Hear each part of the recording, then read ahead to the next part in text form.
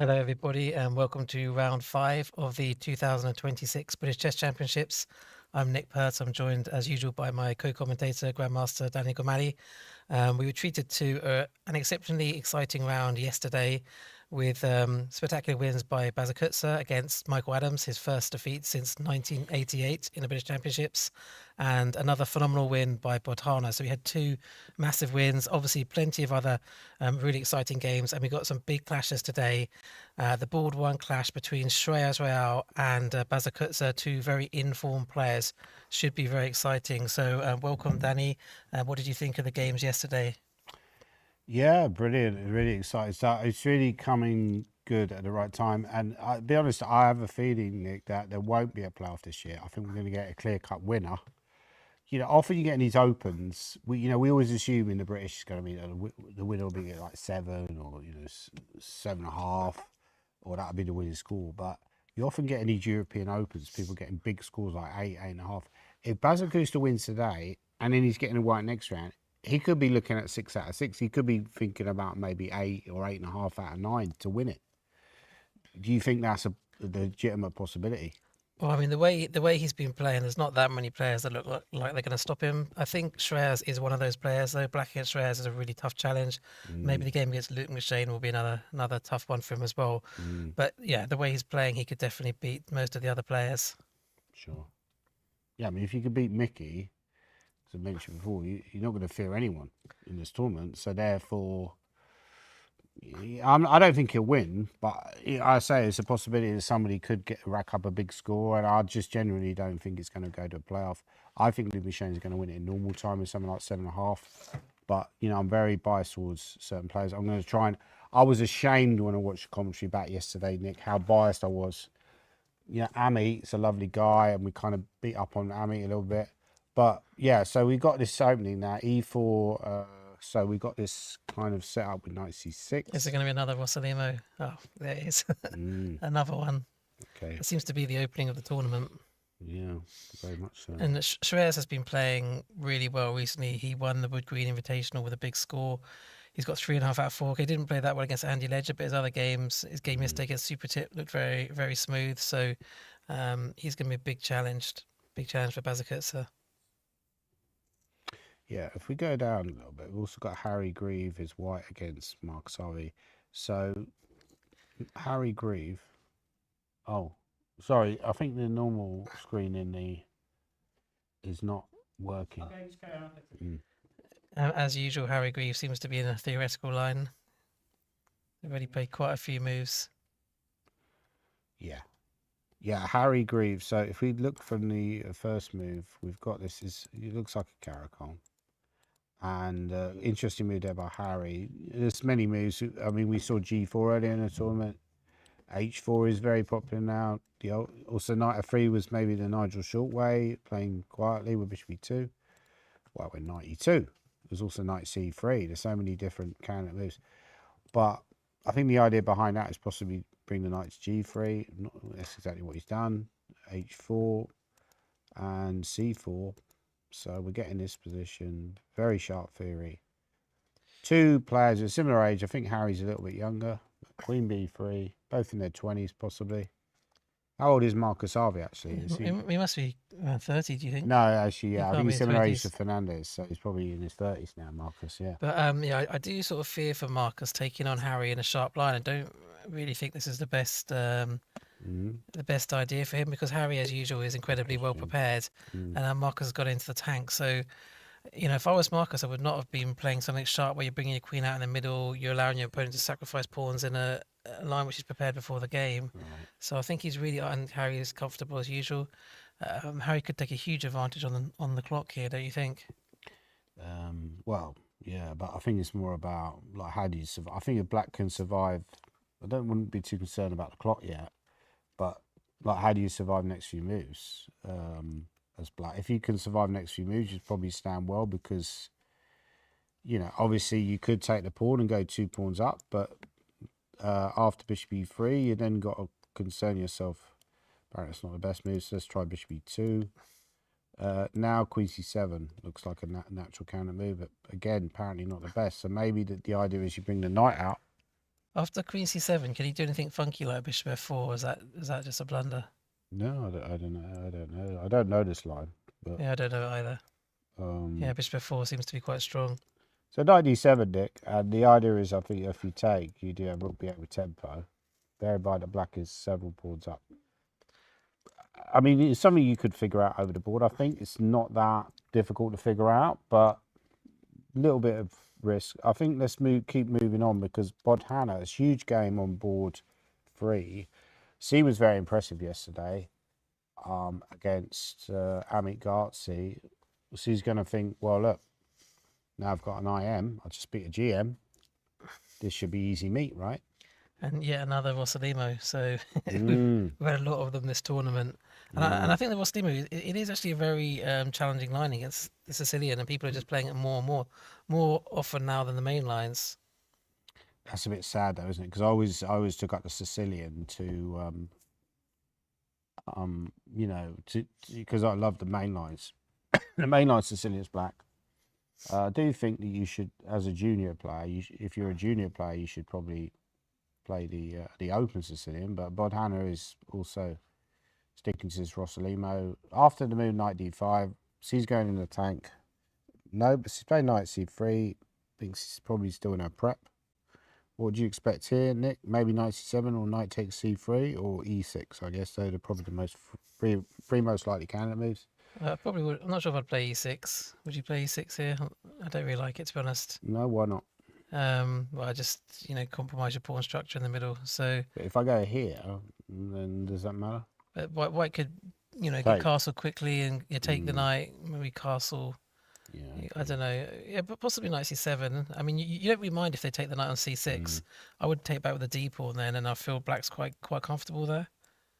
I think this is okay, and we can play bishop g4 and just develop pieces quite easily. We could add that. It's a bit quiet at the moment. We'll come back to that game. I think let's get through as many games quickly as possible. Richard Pert, your twin brother, is playing against the great Luke McShane.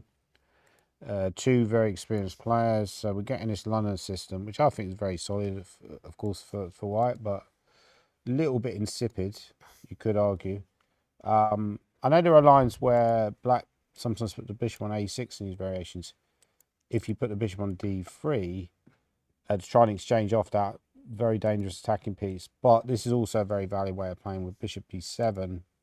And Luke McShane is thinking. But I think, Richard's actually been playing the London system quite a lot recently, so I imagine Luke would have prepared something against it. He's chosen to just stick to his guns. I mean, he's not been feeling that well recently, so he probably didn't want to spend hours preparing for this game and just decide to just try and get a position. Quite a tough pairing for him. He has beaten Luke in the past, though, so it's not impossible that he could beat Luke again, but obviously that's not really the pairing you want at this stage. Yeah, I actually wrote a book recently. I mean, well, I've written many books, and I mentioned the London system because I thought I wrote a book on Leela, and I was talking about the Leela opening repertoire, and it often plays these kind of setups when it's a piece down or a rook down or something. But I do think that the London system is a good opening for amateur players in particular, because it's very easy to learn. You just put the bishop on f4 and the knight either goes to f3 or c3, and it's very repeatable. Whereas if you learn the open Sicilians white, it's a lot more theory. So I think that's why a lot of streamers suggest it, Nick, because a lot of the people who follow their streams, if you're a Levi Roslin fan, you're probably somebody who's working full time, or you're a kid at school. You don't have time to spend 8 hours a day studying, all these sharp lines. And maybe that's the case, like you said, with Richard, lacking the energy to really think up something sharp, so he decides to play the London system. Yeah, I definitely agree with that. I think, it's a great opening for people who just want to get into the game. You develop all your pieces quite quickly. You normally have a fairly safe position. I guess if black is well prepared, they can maybe equalise, but you can just get a position. Whereas if you play the sharper, more main lines, then you might just end up in a situation where your opponent's just heavily prepared and you're out of book. I mean, Luke also, I don't know if Luke prepares that heavily. I mean, what's your sort of experience of Luke? Because sometimes he can be a bit relaxed about preparing and just sort of relies on his ability a bit as well, doesn't he? Yeah, I mean, yeah. You were chatting about Hannah yesterday, and it was interesting. You said you got right to the point. You said, how many hours a day do you spend studying chess? It would have been a bit intimidating if she'd said 18 hours a day. But she said, no, I'm doing my schoolwork and so on, so I'm not doing that much. I think it's the same with Luke McShane. I think he's got a more relaxed approach to his chess career now. He does a bit of coaching. He's happy to stay at a high level, but he's not really going after it like people like, some of the elite players like Eragaisi, Pragananda, Sindarov, who are spending many, many hours every day studying opening theory. He's just basically, I know how to play chess. I know what to do. I know where to put my pieces. So I think you can play c5 here. That's one line. And then after bishop d3, at some point you exchange. And one setup that black can employ is to play like this. One thing you have to be careful of when you play c5, there are some positions where white has some tricky moves. So, I mean, definitely when the knight's on b1, there's some ideas of knight c3. If you play c5, I mean, take bishop d3 back, you might have to be careful of whether there's a knight c4 or some idea like that. So there are Mm, probably some like extra lines you need to be a bit careful about if you're sure, black with your move sure. order. I actually think maybe bishop e7 first is More perhaps flexible, very clever you're not suggestion. risking as much. Then you kind of cut out some of these lines, Sure. and you can play c5 later on. I've often wondered that yeah, they could do these annoying moves. And then let's say we castle. Because also, well, the other thing white has to be careful of is when you play bishop e7, you've got this idea of playing knight h5. So instead of castles, knight h5 is an idea. So sometimes white actually plays h3 instead of bishop d3, and then you've kind of made them waste that move playing the move h3 just because they want to keep their bishops. How do you know all this theory, Nick? Are you doing 18 hours a day? Yeah, something like that. No, but I used to play London System. Ah, you I used to play play a it. lot of things. I teach a lot of Yeah, kids. yeah, So exactly. You look at got all it. these things. So you don't just rock up to lessons and say, have a little blitz game on chess.com, we analyse it afterwards. You actually do a bit of research. That's impressive. Yeah. Happens sometimes. So, yeah, as I say, but as you say, you've got to be careful about the move order, but we could reach something like this. And I feel like this is quite solid for both sides. Black is a very flexible position, put the rook on e8. So a lot of this theory has already been worked out. You could also put the knight at c6 as black. It's another valid way of playing. But the interesting move here is probably knight h5, which is actually the computer's top suggestion, which is trying to grab the bishop there. Now, obviously, if white plays this, you do have the option. Maybe you don't even take straight away. Maybe you go bishop e7 first. And then at some point, when white castles, you very happily probably take off that knight and say, well, look, I've got the bishop here. I've got great chances of winning the game later on. But if white was to go for bishop g5, probably f6 would be a little bit weakening, but the move bishop e7, the real sting has been taken out of white's position, I would say. I think this is a very good way of playing for black. We've had some more moves. Has he played knight h5? It's quite possible. He has done well. I mean, we're getting this line. I think this is very insipid for white. And a great way of playing for black. But if you can play knight h5 without them having bishop g5, then it's definitely supposed to be a clear equalizer. But how could white have avoided that earlier? Well, I don't think white can avoid it. You can't. Well, I don't know. Unless you play h3, after bishop b7, I guess. Looks a bit weird.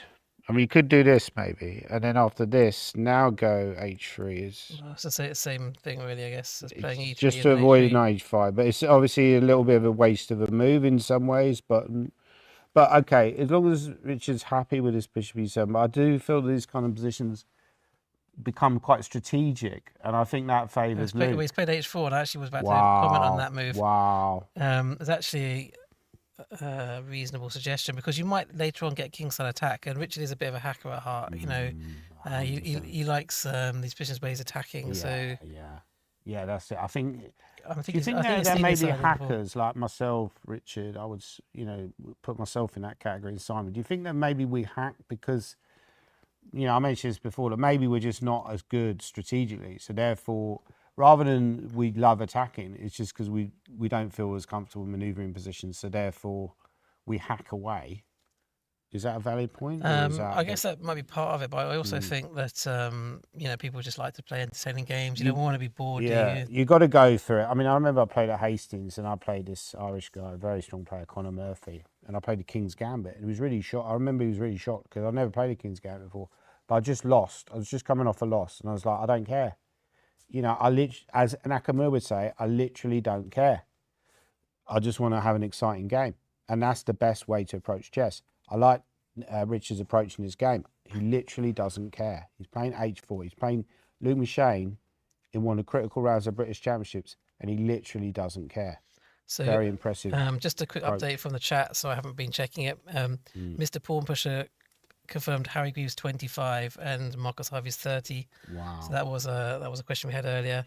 Quite a big difference then. I thought they were about the same age. Maybe Harry's being, if you go out in the sun a lot, you tend to look older than you are. But maybe Harry's spent a lot of time in the office.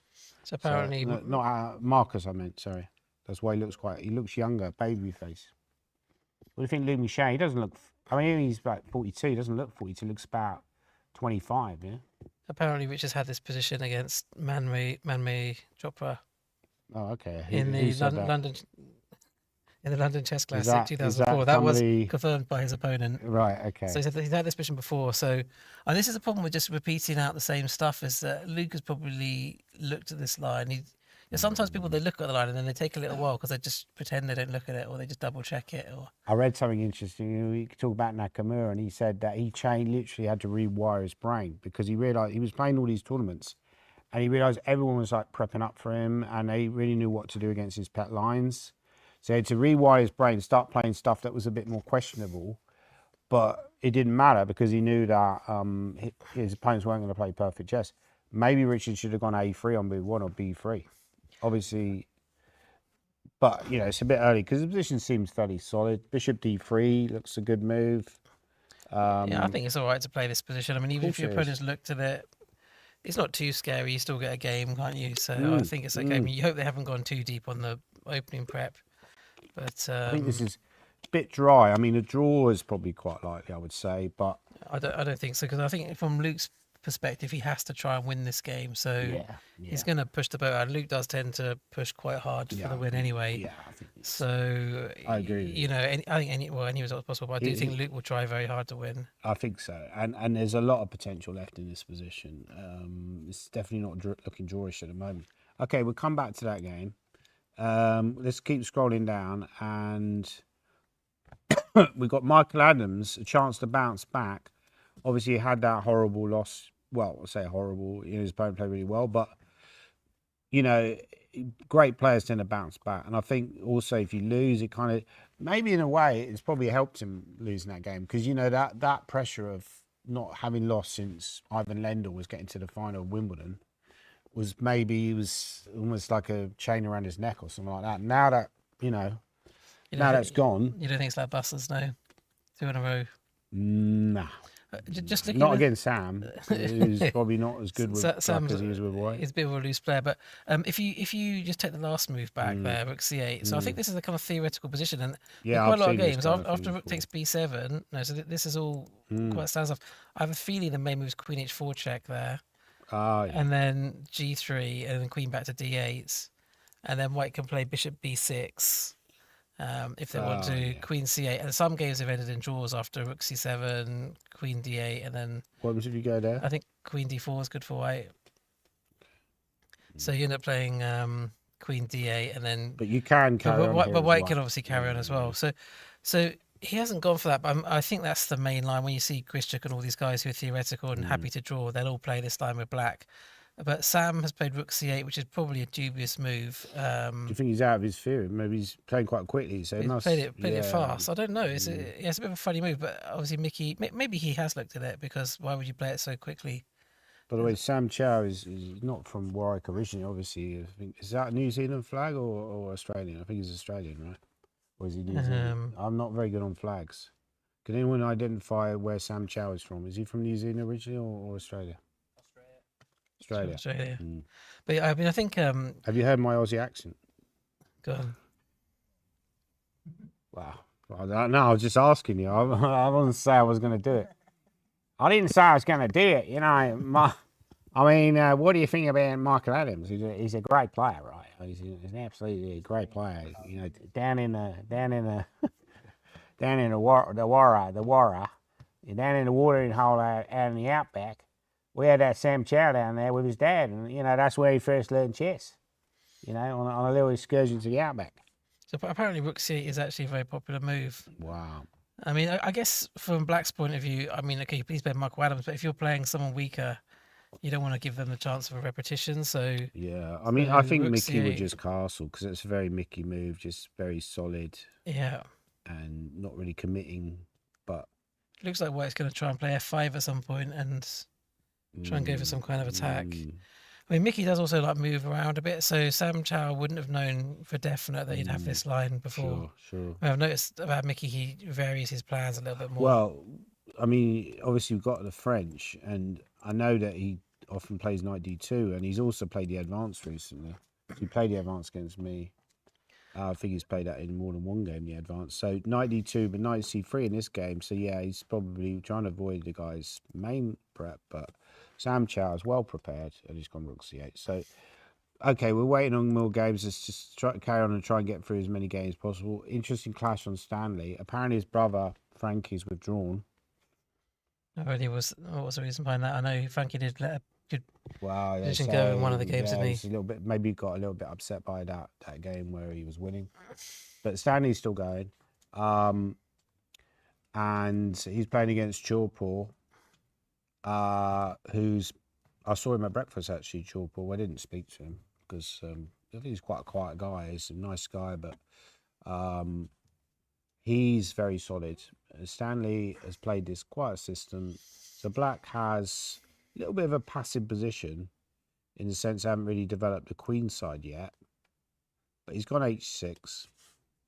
I mean, he can free and check that bishop later if he wants to, Black. But it's interesting, bishop g5. What's his idea? Is his idea to take the knight, or is he just trying to... Maybe he's inducing a weakness. I mean, I think... Is h6 actually a weakness? I don't know. Yeah, probably take it. And then move the knight out. Looks the most logical. It looks very solid for Black as well with the bishop pair. Can you go b6 there, Nick? I think b6 makes the most sense. Yeah. Because otherwise, how'd you get the light square bishop out? Exactly. And then I would be tempted with a move e4, which again could fizzle out this game because there's lots of exchanges. Well, the key is whether Black can play. So let's say Black takes on e4, I guess, would he? Yeah. And then you just recapture, and then if he takes again, say Queen takes. The key is whether Black's able to play this move c5. So let's say bishop b7. If he's able to get c5 in later, but if White can play c5 at some point though, and block that bishop in, White might get an advantage. Position. I remember you had a game against Keith Farkle like that, and he wasn't able to get in c5 successfully. You kind of crushed him positionally. You're right. Like this is quite a key strategic battle. I think these guys have possibly played a lot because I think Chorpaw might be based in the London area, and he plays a lot of blitz and rapid, and Stanley obviously is from London, so I think they've had a few games. Well, again, this game is in a balance. Let's keep moving on, get through as many games as possible. We've also got Peter Roberson. We've already got an end game there, interestingly enough, and it's Peter Roberson to move. And he's playing against Wijin Han, who's a guy who drew with Simon Williams yesterday. He's obviously a very good young player, and he's improving all the time. White to move. Yeah, I mean, it looks like quite a solid position already, doesn't it? Yeah, a lot of exchanges. No one's really got many weaknesses. Quite dry. Yeah. I mean, the problem for Black is that pawn that I would be tempted to develop, and if you hit the knight, I can maybe come out back here and reroute to e3 and claim that later in the game that pawn could be a weakness. Obviously, this is very much in a balance. Let's move on quickly. Andrew Ledger. Wow, we've got this very aggressive setup by both players, I would say. Let's go from the start of this game.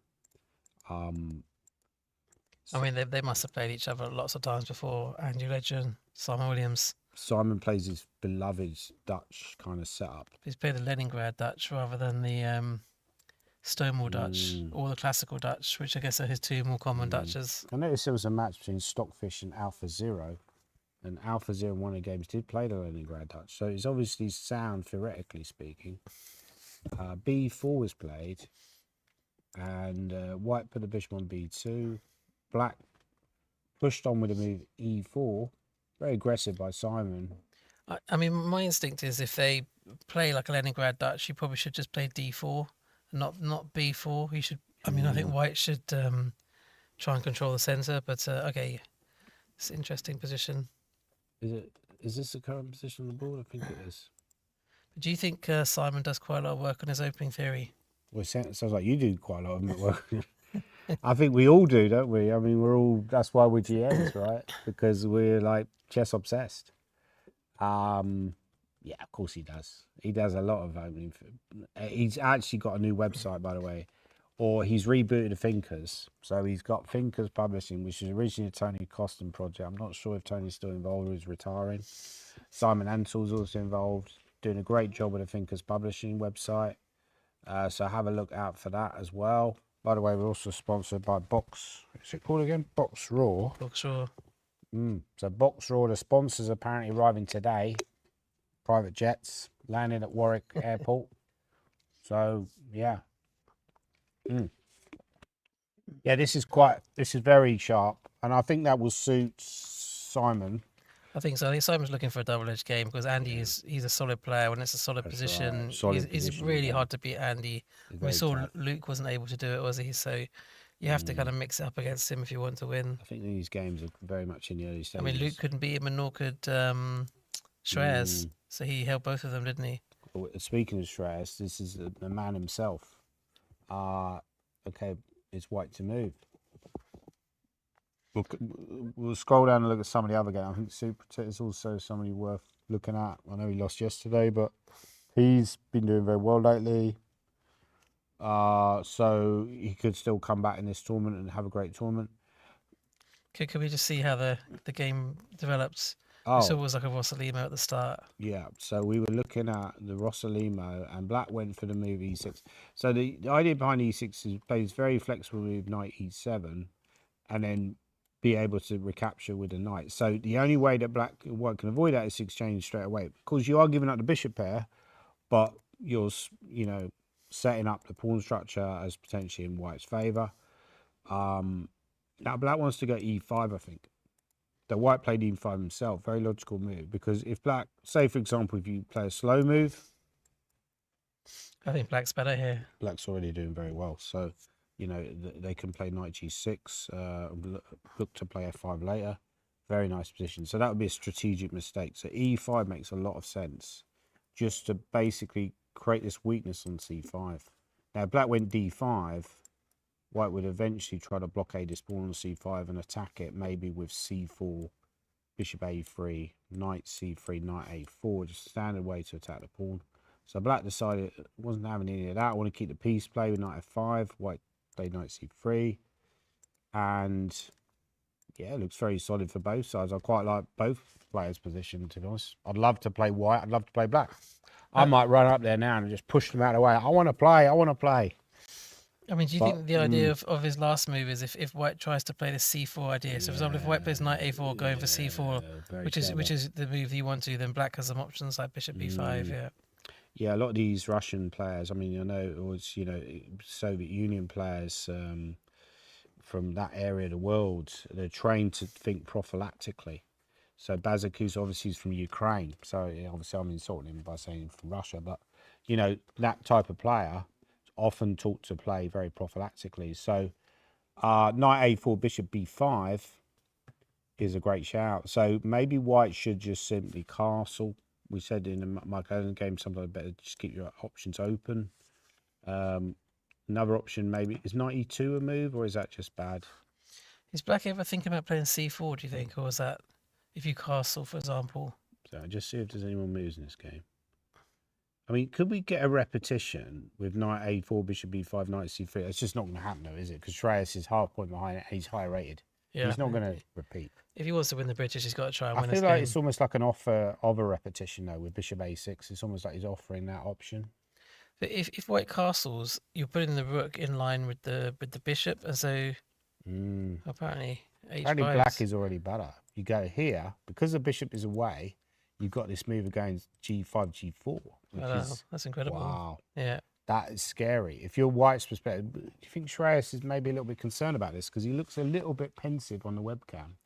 I think. And Bazakusta is doing his normal pose. I'd love to see him against Bodhana. 10-second break while he fixes the mic. Sure.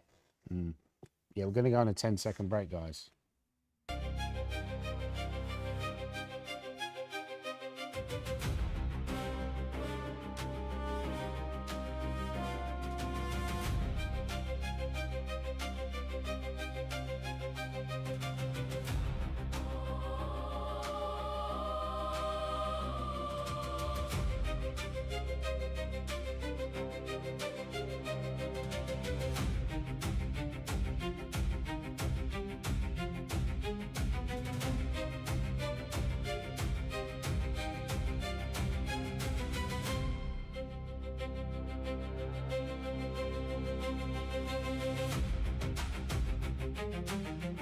Yeah, welcome back, people. Sorry we had a little issue with the mic there, but as Nick was saying, one of these E6 line is very good against. It seems like Black has a good game.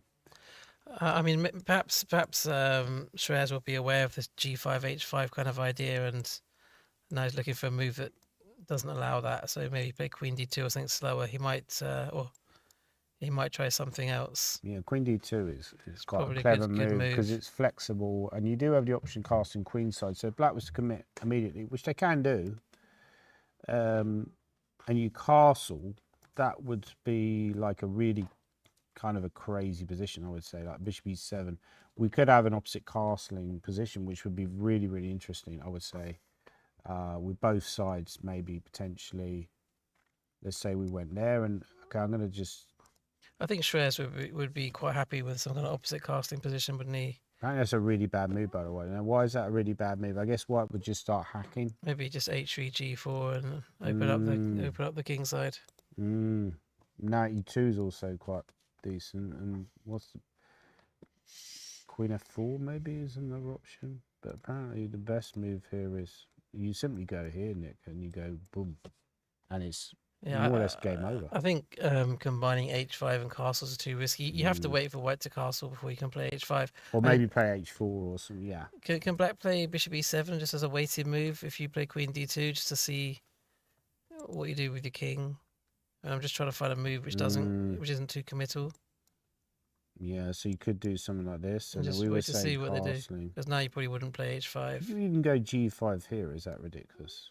No, Oh, it's not. It's a bit ugly now. But where's your king gonna go? I think a waiting move, like you said, like Rook B8 or Queen C7 or Queen A5. I don't think White's necessarily threatening G4 yet, so Rook B8. So you're gonna delay casting as Black. It's a bit like a phony war, right? You know, you're saying about phony war. And by the way, we've had big developments in the Marcus Harvey game. So it seems like Harry doesn't know the theory that well. And wow, he's walked into this potential Bishop F4 move that you mentioned. I'm amazed at that. I thought he would have found Knight D7. I think Harry must be on his radar, Bishop F4. Is Harry the best prepared player in English chess history? Is another question. I mean, he's coming He across must be quite up well there. prepared. I mean, must he be up wasn't, there. I guess, miles ahead of Yishin yesterday, but it was pretty safe. But all the other games, he's been well up on preparation. But Yi Chen isn't actually English. He's Dutch, right? So he's well prepared against the English players, Harry. And Bishop F4 is apparently very strong here. And the idea is, which he'll find, of course, the idea is with the Queen. Well, we'll come back to that variation. But if you take, it's bad news. So actually, Bishop F4 already creates a big problem for Marcus. Yeah. So just to show, also that would be a losing move because of this, and then Queen gets trapped or pinned. So after Bishop F4, I don't really see an obvious reply for Maybe Black. Queen C8. You Is that a probably move? have to go Queen C8, but it looks really... Even that loses. Well, this could be like a shockingly quick collapse here. Well, E5 looks really ugly because you're weak in that square. And they might be able to even take it. Can you do that? But no, They could just take. I mean, I'm really surprised by the opening choice of Marcus. I feel like it was a poor choice. Yeah, you called it. You called it Okay, early. Queen B6. You have to Queen find. You B6 have to find is Queen B6. really... Only move. But apparently there's only one way for White to be better, which is if you take, which looks good, you're then pawns down in the opening. But if you go Knight B5, that's quite strong for White. So Harry, I think he's out of prep though. At least he's out of prep because often you get out of prep because your opponent plays a bad move, you know. And that seems to be the case here, that he's made maybe he didn't bother to check this because the computer said White was better and he didn't bother to look at alternatives. So Knight B5. Yeah, this could be really ugly. So apparently somebody went to school with you. Not sure who this is. Alex. Oh, Caldwell. Alex Caldwell. How you doing, my good friend? Yeah. Yeah. Were you quite John Rome. studious in school, Danny? Well, what do you think? Were you a bit of a rebel? Yeah. How's his brother getting on? Terry as well. Terry's like a greyhound trainer, I think. Maybe we can quickly look at the main line. They also play chess. They're both very good chess players. Particularly Terry is like 2000 on chess.com, even though he's a very talented player because he's never played. So in this position... 96. So the best move now is apparently Queen A4, which he might find. and then you surely have to castle, otherwise discover check. Yeah, it's a castling, and then sorry, Castles from let's black. move. Yeah, but this looks wild, and there's an amazing move here. Can anyone guess what White's the top move by the engine is here? Which I'll be honest, I think this is very difficult to find, but when you see it, it makes sense. I mean, of course, you could castle as White. I think you'd have very good play, but there's an amazing move. Can anyone in the live audience, all the one people in the live audience, guess the move? Someone like Math Magical said knight b5 is not obviously best. Yeah, that's why he's thinking. It's not so obvious what you should do after bishop f4. I didn't actually see what the move was, but What would you guess? because I mean, it's interesting. If the queen wasn't there, knight a7 would actually be checkmate. So I was looking for some way to deflect the queen away, but there wasn't any way of doing it. I don't know. Is b4 a move, or It's not b4. it's an interesting move though. Great guy, funny and talented. Yeah. Who are they talking about? Probably not me. Probably Harry Grieve. Yeah, probably. By the way, I think Tony Bloom's also an old associate of Alex. Have you ever heard of a guy called Tony Bloom? Tony Bloom, who comes here, the one who helped Super Tit. No, that's Paul Bloom. Paul Bloom. They're not confused. related. They're not related. No, Tony Bloom is a businessman, but he's the owner of Brighton Football Club. So yeah, fairly wealthy individual, shall we say, but also a sports bettor. So he would have probably been betting on the World Cup. Did anyone win on the World Cup? I lost on the World Cup. I backed everybody apart from Spain. Spain looked very good, didn't they? Do you think Harry's into his sports? Do you think Harry does? He looks in good shape. Actually, I've got an interesting story about that because I was at my local tennis court playing tennis, and then randomly Harry Grieve turned up with his dad. Really? And he. Oh, was he from that area? Yeah, and he started playing tennis at the same tennis court that I was playing at. Yeah. So quite a small You world. think he would beat you at tennis? Yeah, probably. Well, I can imagine he will serve overarm. That will give him a big advantage. He's quite tall, isn't he? I can't even serve overarm, right? Who's your favourite tennis player to follow? Is it Nadal? I mean, Nadal was good, wasn't he? Back in the day, in his prime, he was very good. Maybe I mean, Agassi. there were lots of Agassi very for good me, players. I think. I don't know if you've seen Agassi on the commentary, but he's very erudite the way he talks about, somebody said bishop c7. That's David Cork. How you doing today, Dave? Someone's trying queen a5. I think, unfortunately, they take it with check.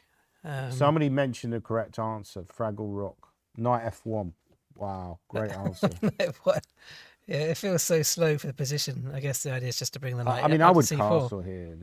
Maybe you're going to go knight e3 and knight c4, but even after castles, it still feels. You still got good play. It feels quite dangerous, doesn't Knight it? f1 is tremendous with the idea here. This could be the best game prize if Harry finds all this. Knight f1 is really hard finds. I mean, I like the fact he's going into the tank here, by the way. Sorry to interrupt, but yeah, I like the fact he's going into the tank. So maybe he's looking at lines like this.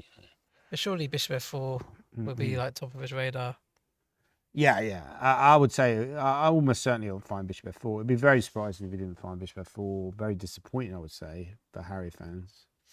It's a bit disappointing that he's not got this in his preparation, to be honest. I thought we'd have queen c7 covered. Yeah, but it's worrying that you have to play a bad move to get out of his prep. Maybe that's what. Yeah. But I don't think Marcus really evaluated his position correctly, because I don't think he would have gone queen c7. Or maybe he's relying on his queen b6 move. He thinks it's okay. It's true that bishop f4, queen b6 initially looks okay, but when you look a little bit deeper with his ideas, with knight b5, knight f1, it's good for white, but yeah, not obvious.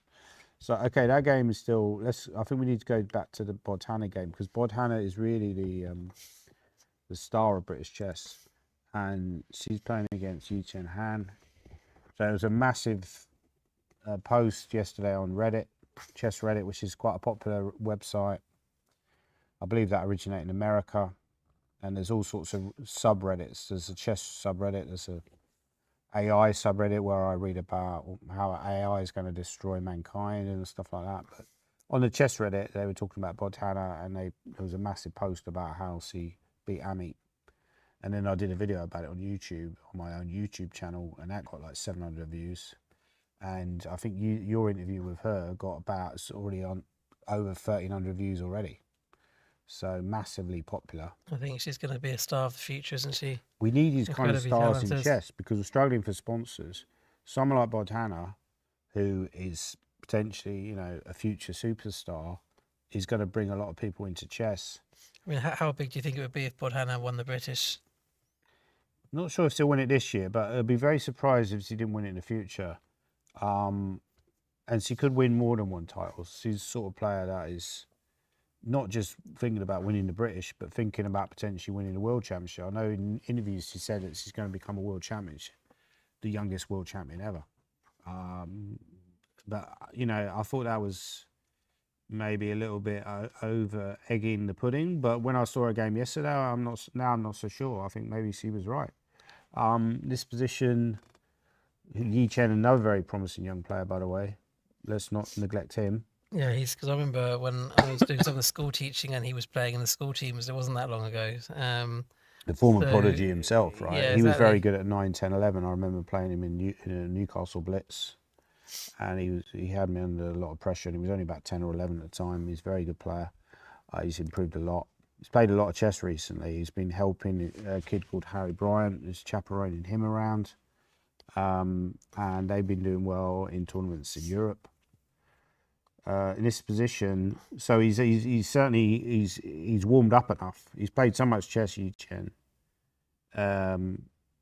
you know, recently. So he's fully warmed up. In this position, is Black to move. Black seems to be doing quite well out the opening, but again, it's kind of a little bit like the Shreyas game, right?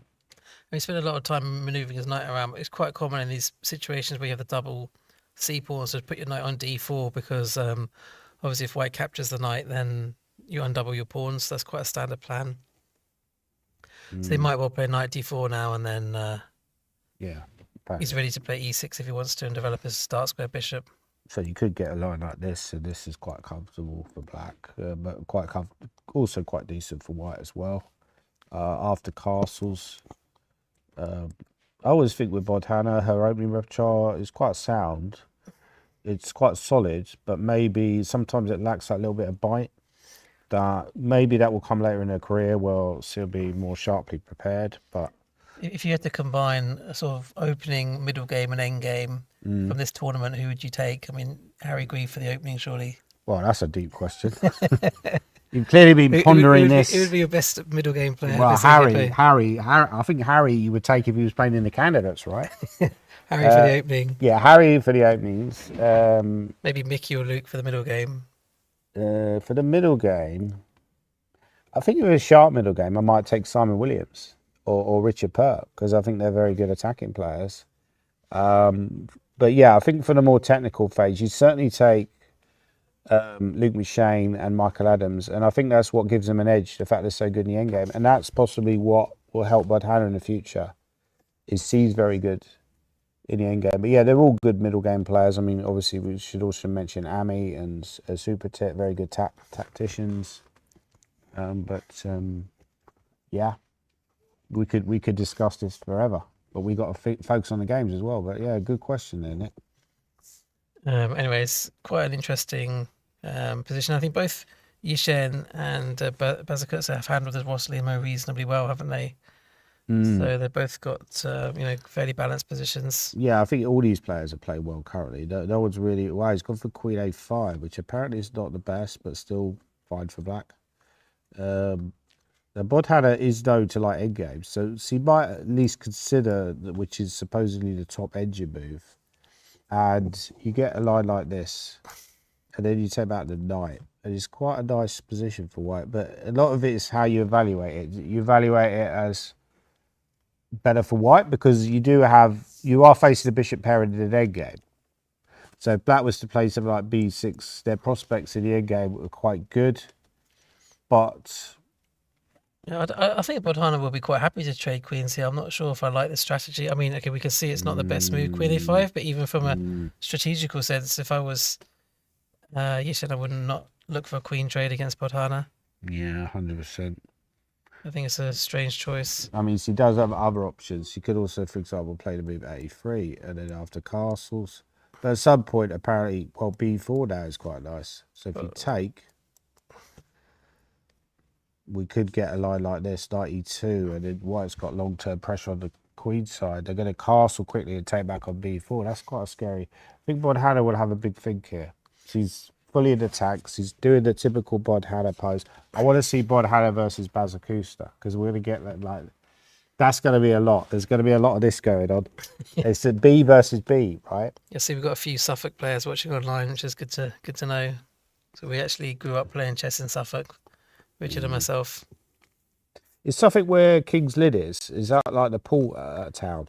Well, we were sort of mainly Was based that around that's the Ipswich. Norfolk? Yeah, That's Norfolk. Norfolk, Yeah, we were right? mainly based around the Ipswich area.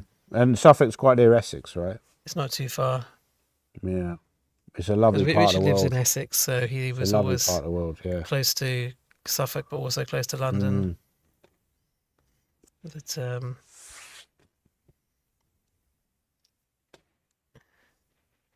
yeah, not sure how many star players. Alan Mary, I think, from that area as well. There was also David Spence. Yes, David Spence. Yeah, he was policeman. he was around at the same time as us. I was watching this documentary on Netflix about the Idaho college killer. That was quite depressing. But you ever been to America, Nick? You ever been to the United States? I have been. Yeah, I've been a while. I've been to that Disney World. Don't know if that counts. Is that in Florida? Florida?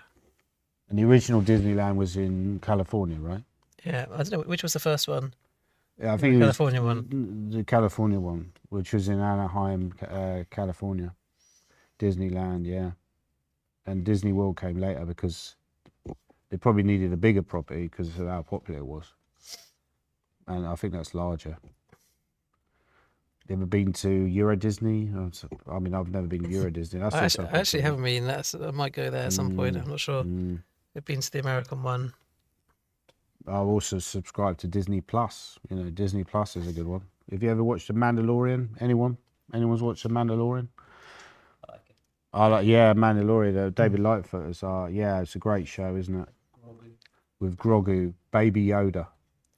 You know, if these guys were like Disney characters, well, which one would Harry's giving him a bit of a stare. Harry would be like the Dark Lord's Harry Sith, you know, with his saber of preparation, and he's gone Bishop F4, and that's really putting Marcus looks very uncomfortable here on the webcam. I guess Marcus must have seen that idea. Well, I hope so. Maybe didn't see it. No, the engine of Val's gone down. I think it's Queen B6 is now it's gone up again. Queen It takes B6 a while. is an only move though, isn't it? Otherwise, Black's just losing. Yeah, or you're in trouble. You could try C4. That also looks well. It looks like a weird move. C4. Desperation, isn't it? It just looks weird anyway. Yeah. So Queen B6 is. Queen B6 only move. You probably will find that just by process of elimination. I think Erdogamus, I'm always sorry I pronounced his name wrong, might lower the age for world champion. So that's the guy who was recently predicted to be the first 2900 player by his coach Mamajorov. He's from Turkey. Yeah, he could well, I mean, you think he's only 14, right? So he could be world champion by the time if he gets through the next cycle, he could potentially, be an early shout for a world champion. But Gukesh, I saw a quote by Luke Miche today. Actually, he said the last few games of Gukesh have been painful to watch. He thinks he's no longer favourite to retain his world championship title. Was he ever the favourite? I mean, I thought Syndorf was really the man in form, and it seems to be that the gap's growing, I think Gukesh will turn him over. I really do. I think he'll turn him over because I think Syndorf is he just lacks experience. But okay, that's another debate. We've got to focus on the British. So these games very much in the balance. Although Harry Grieve has a chance to get a big advantage. Bodhana's doing quite well. Richard Pert, let's come back to that game. Well, which move did Bodhana go for? Has she not decided? Or is she still considering? Still thinking, yeah. Okay, Richard Pert is this. See, if it was Richard, he wouldn't swap off the queens against Queen A5, would he? But nah, just going for the sharp lines. So in this position, it's back to move. I would consider taking on D4 there, Nick, because I want to get the F4 square for the knight. So if you take back the pawn, apparently that's a big mistake. Yeah, I wonder if he's going to play some kind of gambit now. So G4 is very much on the radar. Unless he goes knight takes and takes the knight on h5. Oh, sorry, yeah, much Is that better thought. possible? Mm. So if knight takes d4 from black, maybe queen takes h5. Is that might be his idea? Yeah, exactly. So let's just show that. Yeah, so that's quite comfortable for white, but also not too bad for black. So you could also consider that move, but it's a little bit slow, but it's fine. Is black going to castle queenside as well, do you think? Yeah, that's an interesting question. Castling queenside. He probably wants to castle kingside if he can get away with it, but it just doesn't feel like that's a good idea. Like, let's say you castle kingside. That's so risky. G4 is looking just such an obvious move. I know. And you're all set up to play G4. I think this would just be, would be very happy with this position. Well, often we get the moves by process elimination. To be honest, because of this variation, it's very easy to dismiss the move castles. You just wouldn't play it. So his candidate moves are taking, as you said, maybe castling is also an option, but I think taking seems the most sensible. And then after knight takes, I think he'll drop his knight back to f6 and just get on with the game. Again, like this also seems quite reasonable for black. I think this is quite decent for both players, actually, quite solid for both players. Yeah, I think black probably will still castle queenside here. Richard looks a bit fed up there. He sort of put his head in his hands, and Luke's Do you think so? I'm not sure. not really, maybe just a bit lazy, maybe. You give him a hard time. Yeah. No, but, yeah, Luke is like really kind of Originally, raptor-like. you probably would rather have more of an aggressive position against Luke. Nice watch that Rich is wearing as well. Nice little watch. Yeah, Are you allowed to wear watches, though? That's another question. I thought you weren't allowed to wear watches. Can't wear smartwatches. But that's a normal watch, yeah. Apparently you can't wear smartwatches, but you can wear normal But watches. in some events, they don't even allow you to wear watches at all. In FIDE events, I played FIDE seniors recently, and they said, you're not allowed to wear a watch. It's a bit harsh. And you got to use the pen that they provide you with. But you can't use your own pen. So I got like grief for that. Anyway, right. So let's go back. This game is a bit dull. Some of these games haven't quite. I think the most exciting so far. Wow, big development. My goodness, this is unbelievable. This is shocking. I actually cannot believe this. I cannot believe that Marcus has played this way. Yeah, this is quite poor because after this, I don't Wait, really what know is his what plan? his What's his idea idea? is. Well, I guess his idea is to maybe bring the bishop out somewhere to say d6, which would at least cover this. But then after takes, Because you also have bishop b5 check first. Might be even stronger. maybe that's what he's missed. Because here, actually, where do you even move? Because you might get mated if you go to f8. Well, you probably have to. If you go to f8, there might be some tactical issues. But you can just take the rook if you want. Maybe you can also go check. I mean, you could always check and go back again, but I don't know if there's a checkmating. Yeah, I think you can take. maybe just We've take that. have we had more moves? By the way, I might need to go. Are you happy to carry on? I'm just going to go for a break for 2 minutes. Oh yeah, sure. Yeah, okay. We'll No, take we'll carry on for. I can carry on for a few minutes. Just Do look you at this wanna- line. Should he carry on? I'll just Go on, yeah. I'll carry on. You can come back when you're ready.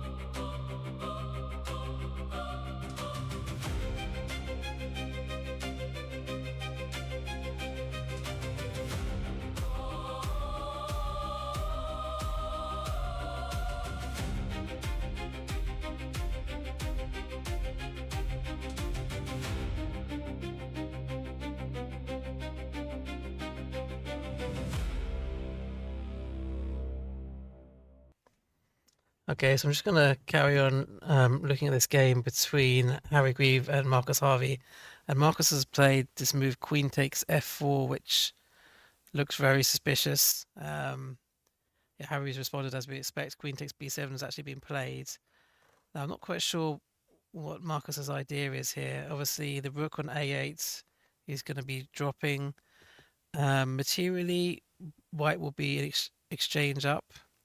He'll have a rook for a bishop, but also black king is quite open, so I'm not quite sure how he intends to deal with the situation. He could, I mean, Marco's a bit of an endgame player. He could try knight d7. This is possibly his idea. and just try to get the queens off. But that's quite a miserable endgame. White will have really a big advantage with the rook. I suppose white captures the queen. I think this is actually probably the best way for black to play. But white will have rook for bishop, and also quite a big lead in development. I mean, all black's pieces are on the back rank. His king's still stuck in the middle. So this feels very uncomfortable for Marcus. A very strange opening choice. I think Harry will be really happy with the way this game's gone so far.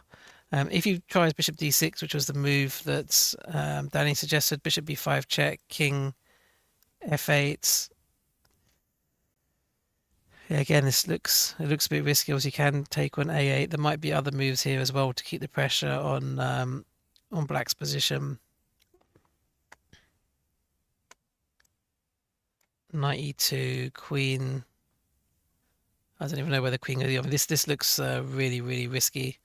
Something like this. I mean, obviously you can take on a8 at any point, but you might be able to just play move like rook d1 or castles, and yeah, black's under huge pressure here. Black's only a piece up, and obviously the rook is still going to be lost. So yeah, very surprising choice from Marcus Harvey, and I think Harry Grieve will be very happy with this position. So Harry could potentially be moving on to 4 points after this round. No, sorry, 4.5. I think he's on 3.5 at the moment. So 4.5 out of 5 he can move to. Okay, so Bordhana's played knight e4, which is the move which I expected her to play. There's certain players like Magnus Carlsen. If you ever watch Magnus play, he does tend to go for queen trades. And although it was possible to keep the queens on, we know Bordhana's quite an endgame expert. She likes the endgame. And this is actually quite a good opportunity to reach an endgame, maybe one where white has a small advantage. So I think knight e4 is not surprising. I mean, black probably has to take the queen. Another option for black would be to drop his queen back, move like queen b6 if he wants to keep the queen on the board. And then imagine white has to do something about this knight on e4. So knight g3, bishop back somewhere. And then white has to decide which way to castle, whether you aim to castle queen side or king side. I mean, you've got a lot of pieces around your own king side, so casting king side certainly seems like the more logical choice. And I think white's got some advantage here. I mean, black's still got the bishop on f8 to develop. If black takes this pawn, white will get a huge initiative, rook b1, and yeah, a lot of attack, a lot of initiative for white. So I don't think black can really justify that move. So black would then have to try and figure out how to get his own pieces out, whether he plays g5 and bishop g7, but even that's not that clear, because when you put the bishop on g7, you might get attacked by some knight coming to h5 at some point. So it's not that easy for Yushin to play this position. So I kind of expect after queen d2, so after knight e4, he might actually go for this queen trade. It feels a bit uncomfortable to not play the queen trade. And then I guess knight f takes d2. Perhaps something like b6. This is maybe the most likely. After which white's probably slightly better, but at least it's quite safe for black. So just going to quickly go back to board 2, apparently. Also waiting for Danny. So I think, did he play bishop d6? Looks like he played move bishop d6.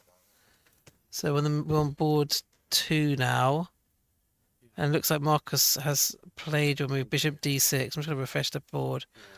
So bishop d6 was played. And now, yeah, we thought maybe bishop b5. I don't know. Bishop b5 might be a good move before capturing the rook. King f8. And yeah, white's got choices. I mean, you don't have to take the rook straight away, do you? You can. Well, apparently, Nick, this is a very strong move.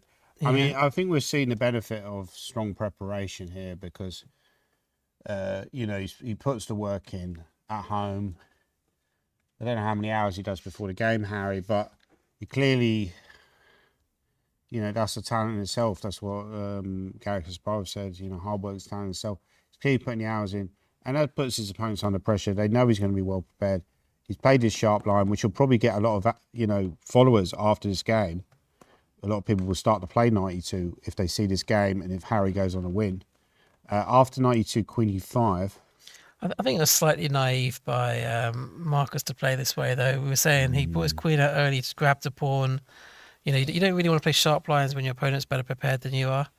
and yeah, then obviously queen takes f4 was a mistake, but the whole opening choice was probably slightly dubious. So if you go, say for example, could I get away with queen b4 there? But I guess you just castle. So apparently, someone was asking if Harry Grieve needs any more norms, or is he actually a Grandmaster? Is he Harry Grieve? Yeah, he's just waiting to be confirmed. He's got the rating. He got his final norm recently in a tournament in Hungary, I believe. Or no, was it Hungary or was it? Yeah, he's got to wait for the. So typically, what happens is when you get the desired number of norms and the rating, you then have to wait for FIDE to confirm your title. You have to pay FIDE a certain amount of money to confirm your title. Interesting, I chatted to David Eggleston, which is surprised he's not here. He's a teammate of yours, I believe, in the 4NCL, Nick. But he said that he actually paid for his GM title. We paid for his GM title Because he'd already got enough norms. Oh, really? So he just paid, assuming that he would get the and now it seems like That's he's quite wasted risky. 200 quid. Yeah, that's a risky move, isn't it? It's a risky move, but it's clever in a way that apparently he wouldn't have had to wait. So he wouldn't have had, let's say you've got it at a time and then you've had to wait several months for the FIDE Council. But it seems like he's just wasted 200 quid. Maybe he could ask for his 200 quid back. Yeah. So I noticed some of these like Chinese players are so strong. They have the FIDE Master title, they get the IM title, but they don't want to pay for it. And they just go straight onto the GM title because they know they're going to become GMs. Yeah, I played. So they don't even waste their time with the I IM. played the GM player at Hastings last year, and it wasn't the last Hastings. It was Hastings before. I played in the last round, and I think by drawing with me, he got his final norm, and he was already over 2,500. And I don't think he even had a title, or his title. Highest title was FN.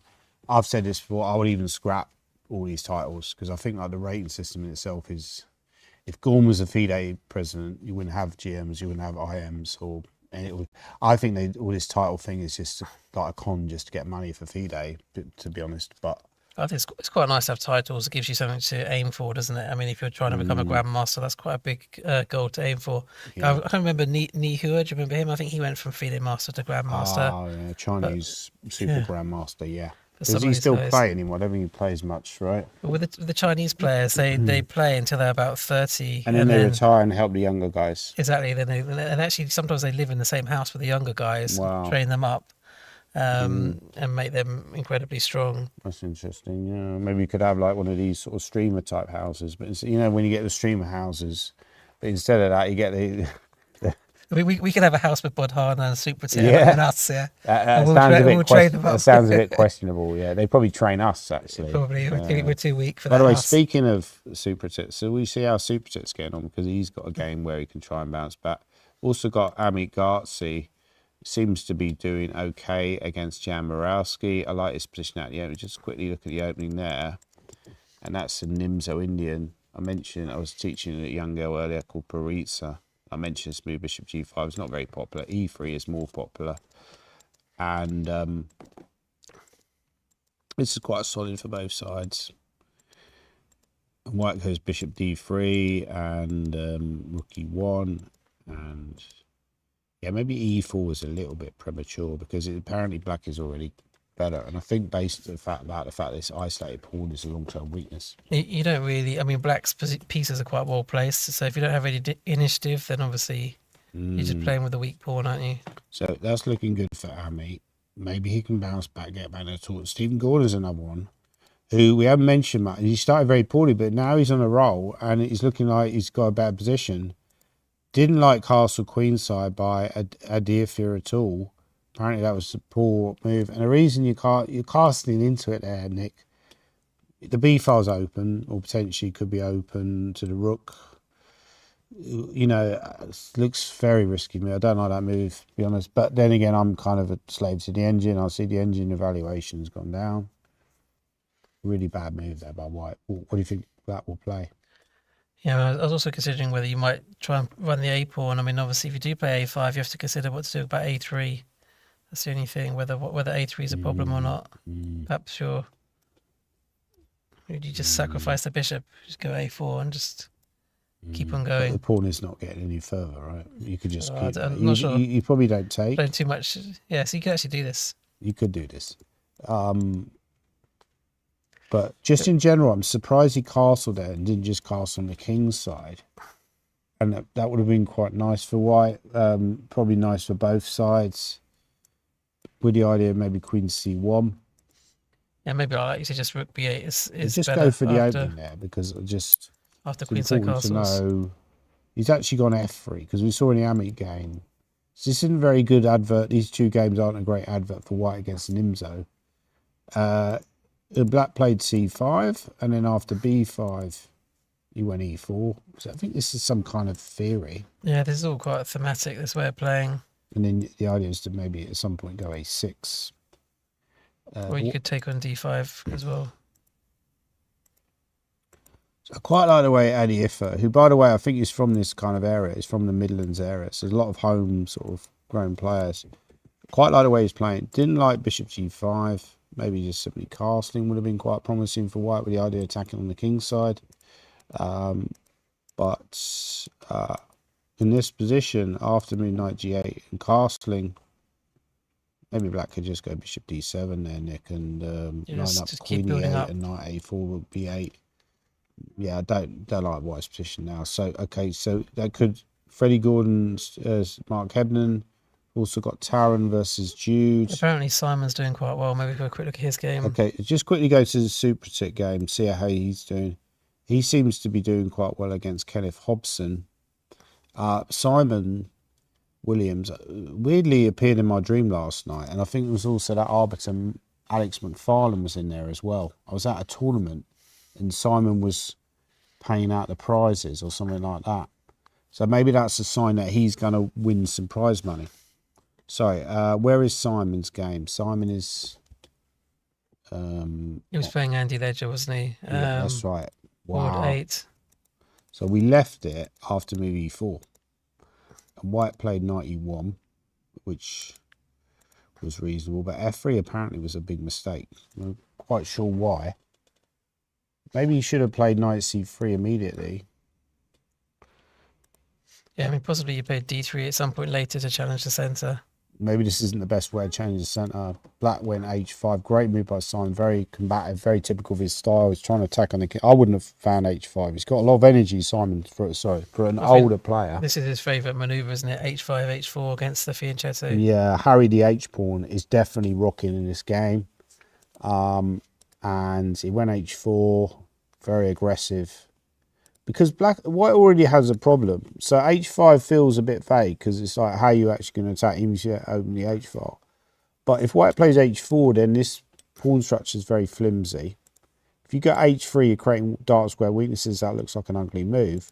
So you kind of got to allow that. And now all of a sudden, black does have long-term attacking chances. So white played this. He's just trying to trade off some pieces, isn't he? Just to reduce the power of the attack. But yeah, it looks like he's not losing a pawn here. So we could get something like this. You could win a pawn, maybe queen d4. I don't know if Simon will even bother with that. He'll probably just try and just try and go for He will not care about the pawn. Absolutely guaranteed. I think he'll take. Yeah. And then he'll decide what to do. Yeah, I think check in general looks like a good move though. Maybe you need to bring your obviously your knight into the attack. You need another piece to checkmate them, don't you? Great shout, by the way. Great shout. I'll keep talking about his strategy. You know, everyone's strategy should be in chess. Try to bring that rook into the game on air because so many people we've already seen this talk neglect that rook, and that rook is always sitting there saying, "Look, what about me, guys? You just ignore me."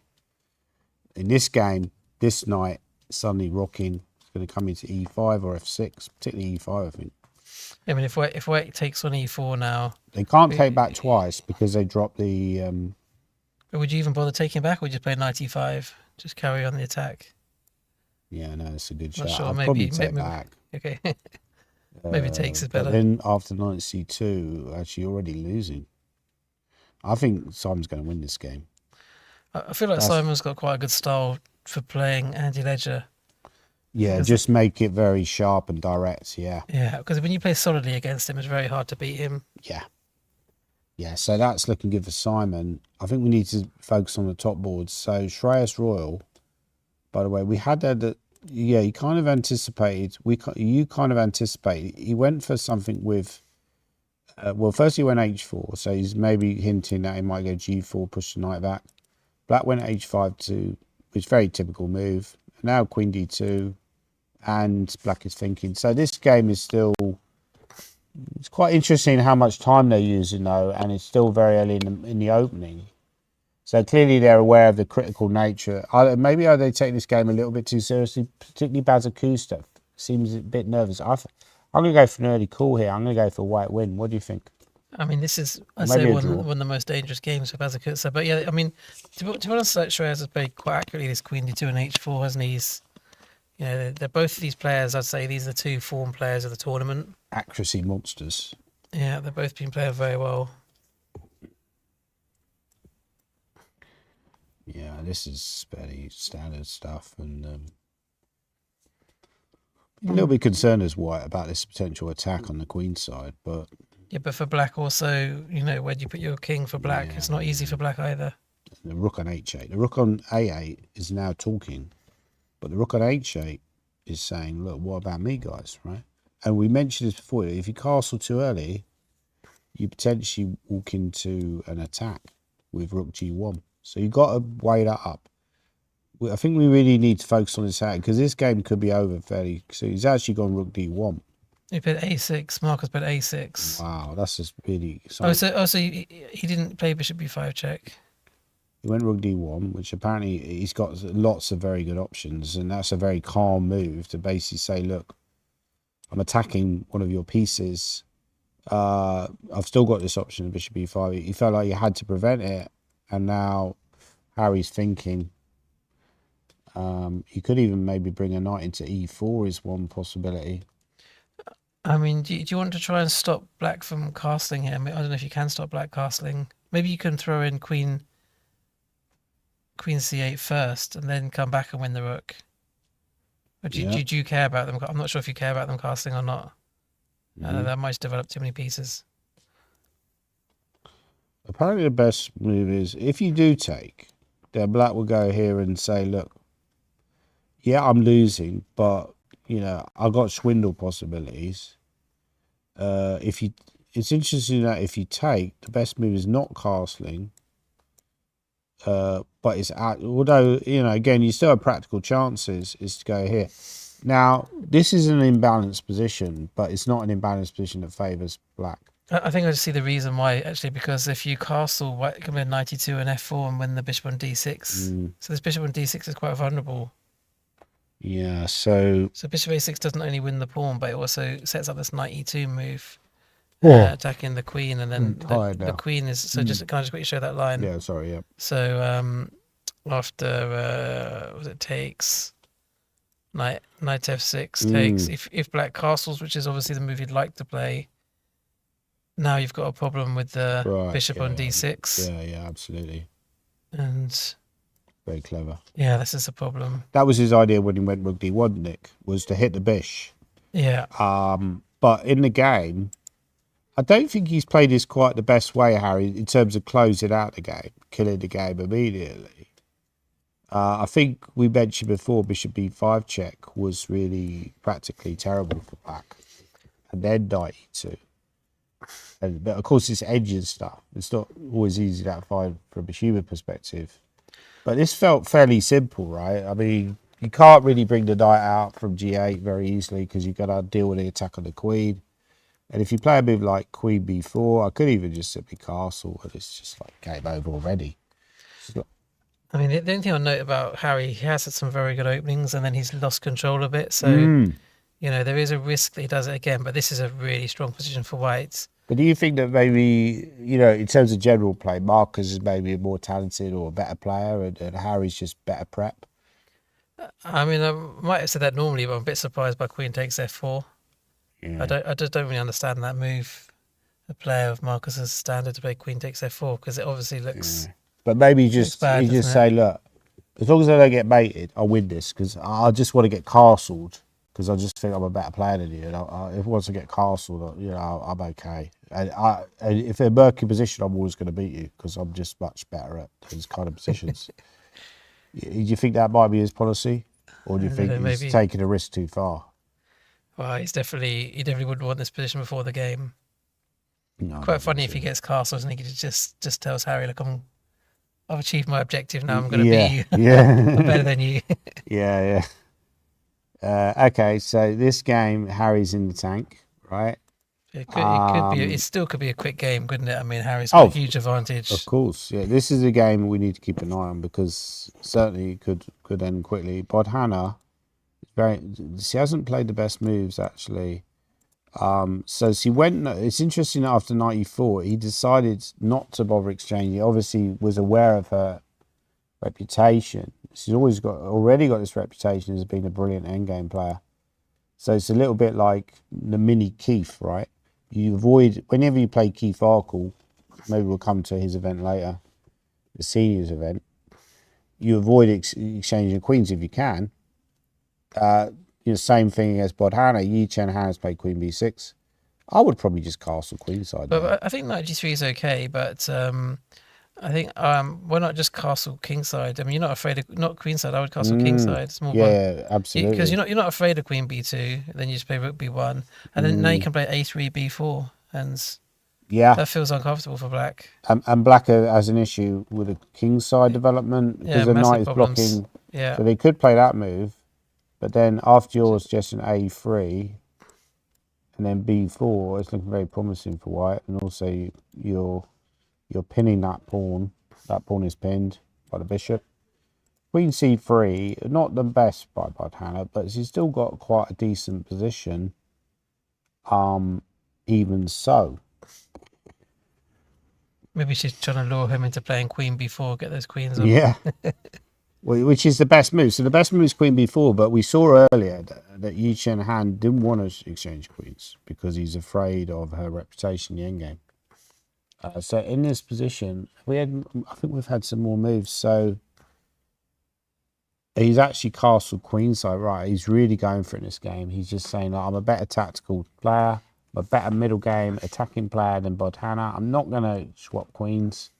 That would be, I've got my contempt factor firmly switched on. We keep talking about his contempt factor. You keep the pieces on. When you're playing Bodhana, you need that contempt factor because C's known to be a great endgame player already.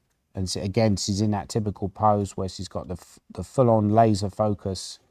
She's locked in with that pose. How do you feel? Like when you play, Nick? When you say you're waiting for your opponent's turn to move, do you just sit there like that? Do you just sit back, or do you spend a lot of time when it's your opponent's move, calculating variations, or do you wait? The old Russian advice, of course, was to think about the positional considerations, but these days I think people just calculate a lot, even when it's their opponent's turn to move. Yeah, I mean, I tend to stay at the board. I just find that you're wasting time if you get up and walk around. So in general, I'll stay at the board and just try and calculate the variations.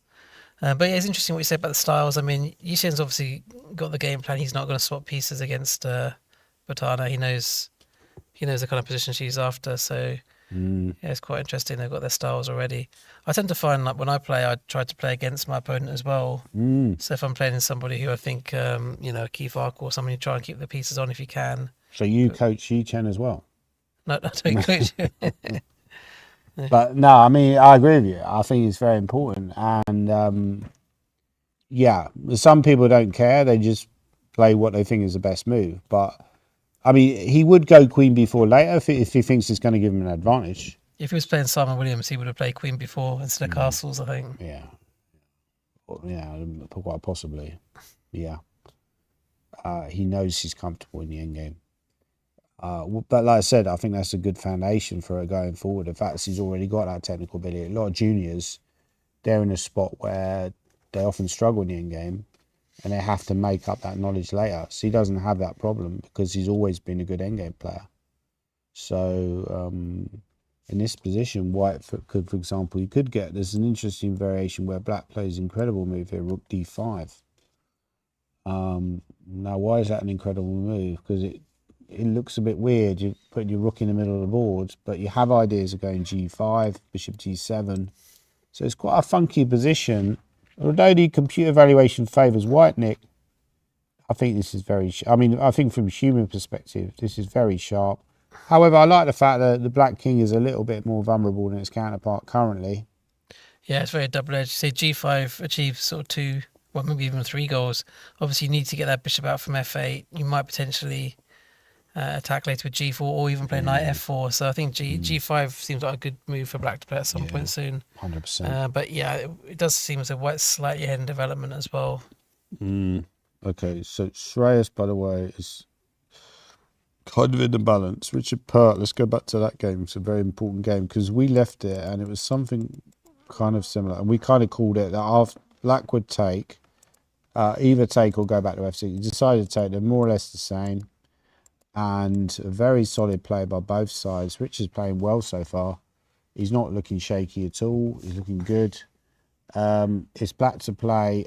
There's also maybe a potential way of hoovering off with queen e2, bishop a6, but he's avoiding that. I think king b8 is a great move because now queen e2, bishop a6, you don't get to avoid a contempt factor by exchanging pieces because black can activate the contempt factor by moving the bishop back. I think with Richard, even though the position's fine, he probably will be like slightly disappointed he doesn't have more of an attacking position. Yeah. Yeah, at some point, Luke will get his play. He will get his chances. And it feels, this is the kind of position I wouldn't enjoy playing as white because there's no obvious plan. Like, what is your plan? Yeah. Like, you got a solid enough position, but there's nothing to attack. There's no weak spots to attack.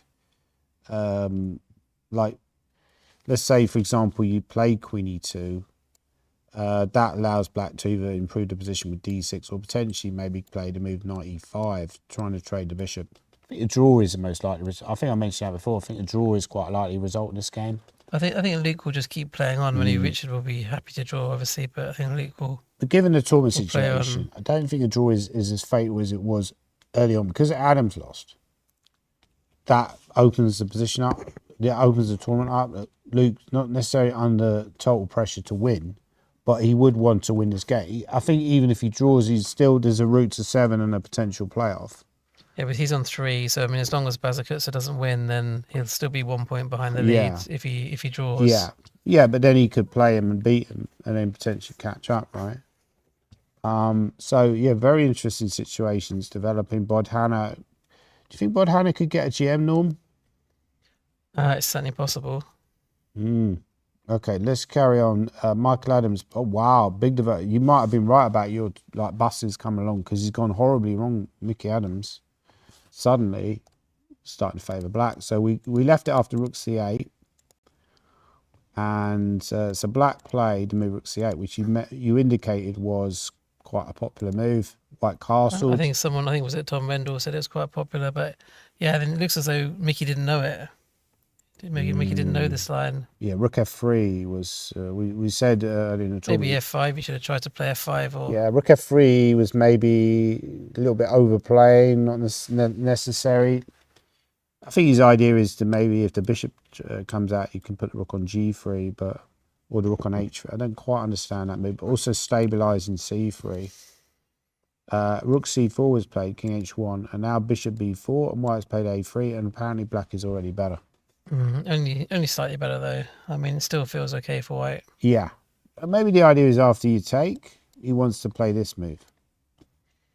I mean, possibly black won't take. I think black might play bishop a5 and try to keep the pin. But then what does white play? f5? Didn't quite see an obvious plan for white. Yeah, I mean, but black's play looks a bit easier, doesn't it? He's probably going to castle at some point, and then, or would you take? Yeah, they play f5. Did I do this? Was this too much? I'm really losing patience now.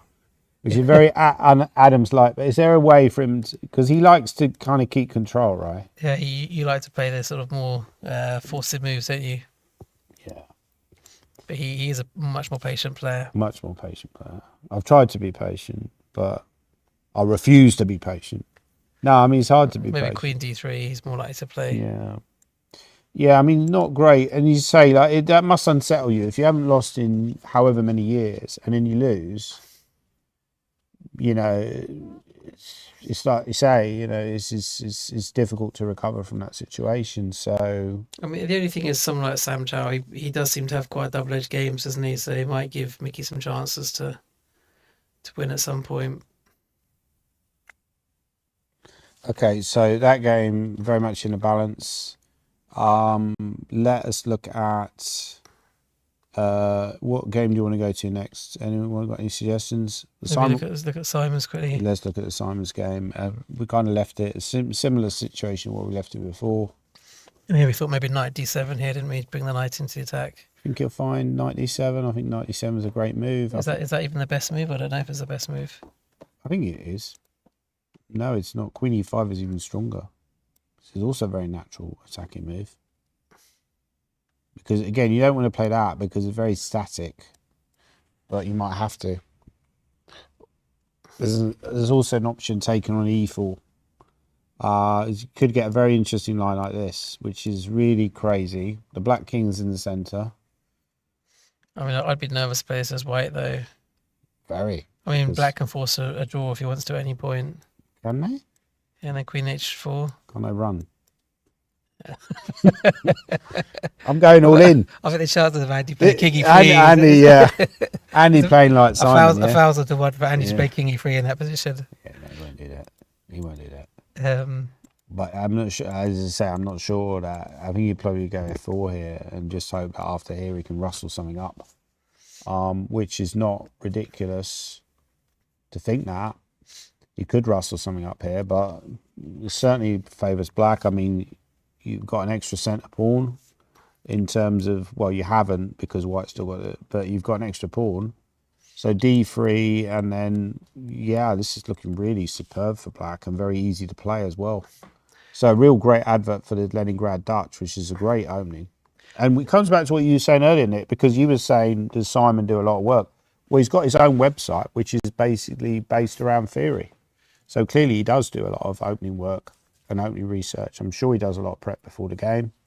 He does like to give off this impression that he's an uber talented, doesn't do any work, just rocks up with the game, goes in the pub all night, which there's some truth in that. But I think, you know, some people like to give off that impression. I think Bod Hannah's similar in a way, which obviously doesn't go. But I think, yeah. He's not going down the pub. She doesn't maybe give off that, but maybe you think she just plays it down a bit. But I think plays it down, maybe how much work she does. I'm sure she does work quite hard on chess. Yeah, I think Simon does a lot more than he makes out. I think he takes it a lot more seriously. He probably just pretends that he's quite laid back about it all. The psychology, I mean, Magnus not. does the same. Magnus likes to give off the impression he just turns up at the ball, he turns up late, rocks in, wins because it's Magnus Carlsen. But the reality is he does a lot of work. And he has admitted to that in interviews, that he works really, really hard during tournaments. And he's always fascinated with chess. He loves chess. All these guys love chess, right? That's why they're playing in the British Championships, because they love chess, they're obsessed with chess. We're obsessed with chess. But yeah, so, okay, so that game, Harry Grieve, have we had any more? Wow, we've had some more moves in the Harry Grieve game. This is not looking good for Marcus whatsoever. I think he's going to lose quickly. King F1 apparently is winning for white.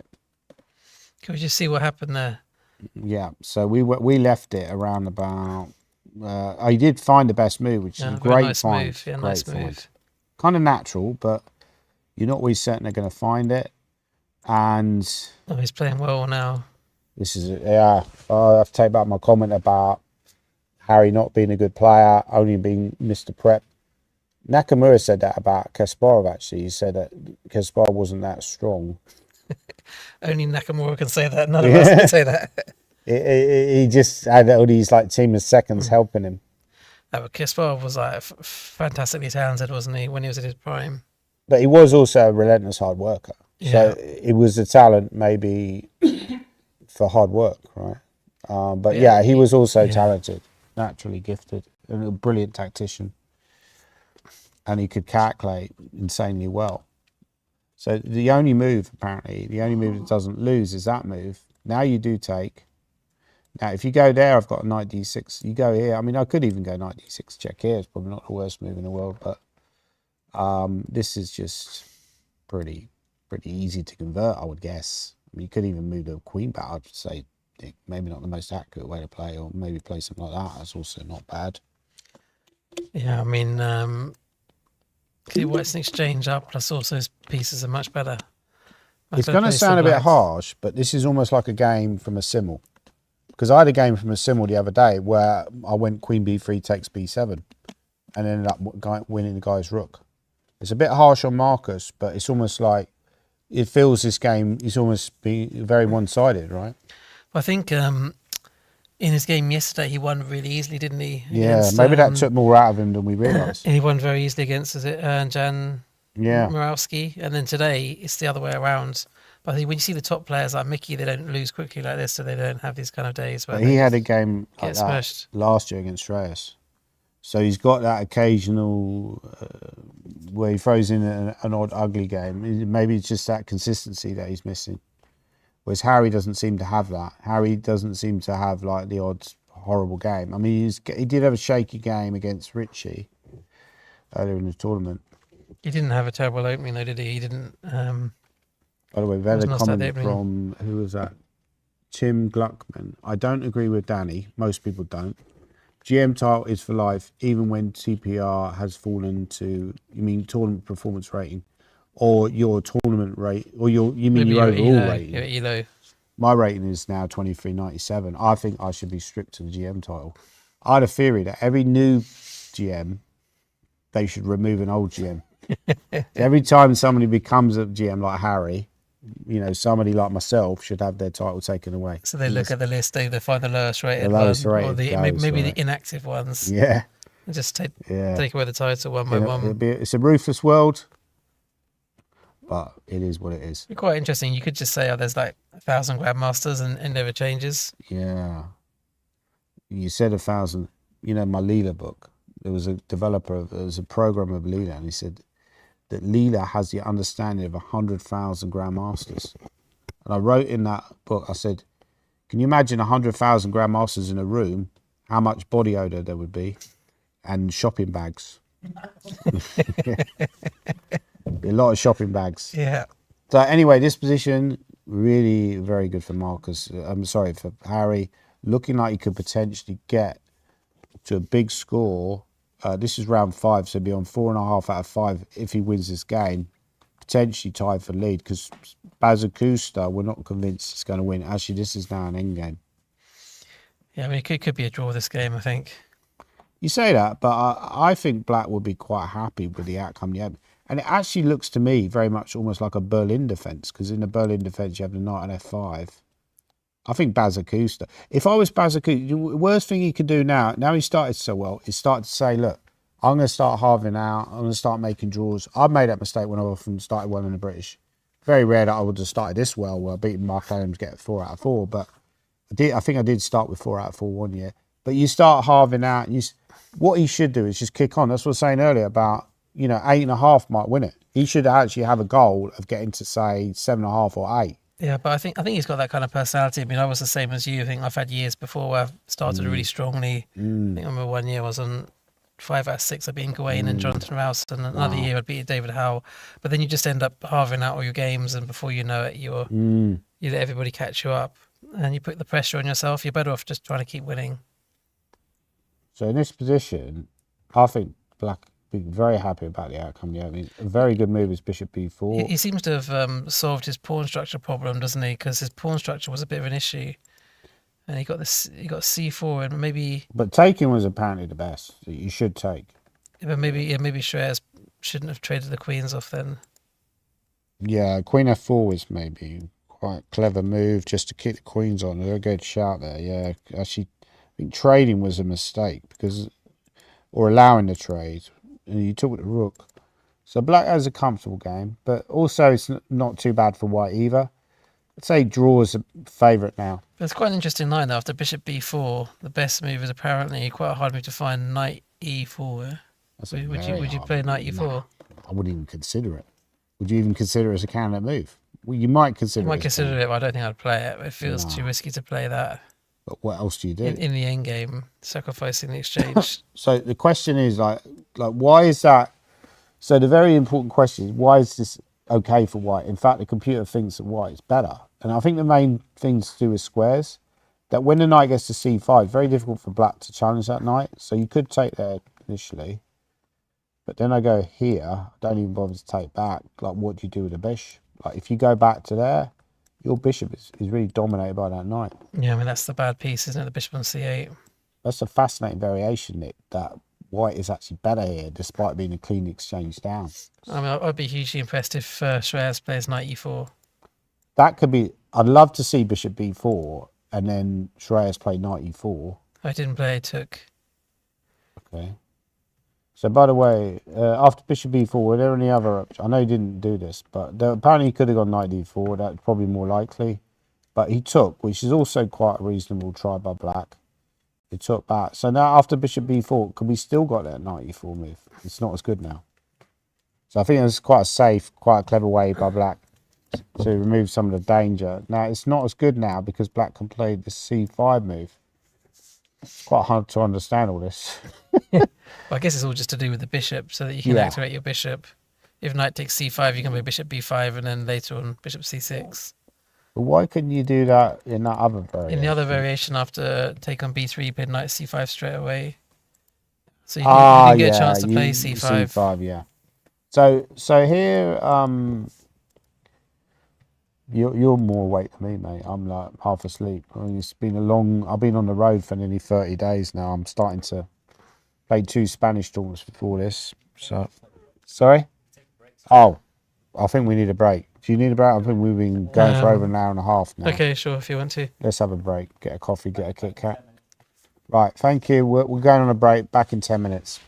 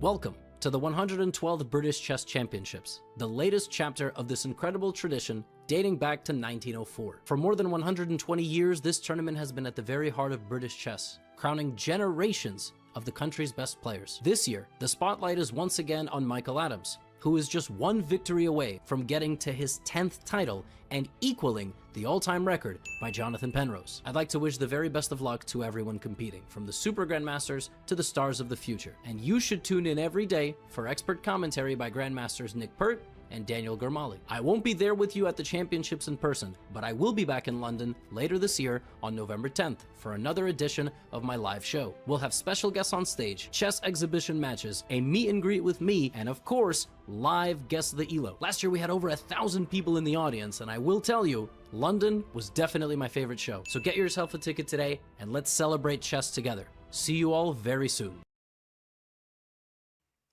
Welcome back, everybody, to the 2026 British Chess Championships, currently taking part in the beautiful surroundings of Warwick. You know, it's like the heart of the English countryside. Please come to Warwick, visit Warwick.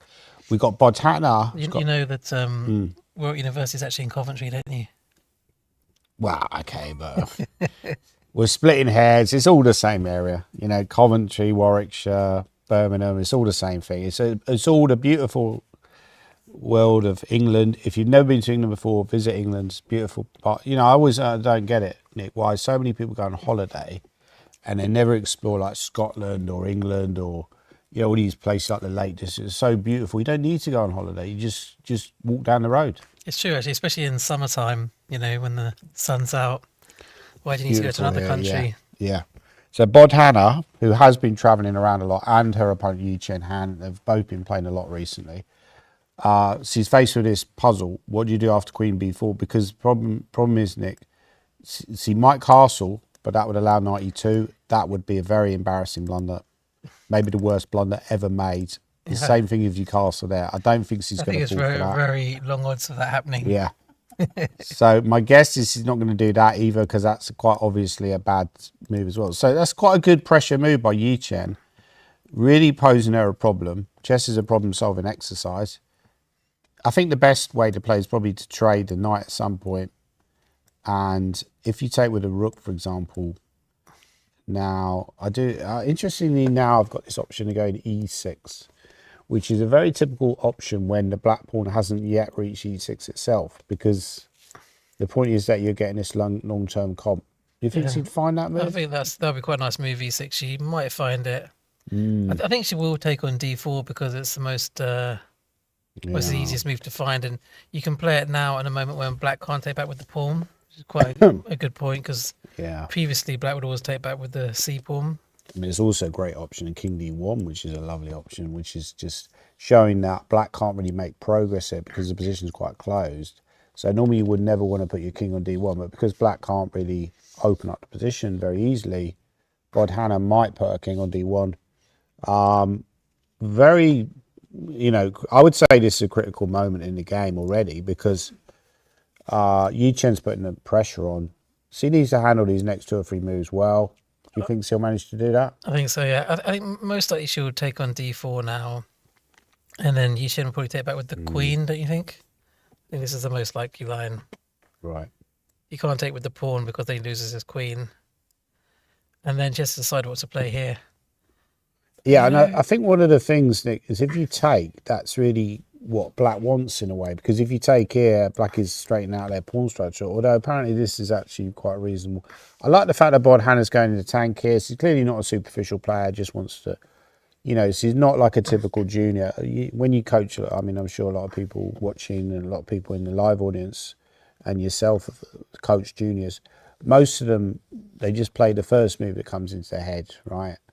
And with experience, they get out of that. But Bodhana's never really been like that. She's always been capable of going to the tank. This is very much in the balance. Yeah, maybe castles. I think, like you say, you don't want to really take on d4 if you can avoid it because it just allows black to capture back with the pawn and undouble the pawns. I also think when people play quickly, Nick, it's often a sign people think you're confident. I actually think it's the opposite. I think when you play fast, it's a sign that you lack confidence because you lack the confidence to sit there and actually try and work out the best move. The fact that Bodhana is taking her time here shows that she's got a lot of self-confidence in her ability to find the best move. Otherwise, she wouldn't bother to sit there and try and work out because she just think, I can't work out the best move anyway. That's why a lot of minor games in tournaments like the minor, they're over so quickly. I played a tournament earlier in the year and I was looking at the results in the minor. I think it was somewhere in Yorkshire I played this tournament. And they all finished much earlier than the open tournaments. And the reason for that, I think, is because a lot of minor players, they just play really quickly because they... It's quite common, actually, for juniors as well. A lot of junior players, especially when they're starting off and they're sort of school-level players, they'll just play very, very quickly. And played the move, by the way. She's played a move. But yeah, she has played the played move we expected. I noticed yesterday when I watched the webcam back a little bit of the Amit Gartzi game, she kept giving him the eye. You know, she does that thing where she kind of, after a move, she'll give him a look. You know, is that a look to intimidate or just to see what kind of reaction that move has made? I think maybe a bit of both. Yeah, maybe just put a bit of psychological pressure on them.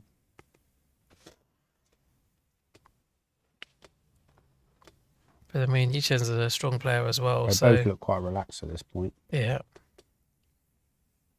Obviously, you certainly don't take there because you end up losing a piece. That's a fairly transparent trap. Well, you can take back with the rook as well. I mean, that is an option, but it does allow this e6 move you were talking about. Or simply castles is another possibility. Quite like White's position because this bishop. Problem is if you go e6, you do weaken that d6 square, which could become an issue. I'm not sure how it becomes an issue, but yeah, I mean... It's still very solid for black, isn't it? It's very solid. Let's come back to that game because there's so much going on. And Marcus Harvey game is really on the verge of finishing fairly soon, I would guess. Yeah, someone in the comments said that Marcus played the opening like a beginner.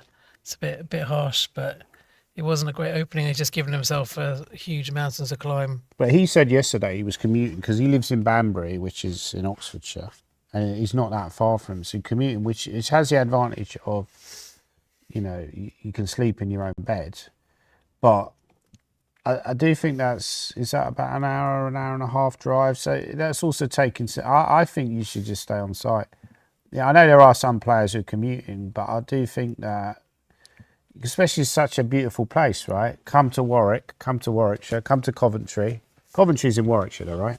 But you could like stay in the halls of residence. It's quite cheap, isn't it? So it's cheap. Might as well stay there. There are spiders to be wary of. Be very wary of the spiders, and apparently there's bed bugs as well flying around. Retract that. Change that. No, change that. There's no bed bugs. There's no bed bugs. It's lovely. It's lovely. It's wonderful. But honestly, yes, it's a lovely place. It's one of the nicest British Chess Championship venues, I would say.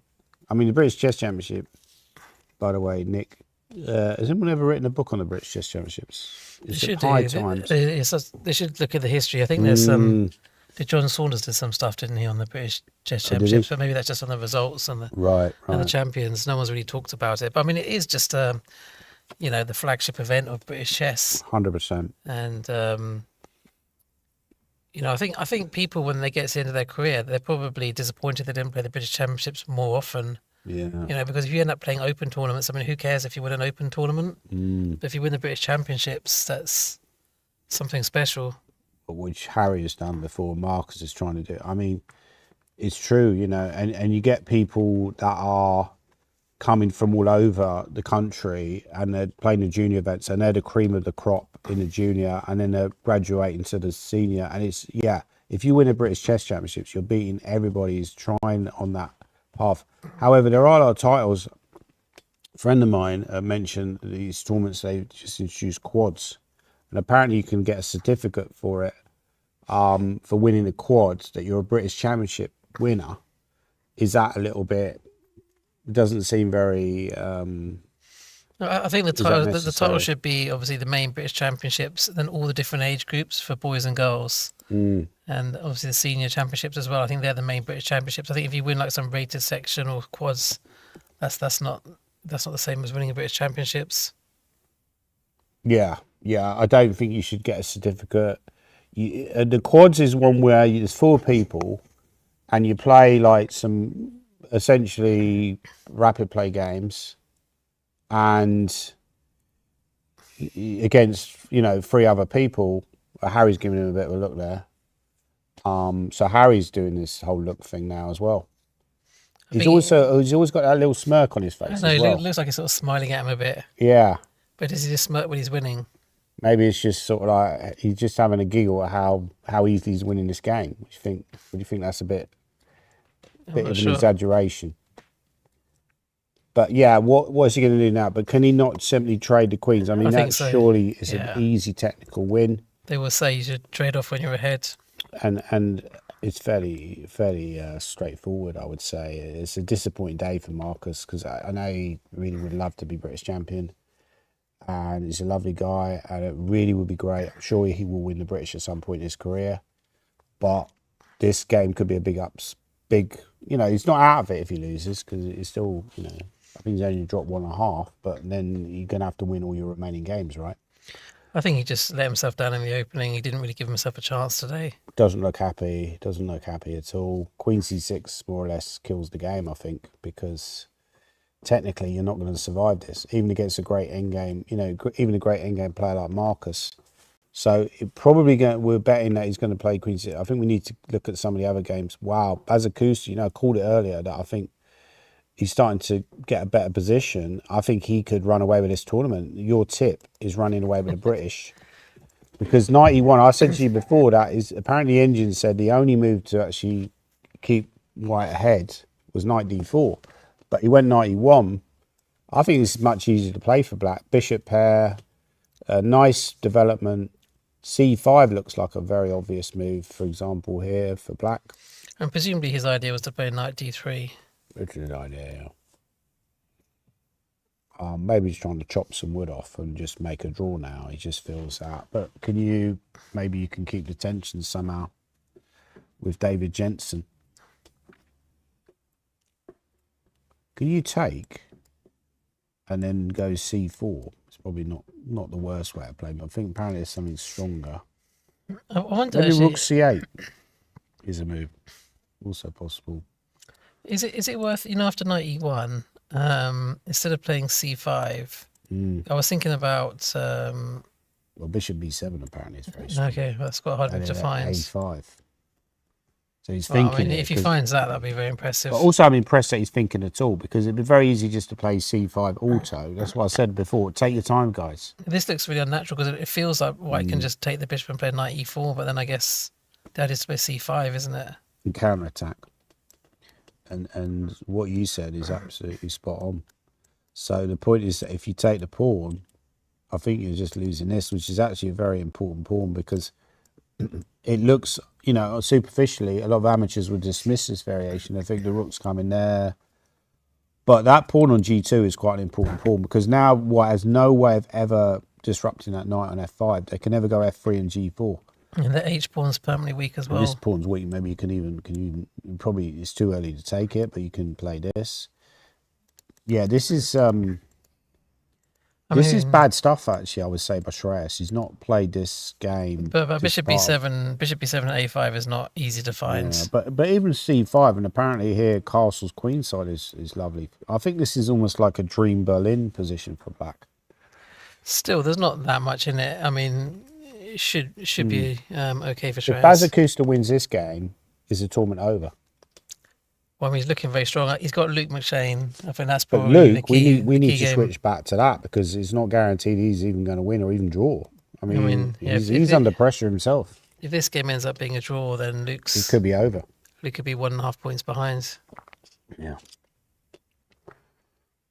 Yeah, I mean, Bazakuska has played very well this tournament. But what I mean is, when you start well, the worst mistake you can make is start halving out. What he should be trying to do, Bazakusta, is just winning game after game after game. He gets big enough lead that he could afford to slip up in the last 2 or 3 rounds.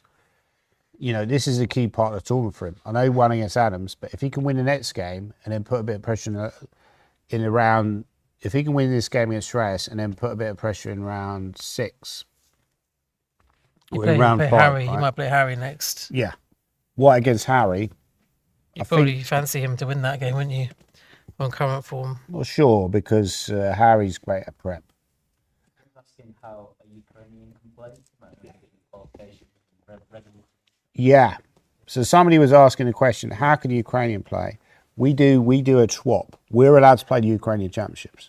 No, I'm only joking. Now, the reason why is because of residency, I think. Because Bazakusta, so I mentioned this before, that obviously because of the Ukrainian war, we're very pro-Ukraine, which is great in the English Chess Federation. So we have this rule where if you got residency, a lot of Ukrainian players came over, stayed in England. Camilla would be another one, a very good young player, female player, just graduated from Hull University.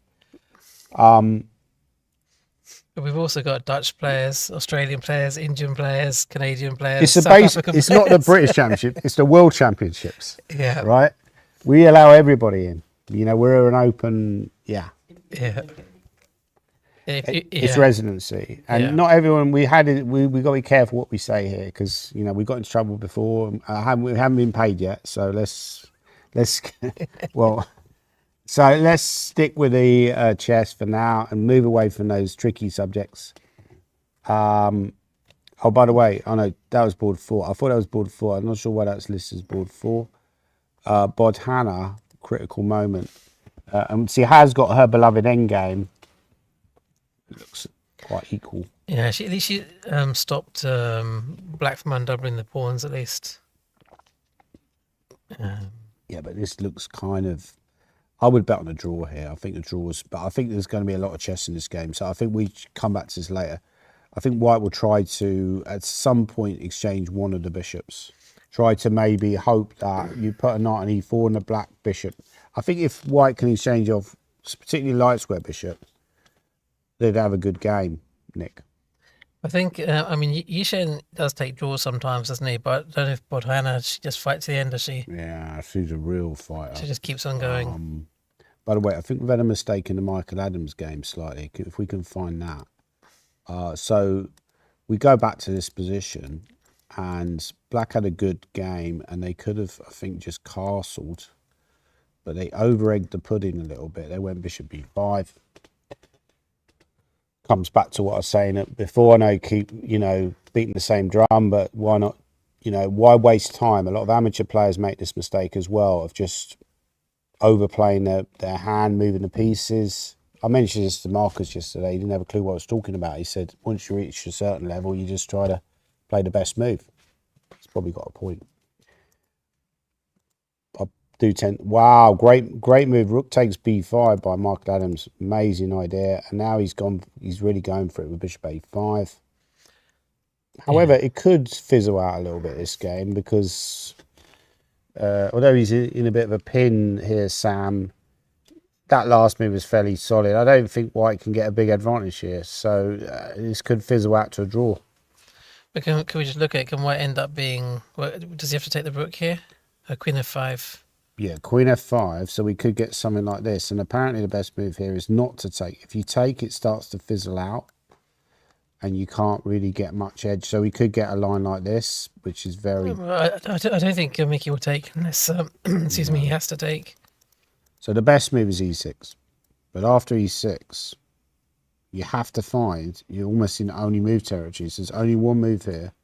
So if Mickey finds this line, there's now only one move for Sam Chow. Do you think he'll find it?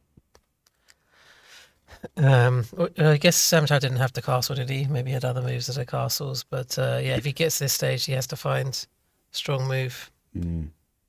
So the point is, you could also go queen c8. And after the move, brilliant move, e6, again, you're in only move territory. And you have to castles. Because if you take the pawn, apparently that's bad. I mean, it does look bad, but let's work out. Queen h5, queen and then queen e5. It's just you're romping to victory, because after rook f8, you can take, and then the rook has been hit. So double hit when you go queen e5. So apparently the only way to defend, which is very tricky to find, I think, in the practical game, is to castle. And now black's okay. And the same thing, if you castle immediately, e6, the only move to not be seriously worse is queen c8. Yeah, I think Mickey could win this game. I mean, Sam has a lot of good moves, but even if you carry this line on, it's quite interesting. So after takes, queen takes, if queen d5, rook d8, it's quite an interesting line as well. Again, only move territory. So he's got to find about 3 or 4 only moves in a row. You have to play that move. Everything else is losing. Well, obviously, you can't take there because this is just game over, like rook f7, queen e8. So you have to go rook d8. And then you have to take here. And then this is still, again, only move, king f8. So basically, he's got to find about 10 only moves in a row against one of the best players ever. Other than that, no pressure. I mean, some of them are easier to find than others, but... okay, yeah, exactly. Yeah, I think Mickey could win this game, possibly. Yeah, I agree with you. I think this is a tough situation for Sam, and it's going to be interesting to see how he copes with it. He's both got a coffee there or a tea. Yeah, we were having this discussion earlier. I seem to be having a problem with coffee drinking, lactose intolerance. Yeah, but the coffees here are very good, and the teas. I think there's probably a drinks machine nearby the venue. I don't know if you're like intolerant to it. I still probably wouldn't go for it. But yeah, Simon Williams apparently is doing well. Wow, huge moment. Have I missed his game? No, yeah, a little bit up. No, go down, scroll down a bit. I think, yeah, there it is. Yeah, wow. I think the thing about Simon Williams is he's good in certain positions, and this game has been right up his street and completely the wrong kind of game for Andy Ledger. Yeah, but you have to get him on that territory. You have to take a risk, and he's taking that risk. I think the Simon in general has been playing very well recently, and maybe doing that website has helped his theory, and seems to have helped his chess. Have you ever thought about setting up a website yourself, or have you got a website? I used to have a website, but I just I just had to maintain it, so I just stopped doing it in the end. Yeah. What about yourself? No, I'm not really a business. I'm not really the Elon Musk of chess. Maybe more like the Pee Wee Herman or something like that, right? Okay. So Queen C1, great move by Andy, but Rook C3 felt maybe a bit panicky because you're worried about that rook getting trapped. But yeah, a little bit passive. Yeah, I think you're right. Like there's certain players, like maybe Simon himself, when they got an attacking position or where they got counter chances, like here with a rook on C7. I don't think Simon would even consider going back there, would he? He'd just try and move forwards, wouldn't he? He would move forwards. You have to try something. Like here is too passive. It's like an admission of failure. And now, big trouble. Knight h5 is a threat. Or knight d5. I don't think any chance for Andy's 5 here. Yeah, I guess knight takes d5. Because after knight takes d5, attacking the rook, you've also got the knight coming into f4. Yeah. It looks very strong. Yeah, and let's say you take, because you want to relieve the pressure. If you're under this much pressure in an attacking sense, you want to try to relieve the pressure. But the problem is when you do that, you open up other squares. So if you take here, It's going to be made quite Um, soon, isn't it? You're just running into this, and this is really like a very typical Simon Williams game, I would say. He loves to attack. He loves to attack on the king's side. He will love this game. This is like almost like an attacking masterpiece by Simon. I think you can play after King F3 here. Can you play Rook H3? Wow. Takes, Queen takes, King F4, then G5. G5, yeah. Looks force mate. And then this. Somebody's playing the piano, by the way. It sounds like symphony number. There's always a correlation between music, classical music. You use the same part of your brain to play classical music than you do to play chess. Maybe it's Harry Grieve, after his opening. There's a kid called Alex who's played one of these tournaments. And he's quite a good piano player, so it might be him.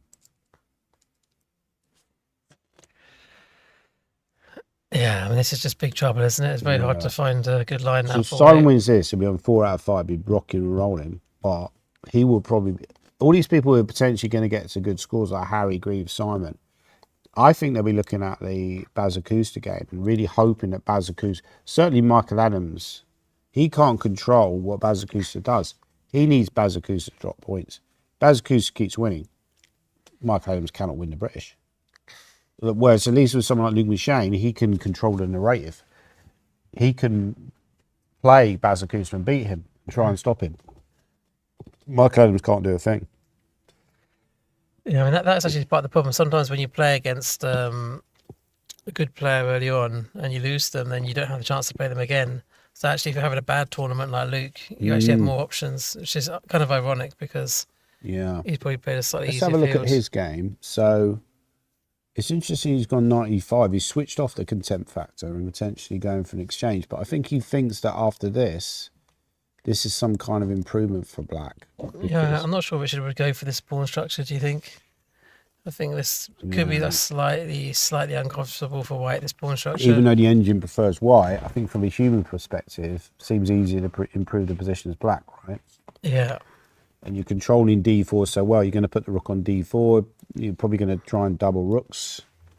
Not sure how you would make progress after that. I mean, I do think there was quite a lot of drawish elements to this. Luke McShane, however, is a great technical player, so it's possible that he will manage to find a way forward. At the moment, Richard's doing everything correctly. He's very solid in this game. He's playing a very good game, I would say. But I mean, could go 93 then, Nick. Yeah, it could be 93 or your Queen E2. I mean, does he care if black takes the bishop? But Luke likes bishops as well, actually. I think Luke would take that bishop if he gets a chance. Oh, does he? Is that something you've noticed with his game? Yeah, I think so. He likes the bishops. I think Luke would take that. Bobby Fischer used to advise that he would exchange the knight for the bishop. Capablanca, who's Bod Hanna's favourite player, was also a great lover of the bishops. So I agree with you. So I think 95 is really kind of the party pooper move because it kind of takes some of the sting out of the position. So I think 95 would be a good shout. You could play bishop F1 if you want to avoid changing the pawn structure, I guess. He's having a think here, Richard. Maybe bishop F1's the best move. Just avoid all of those, avoid changing the pawn structure and avoid giving away your bishop. Yeah.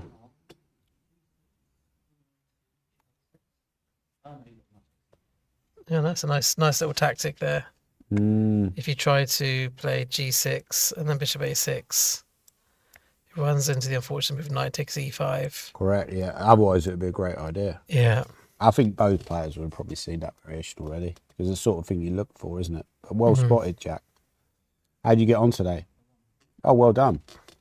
Do you want to come forward and because we've got a bit of time before the time scrambles, break it up a little bit. Do you want to interview Jack today? I'll let you do it if you like. I can do it. I can do it. That's fine. The Gormally, my dream team. Yeah. Okay, 20-second break. Okay. Well, it's good that Jack got a win because we were getting a bit depressed looking at Jack's losses. But now he's come back. Okay, taking a 20-second break. Okay, Oh, yeah, sorry. Taking a 20-second break. Welcome to the 112th British Chess Championships, the latest chapter of this incredible tradition dating back to 1904. For more than 120 years, this tournament has been at the very heart of British chess, crowning generations of the country's best players. This year, the spotlight is once again on Michael Adams, who is just one victory away from getting to his 10th title and equaling the all-time record by Jonathan Penrose. I'd like to wish the very best of luck to everyone competing, from the Super Grandmasters to the stars of the future. And you should tune in every day for expert commentary by Grandmasters Nick Pert and Daniel Gormally. I won't be there with you at the championships in person, but I will be back in London later this year on November 10th for another edition of my live show. We'll have special guests on stage, chess exhibition matches, a meet and greet with me, and of course, live Guess the ELO. Last year we had over 1,000 people in the audience, and I will tell you, London was definitely my favorite show. So get yourself a ticket today, and let's celebrate chess together. See you all very soon. Okay, hello everybody. I'm joined here by a long-term friend of the commentary room. I am Jack Rudd. By the way, Jack, when did you get your IM title? My final norm was in 2008. It was ratified in 2009. And when you got the IM title, did you think about GM, British champion, all that sort of thing? Or did you think that maybe that was going to be tough? I don't know. You always dream about it, but I've never really been that sort of strength. Okay. So, but you had a good bounce back win today against very strong playing FM Liam Varnum. Yes, it says something for the strength of this Congress. You can have an IM and an FM playing on board 43. Yeah, absolutely. Yeah. You've also got FM Tim Wall is in trouble actually against James Thomas on board 42. So we had this Benko gambit. Yeah. And you simply play knight f3. So is that generally what you play, or you tend to take? I have a variety of lines, but yeah, this is one that I thought might. Queen c2 is quite a good move because I think you support. Yeah, the C4 yes. move. So the computer hates hates b4. Sorry, I presume that's better. And after e4, what do you think he will play? G6 maybe. Or maybe e6.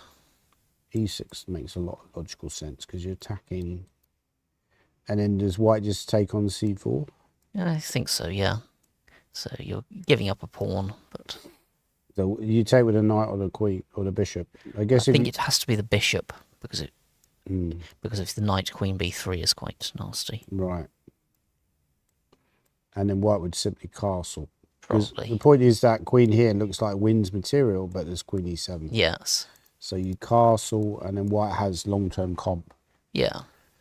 Makes a lot of sense, and that would kind of be a position that would really be up your alley in your wheelhouse, because you're a very dangerous attacking player, I would say. Yeah. So okay, so in this position, this didn't happen because they played b4, which I think is a little bit strategically risky. Gives up all the pressure on my centre, which is... Yeah, I think the centre in chess is so important. You've got to fight for squares in the centre, and I think you're right. I think there's a little bit maybe inexperience in this variation. Maybe. Rook e1 feels like a move, or bishop f4, very logical. Yeah. Okay, so when they went there, was that a move, or was that just... Could do. I mean... Doesn't really do much other than attack the bishop. Yeah. Okay, so they went bishop g7. Yes. And queen c1. Apparently the computer hates that. Oh, right. You maybe just gone there with the idea. Could have done, yeah. I wanted to have a go at the idea of swapping bishops, because I think that black's bishop is usually the best of his minor pieces in these positions. Computer isn't too impressed, but hey. Okay, so did he castle? No, he played knight g4, presumably to stop that. I think the point is that with his pawn structure, maybe it's not so easy to attack as white. Maybe. Could he go e5 here? He could do. And the idea is now it's quite tricky to get an attack on the black king. Like if you take, then this is now weak.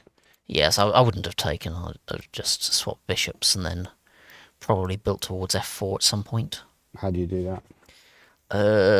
G3, knight, maybe e1 and into g2. Okay, fair enough. So that didn't happen in the game, because in the game he played... Yeah, he went knight g4. Yes. It's probably not too bad, and you went there. Yeah. And h6 felt a bit... Yeah. Well, I'm trying to keep the pieces other than those bishops on, because I've got a space advantage, and keeping the pieces on usually helps the player with the space advantage. Yeah, I feel like over the last few moves, you've done a good job. Yeah. And this feels like this square is weak, and maybe Yeah. this square, and also the pawn there is a little bit weak. Yes. So knight c2, that's a aiming great to send the move. knight into f5. Yeah. Yeah. And knight e3, maybe a3. Was a3 something you A3 considered? was something I considered, but I couldn't really see if that actually improved things after rook b8, I'm AB just rook trying to b4. guess your move. I mean, Yeah. let's play guess Jack Rudd's move. F4, I feel like maybe is maybe. F4 was another thing that came to mind. Or did you consider playing knight f5 Considered it? or knight f3? Yeah. So you went queen c2. Yeah. Yeah. Just Logical. gradually build things up. See what happens. Okay. Okay. So actually, it's kind of unclear at this point in the game. It is. Yeah. Yeah, but this is what I was saying before about maybe, when you're overplaying like that, is the knight there is actually on a good square. A lot of people want to move their knight away. But Yeah, but it's on a good. I mean, he wants to put the knight on You've gone f4, there. which is not a Bishop. bad idea. He Yeah. could have done. Yeah. Okay, knight there. This is not too bad. Yes. Just Very murky position. yes. Hates that move, by the way. Hates that move, does it? Okay. Did you consider that move? No, that's bad, right? That's bad. I had a look at it, as you do, but I couldn't see. Yeah. What about just simply capturing? Did you consider that? I don't want to commit myself to capturing that. So let's think it about must what it must white be knight should do. takes d6. Is it knight takes d6 the idea?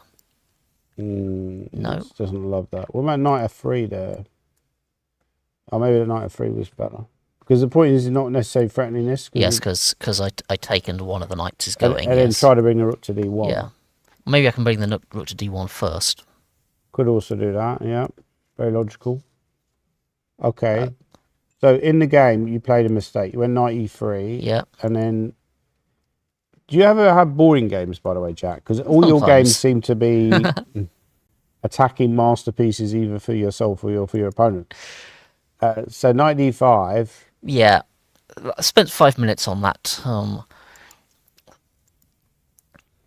But were you happy with this? I Were was- you happy with this? Did you consider any other options for black?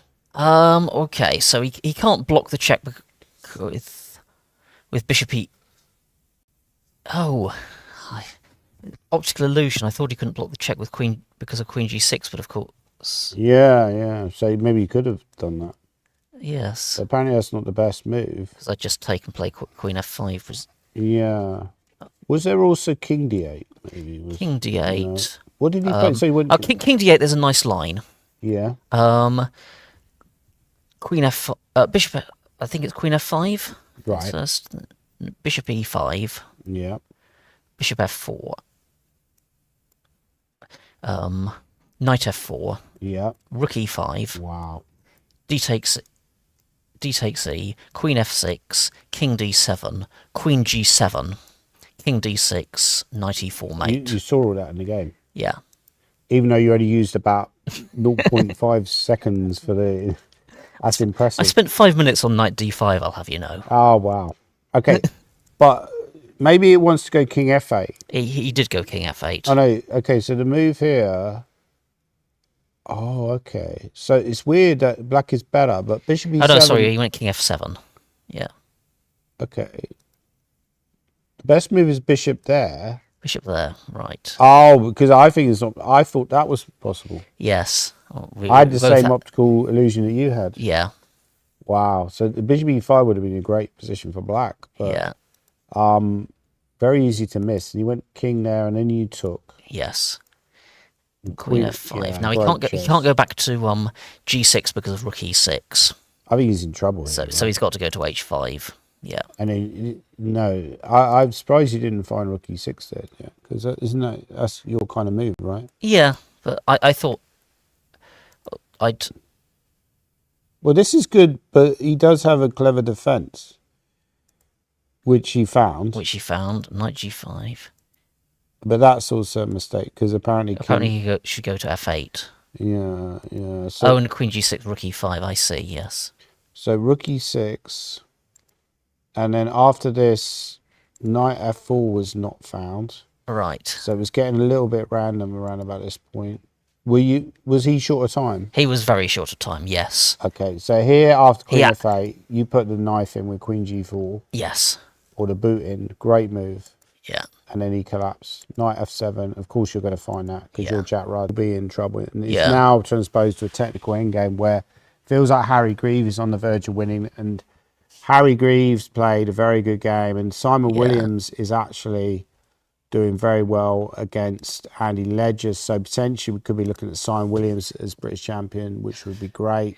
Out of all the players at the top, assuming how many points have you got now, Jack? 2. So you're on 2 out of 5. Yeah. So you're probably not going to win the British this year. Who out of the top players would you most like to see win? I don't know. I mean, Botana? Maybe that would be a great story. It would also be great to see Adams take the record. Yeah, and get to 10. I'm sure he will at some point. Yeah. But anyway, Jack, thanks a lot for showing us your game, and hopefully we can see more of your games in the future. Yep. Thank you.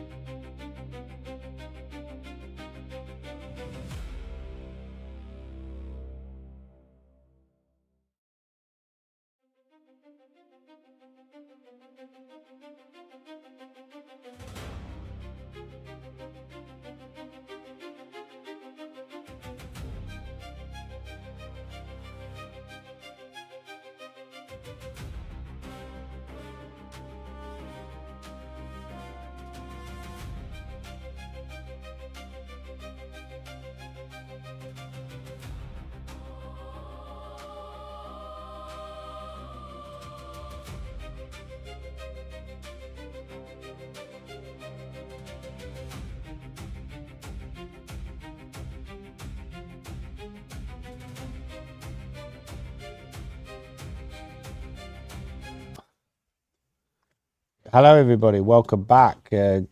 Thanks again by Jack Rudd.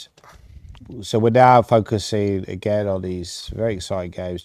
Simon Williams, by the way, is really putting the pressure on by teammate Andy Ledger.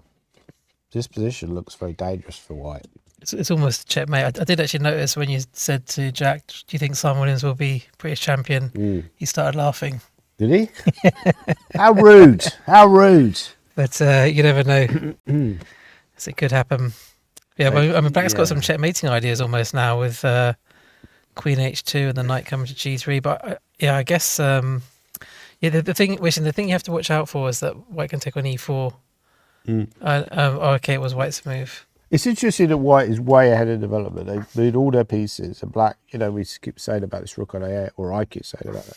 Bishop on C8 hasn't moved, but it doesn't really matter because the pieces that Black has on the board are focused on the White king. White king is just wide open, very airy king, which you don't want in chess. You want a nice safe king. This is not a position that Andy's going to feel comfortable with at all. I mean, he's going to be hating this position, I'll be honest. Yeah, so I guess if you take on E4, you've got some ideas of playing rook H3 at least, haven't you? Yeah. So with Black play knight G4 though, then would you play after knight? I mean, if White takes on E4, and that was the move you were just looking at. Then what can White play now though? Well, I'd probably have to go out the exchange or something. Maybe rook, this rook. but this rook allows this. So maybe you have to go at the exchange. But that's also bad. Yeah, I mean, I feel like, yeah, Andy won't feel comfortable with this at all. He will feel like really. He's generally quite a good defender, but you need more to work with, especially when you're facing a very dangerous attacking player with Simon. By the way, big change in your brother's game. This has gone wrong for. I think he's maybe overplayed it. So he played bishop f1, which was probably quite a good move. But rook d4 feels wrong because it feels a bit shaky. Luke's come up with a great reply, queen c5. I think Richard was trying to avoid that pawn structure, wasn't he? After knight takes e5. Yeah. He didn't want that pawn structure. So how much? Just to interrupt. How much do you spend like studying pawn structures? And I feel like if you got our understanding of certain pawn structure, I read a great book by Alexander Baburin, and he was about pawn structure on isolated pawn. Is that something that you feel that maybe separates someone like a Luke from maybe Richard? Is the understanding of so many different understandings of different pawn structures? maybe. I mean, Luke is obviously a very high level player. So Yeah. it's not just Richard. I guess he would cause problems to a lot of players in the tournament. I think this is problems now because I think maybe one of the ideas is after here you've got the idea of jumping with a knight, possibly just exchanging. That's just a bad move, but maybe now g6 because the problem is now you don't have this same trick. So this what Jack Rudd mentioned earlier. So I think Richard is now waking up to this, and now he's going to be very concerned because c3 feels like a weakens S point. Very accurate move by Luke Michel. Probably has to go. Can you play? Is queen d1 a move instead or not? Yeah, it's a bit of a grovelling move. Yeah, maybe that's the best move. Queen d1. Does it allow a knight g4 or is that? It's probably too much, right? b4 might be a problem, but it feels now you can take. Because if you take with a rook, then f2. Another thing where if you take with a bishop, then What about e5? e5 feels it's actually E5 just wins. So you have to take with a rook, and My then goodness, that allows that. So this is real big trouble for Richard. I think actually, this is rook d4 bad. just felt unnatural. It's just not a good move. Maybe Rook he has to d4. just take the knight and bite the bullet. I think It's probably not that bad, is it? over egging the pudding. Like rook d4 would be a great move if it weren't for queen c5. I mean, the thing about taking a knight is the case of the main thing to worry about if black takes back with the d pawn, say, is that you worry about his rook coming to d4, but you can always play the move c3 at some point, so it's not actually that big a deal, is it? I mean, maybe you can just play. Can you just play solidly? What would you play here for white? I mean, is queen e2 too passive? No, I mean after takes. Oh, sorry, yeah. Is that? I was also thinking about that move. Anyway. Yeah, but I just try and hold everything together. Go and just try queen e2. I wanted to go f3 and c3 and just I don't know, just be rock solid and just make a draw. And I think this is where maybe you mentioned earlier about you playing against certain players. I think he feels a little intimidated by Luke in a technical sense. That he feels that Luke would outclass him in the technical endgame. So he's trying too hard to keep the pieces on, and that seems to backfire because he's gone queen e2. He's gone rook d4, trying to keep the piece. By the way, Bodhana, we'll come back to Richard game. He's really thinking now about this, but Bodhana game is starting to go in Yi Chen's favour. So that's interesting, but obviously very unclear. Bishop f6 was played by Yi Chen. His bishop pair is starting to look quite good now. Yeah, I mean, if you can activate the bishops, then obviously it'd be better long term. The knights prefer the more closed up position. Bodhana's also getting very short of time. So he's very down on clocks. He's in a typical pose. He's locked in, but you know all the terminology now. Yeah, locked in. Yeah, locked in. I think there's certain players who haven't been locked in today. If I'm quite honest, there's another term which the kids use as well when they're winning. Do you know what they say? They say they're cooking. They're cooking. They're cooking on gas. Yeah, they don't bother with the gas bit. It's just cooking, or you're getting cooked. You're getting cooked. It's like Min Woo, in the golf, cooking. But rook f7 maybe. Is that a move? I mean, it doesn't look too bad for white. It's still quite active. I think this game's still in the balance. We'll come back to that game. Shreyas Royal game. he slightly outplayed Bazakusta. So we left it. I don't think Bazakusta quite played the right move. So he went, he didn't find c5. He tried to stop knight d3, but the brilliant idea was this, which was tough to find. But I think c5 was a bit easier to find. I would have personally played c5, Nick, myself. I think the idea of rook d8 was to try and stop this knight d3 move, wasn't it? But yeah, I mentioned this before about prophylactic moves are great, but sometimes they're unnecessary. Sometimes prophylactic moves aren't the best, but that's the way he's been trained to play. He's been trained to play prophylactically. Did white take and then play knight d3 anyway? No, Knight knight e4. e4. I was actually worried about knight d3 takes and then rook d1, but I don't know if that was an idea. Yeah. Maybe it's not the best. Mind you, at the end, h4 pawn might be hanging. Yeah, probably. Yeah, probably is not good enough. Yeah. But it does make some sense. So he stopped knight d3, which was his main goal. Yeah, this is excellent play. Rook f8. Both players are playing fairly solidly. I mean, this is a key game. I think they're both informed players, aren't they? Yeah, absolutely. And little bit of pressure now being exerted by White, I would say. He could play the move. He could consider move knight d6. I think Lee Bullock said Luke was World Under 10 champion. I didn't think he was World Under 10 champion, was he? I thought it was second place, but maybe I got it wrong. No, I think he did win. He won. Was he first or second? Yeah, he won it. Yeah. I thought he was second place. He definitely won a World Under 10. Okay. Or he won a World Junior Championships, and he was in the same year as Levon Aroni and Etienne Becro. So that was a pretty impressive. But he came first. I thought he came second. No, he came first. Or do you want to Google it? Do you want to bet on it? I don't know. Look it up. Lee Bullock's actually right. Someone can confirm it to us. No, I'm confirming it to you now. Okay. But he's definitely looking good in this game. By the way, Harry Grieve is making a bit of a meal out of this. His evaluation has interestingly dropped off quite a lot. So his technical skills are not as good as his opening skills, it would seem. He always seems to have this period, doesn't he? You know, in the kind of middle game where he isn't quite as accurate. No, absolutely.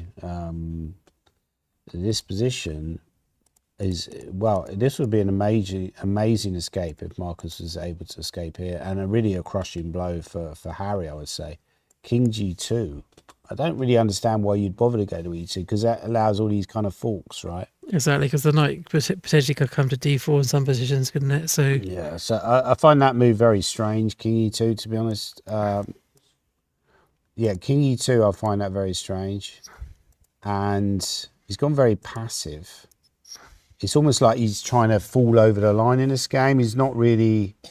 Often the way to win a one game is just to really keep trying to play the best moves, keep trying to outplay your opponent. But it seems he's almost trying to hope that Marcus resigns soon, you know, but Marcus will not resign. So this game could go on quite a while. I can see him blowing this up now, actually. Yeah, I know.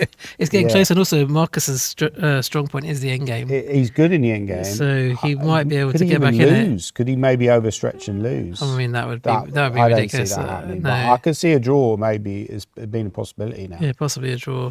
Which would be an amazing comeback and a very big blow to Harry.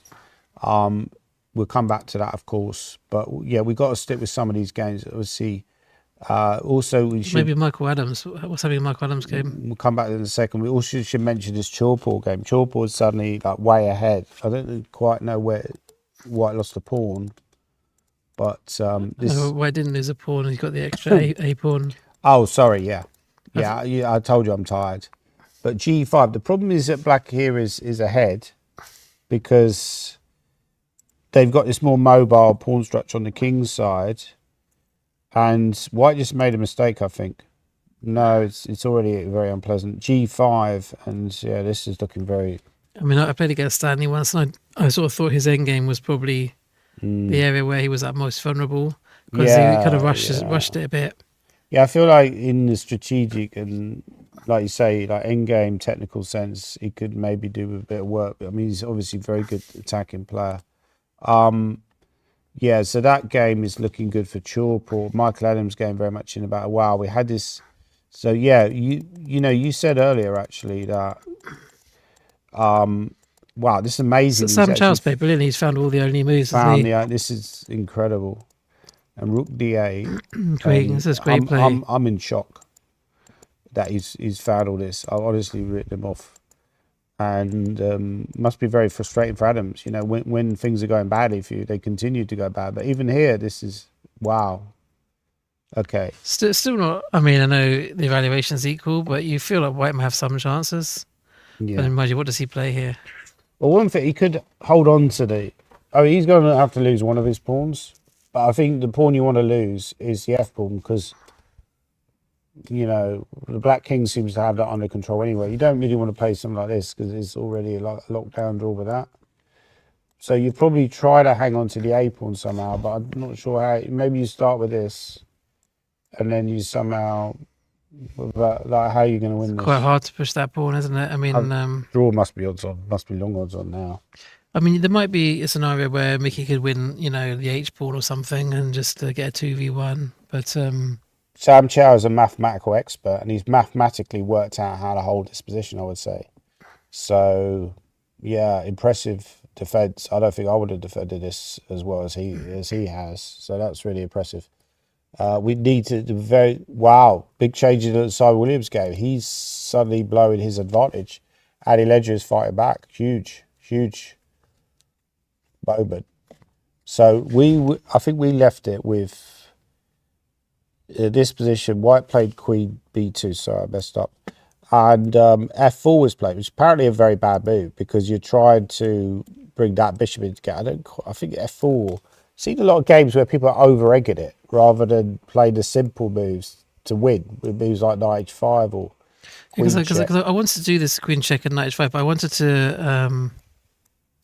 The problem is that all F takes E4, you know, it doesn't really work. So one idea, just to show the audience, is that this would be a really bad idea for White because you know, so actually what you could do, apparently the best way to win this position was simply to take that pawn because you're worried about the rook moving away, but apparently that doesn't really, you know, because the queen is fed, the rook doesn't really change anything. So let's say, for example, White played there.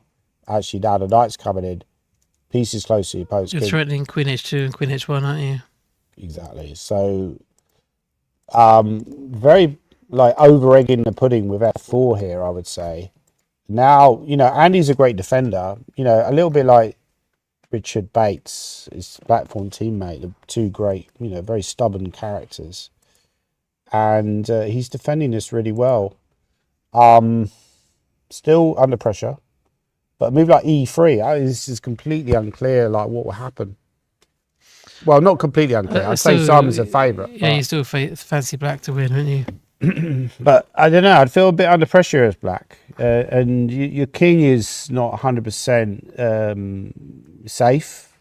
As soon as you take the rook, you're allowing ideas of Queen F6 check, which give White counterplay. So, for example, if I took the rook immediately, sorry, it's White's move, but let's say, for example, I took here. I do allow this check. I mean, there is a way of blocking it with bishop d7. So this is really Merksville. It actually reminds me of a position from this book I was talking about the other day, Simon Webb's Chess for Tigers, where he talks about swindling his opponent. And, you know, this could be an epic swindle. I think if I was Simon, I'd be quite concerned about these two pieces that are in the game, the bishop and the rook. Apparently there's only one line to keep the advantage. He played knight d3. Wow, that's an incredible defence by Andy. This is an amazing defence by Andy. But with Queen h2 and then rook h7. Rook h7 is not obvious, is it? It could potentially be a turnaround still. I could see White winning this now. Yeah. I mean, there's actually only like, yeah, I mean, this is just, I mean, the other line is very interesting. That is, if you take here, I go check. And now if you go here. You wouldn't want to allow that, though. You're actually losing because the point is the rook is switching. So I think Simon's in trouble, like from a practical sense. If he finds Queen h2 and Rook h7, fair play. It's very difficult because look at the top line. And the top line is supposed to be Queen h2, Rook h7, very hard move to find. And then if they play e3, King e, well, you can't find King e8. Simon might find Rook h7 because I remember in the game in the Dutch, there's a line where Maybe black plays rook E5 H7. instead. E5 might be stronger. Yeah, yeah. I this is a problem. I'd rather be white, to be honest. Yeah, this is a problem because you're, early in game, the evaluation was very much in favour of black, but you have to be absolutely ruthless because there are certain problems with your position. Your king is in the centre, you haven't developed the queen side, so you have to be super accurate. And he's actually not been accurate at all, Nick. And again, it might come down to fatigue. This is round 5. Simon's an older player, as Andy is. One of the older players in the tournament, not old in relative terms, but old in chess terms maybe, and probably could do with a rest day. I mean, I could definitely do with a rest day. Can we have a rest day? Maybe we could have a rest day in the commentary. I mean, maybe just move like Bishop, before we need a rest day. I bet everybody else wants one as well. Yeah.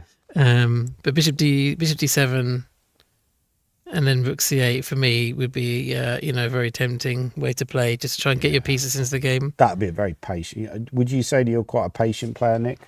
I don't like having my pieces out of the game. I'd rather just bring them in. Yeah. I mean, okay, obviously we can see Knight D5 is stronger, but if you didn't see that or if you weren't sure about it, I'd much rather the idea of just bringing those two pieces into the game. I think F4 is a tired move. I think F4 is a move where you're tired and you're just trying to somehow win the game directly, even though you don't see it, and you're intuitively thinking, I'm going to go...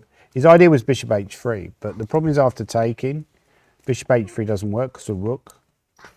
So I fear for Simon now. I think this has gone horribly wrong. He has taken, by the way. So now Queen F6 is more or less the only move, which you'll probably find. I think this actually would end up being a draw because after Queen F6 you can't go. But will he play King E8 though? I mean, King E8 is quite a hard move to play. You have to. I mean, after Queen F6. I think Andy will find Queen F6. Yeah, I think so. But then will Simon find King E8? I mean, you know that the best you can get is a draw because White can just play Queen G6 and check you. Yeah, and Simon's not the sort of character who will be afraid. He will want to win. He'll just take any risk because he knows he's behind. Shreyas will be ahead of him if he draws. Maybe Harry Grieve as well. Maybe Basakusta. Maybe Luke Shane. So he can't afford a draw. So let's just see, is there any way Black could survive here? I find it hard to believe. I mean, There's just probably no moves. The problem is you're just like collapsing on D6, and if you try to hold that, if you try some Queen H6 or something, then they probably then check, for example, and then Queen E7. It's just, but I think that's quite a simple variation to calculate, Nick. So for that reason, I think he'll have to go Queen E8. So wow, he's done it.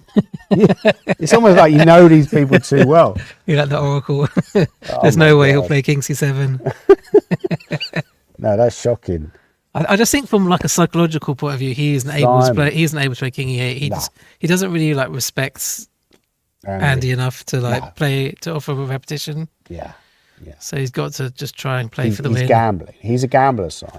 Yeah, he might even know that it loses, but he just played it anyway. No, I don't think. I think it's a tired game. I think he's tired, and I think a lot of these players need a rest day. We said that about Michael Adams yesterday. Maybe Marcus today, even though Marcus is a younger player, he's still a lot older than people like Botana, Yi Chen, who have just got super energy. Bazakusta is zooped up to the maximum of all his caffeine. He's drinking more tea and coffee than I am, if that's even possible. Okay, so this is big trouble for Simon. Have we got... Okay. We'll do a quick break in a minute. No, I was just thinking about if that game's on the webcam, but it's not. No, it's not. Yeah, we'll probably have to have a break in a minute because, so Shreyas... What about Harry Grieve? Should we check on him? I think we need to... Wow, that's a great move by Harry. So he has this thing where he sort of fades out of games. And then he comes back And again. then he comes back roaring back. So it's that must be annoying for the opponent as well because they're like, come on, man. Play consistently. But he's just sort of like, I'm going to get it done. It doesn't matter. I've messed it up. It's almost like you're sort of goading them a bit, aren't you? You crush them in the opening. Oh, he's got the smirk again. He's got the smirk going. He's the Harry smirk. Yeah. He's also another coffee guy. He's constantly drinking coffee. And King D3, by the way, a great move because I think the point is you want to put the king on C4. And this still I don't think you can hold this. Because one idea, Nick, I'm suddenly seeing is king c4, rook d1 and just exchange and then go b4. Once the pawns start going, or go king c4 and b4 directly. Once the pawns start going, it's game over, right? I mean, Black would like to play take, rook takes and get the bishop to b4, but you can't get all these moves in. If you could get bishop to b4, you might be able to hold, but the problem is king c4 and then you're just in trouble, aren't you? Well, I guess you could play rook b8, could you? And maybe target this pawn. Could you target that pawn? I don't know. It's just lost, isn't it? Yeah, I think so. You go to c6 here. Yeah. And maybe just b4. Yeah, you should be winning, technically winning. Yeah, I think There's this is still some work left. But yeah. I'd be very surprised now if Marcus survives. Shreyas Royal, that game's been about. We need to look at the Bodhana game. Bodhana's battling hard and he's defending well, but now he's getting very short on time. And I'm slightly concerned about that in terms of can he make a draw. I think it's definitely like a draw would be. If you're a Bodhana fan, which I clearly am, a draw is now a good result, I think draw is good just to consolidate after your win yesterday. Great win. Yishen, obviously, good player. And she'll be gaining a lot of points because he's 120 points ahead of her. So, like a draw, she's up playing off a K factor of 40. She must be gaining. How many points is she gaining so far? Can anyone confirm in the chat? Yeah, she must be gaining quite a lot. So, you're clearly threatening. Wow, she's come back. It's a very confident move by Bodhana. Come back with a rook. But it's true that there is potential for those two bishops to get active in the future. Like one line I'm looking at, Nick, is just take. And then I like straightforward stuff. So I'm just going to take and then try to put the rook on g8 and say, look, maybe I can come into g2. Maybe later, if I move the king, I can come into g3. Well, I actually could come into g3 immediately. Maybe I'm It's true. There's a little tactic there, isn't there? Yeah, well spotted, yeah. Now, you could go king d1 to avoid that. But that looks a bit passive. And Black's suddenly activating maybe here and here, or rook g2. Or possibly rook g2, like you said, yeah. Yeah, it's a little bit worried about Bodhana here. This is the kind of game where maybe she's less dangerous, where it's like an end game where it's not a technical end game. It's more about manoeuvring. Yesterday in the middle game, she really destroyed Amit. But in this kind of technical end game where she's slightly worse, I'd be a little bit concerned about her prospects. Yishen's quite a cool customer as well, isn't he? He Yeah, doesn't get stressed out. He's very experienced. He's not going to be intimidated by the fact he's playing Bodhana. I would be absolutely, literally terrified. You'd be shaking, would you? I would be shaking like a leaf. But then again, I'm terrified when I play most players. So, okay. Right, we're going to break in a bit, but I think we'll just keep going for now. What about this Richard Pert game? So he did go c3. Black's better apparently. But what was the line? Which g6 was maybe? No, c3 is a good defensive move by Richard. What was the move that? Were you thinking of g6 and bishop a6? Were you? No, but g6 only works if you put the rook on d1. If you go there, that's bad because of this and this. And then you're in trouble because you can't. This line doesn't work anymore. Yeah, but why doesn't it work after c3? After c3, you can go back to d1 maybe. Oh yeah, queen d1. You've got, haven't you? The rook's taking that square away. So c3, could you take there? Because that forces the exchange. So now I have to take here, and then take back with a d pawn probably. And after, yeah, this looks grim. The rook can come into d2, can't it? This looks grim. It's grim up north. And it's grim in Warwick too for Richard Pert in the game against Luke McShane. It would seem after me rook d2.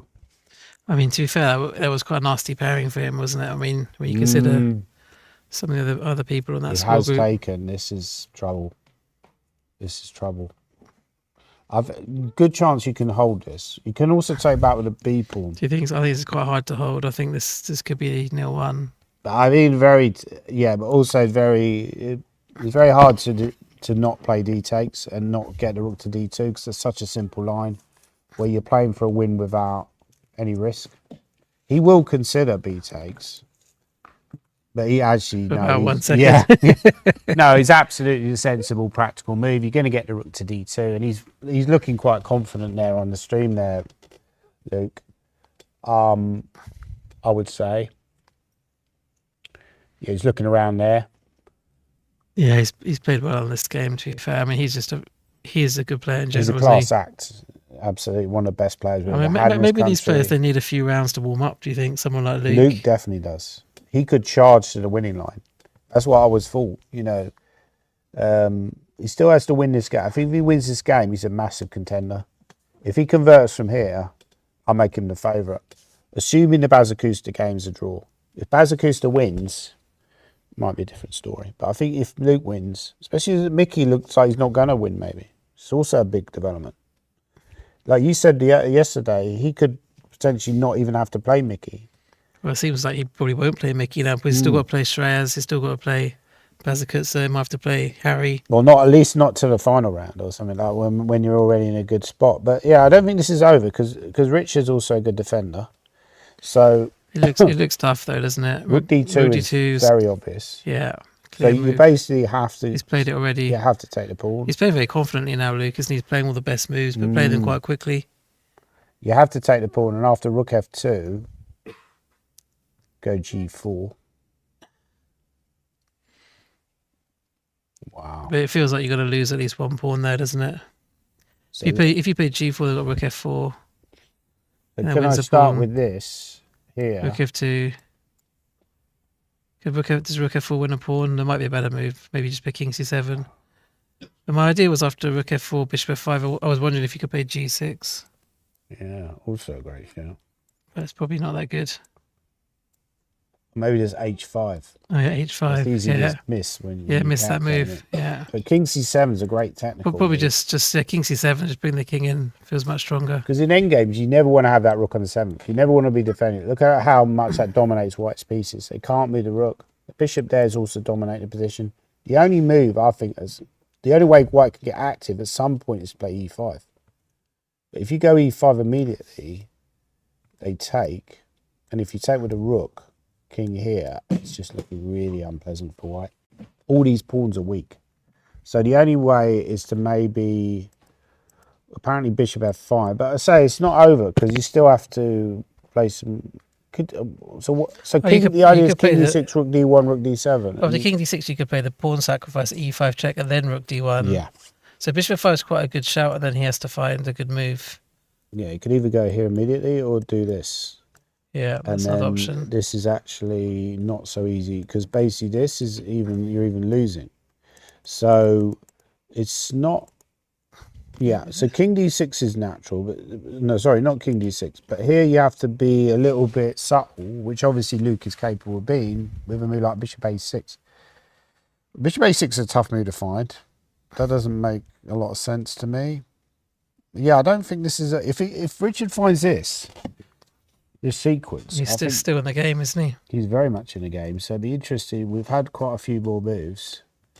So we've got this slide, and now he has to play G4 or G3. So he's going to have to think about. I think G4 is the most logical, isn't it? G3, the pawns are still weak.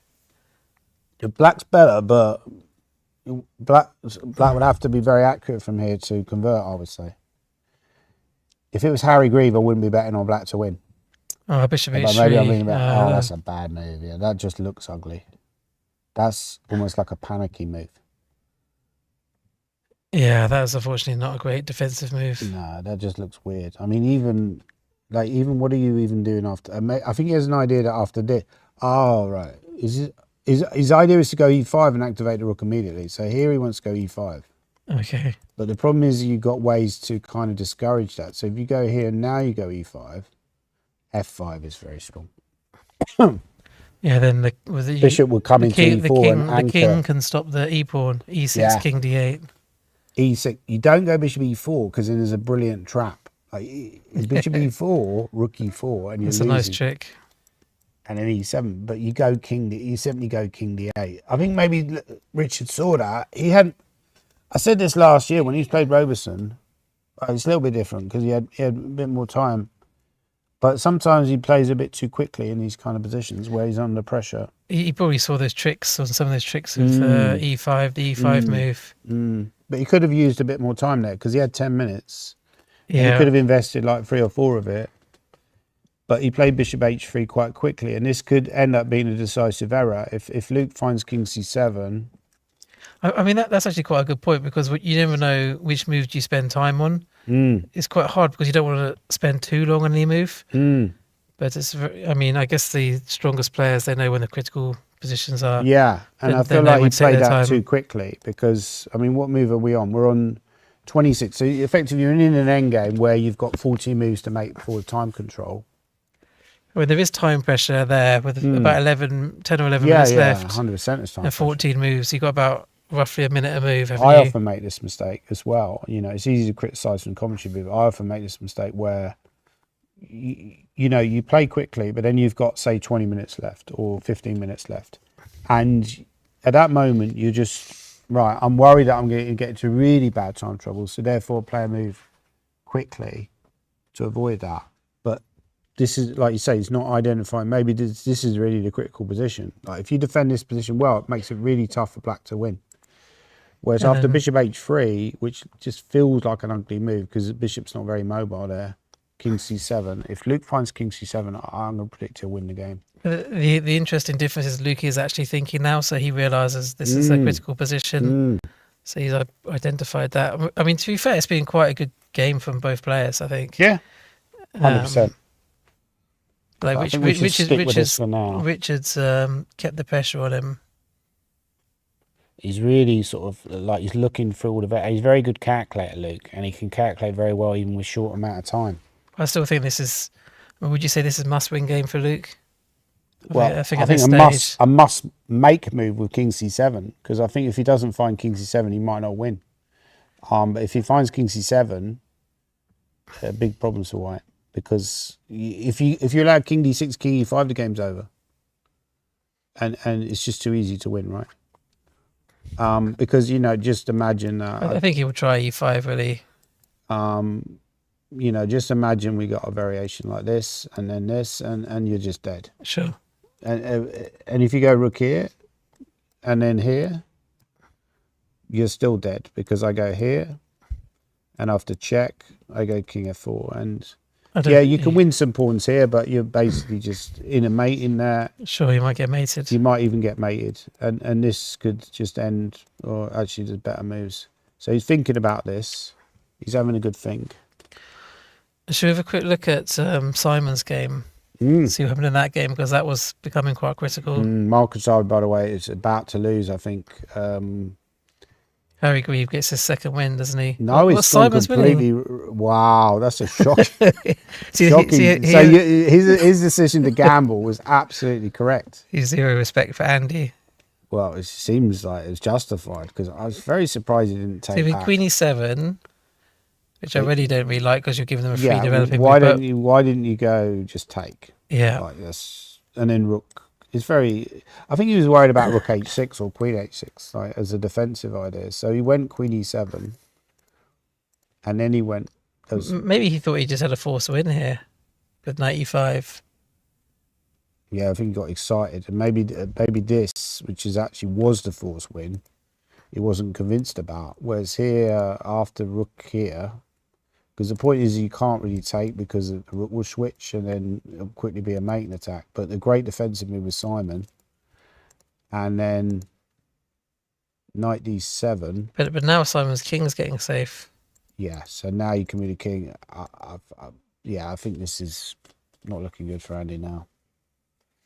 Really shocking turn of events. But justified that he took the gamble. I would have copped out with king e8 because I would assume Andy's going to find a win. But there is a threat of knight b6. It's not completely over, but black has the move, and that's very important. For example, maybe you could play with like rook there. No, it's actually mating too. So no, because that allows that anyway. So but I think what you can do, Nick, you can get rid. No, that's also losing. Could you play knight h3 and try and Knight h3? Yeah, just try and bring the queen in. Yeah, so still some pressure because okay. But I think Simon will find that, won't he? Of course he will. No. What? This Maybe not. this is a shocking turn of events. So now you can go White's check, winning. and suddenly White's winning again. Maybe Andy just had no respect for Simon. Yeah. This is probably if there's a most entertaining game, this is it. Yeah. And now Queen C5, which you'll it, find. it feels like it's far from over as well. Yeah, but trouble now for Simon. He's found Because Queen also the C5. problem is you can't go King B8 because I can simply take on F2 and then win on material. So the threat is Knight C8 and then Queen A7. So if black doesn't check, if black plays some random move, then this is going to be checkmate. So you have to play a check now. Well, You have to play Knight H3 basically. Well, maybe King B8. I think maybe he missed that when the Queen went to C5. There's no Knight H3, Queen F2. You found the correct move with Knight H3. Why aren't you playing this tournament? You should be playing this tournament. You could play it as well. I mean, I could. Well, mind you, I didn't find Knight H3. I had a few attempts. Yeah, we'll have a little break. Or maybe just watch this one because it's quite entertaining. Very entertaining. So basically, after this, so what was wrong with Rook D7 again? You just take or something. What was this like? Yeah, maybe just take it. But you found this great move Knight H3. But Simon, again, it comes back to what we were saying about time management, because Simon had enough time here to have a little pause. But maybe he got a bit nervous because he's thinking, This is a key position, isn't it? you have to But play that move. he also I think tries to put pressure on his opponent's time. So sometimes he plays a bit fast to pressure his opponent. Yeah. I think this is a problem. So there's a brilliant win here. So let's say, for example, you take here, I go check, and then I'm hoovering. I start to hoover, and this is big problems. I mean, the thing I like about this variation is you can't lose. You can't lose. So you're kind of free rolling in a But way. here you can make a petrol, but there's an amazing win here with this move. And now, again, if you take, I've got forced mate because I've got this, and then this, and then it's forced mate. But I think the idea is you go after knight G1, you can take, but yeah, it's the same thing, right? So you can go here, but then they go here, and then you simply win Why it's not in even silence. Why threatening, doesn't I have any think. threats? Yeah. Because this check just doesn't work because of Queen B6. But even A B6 would probably be winning by that point.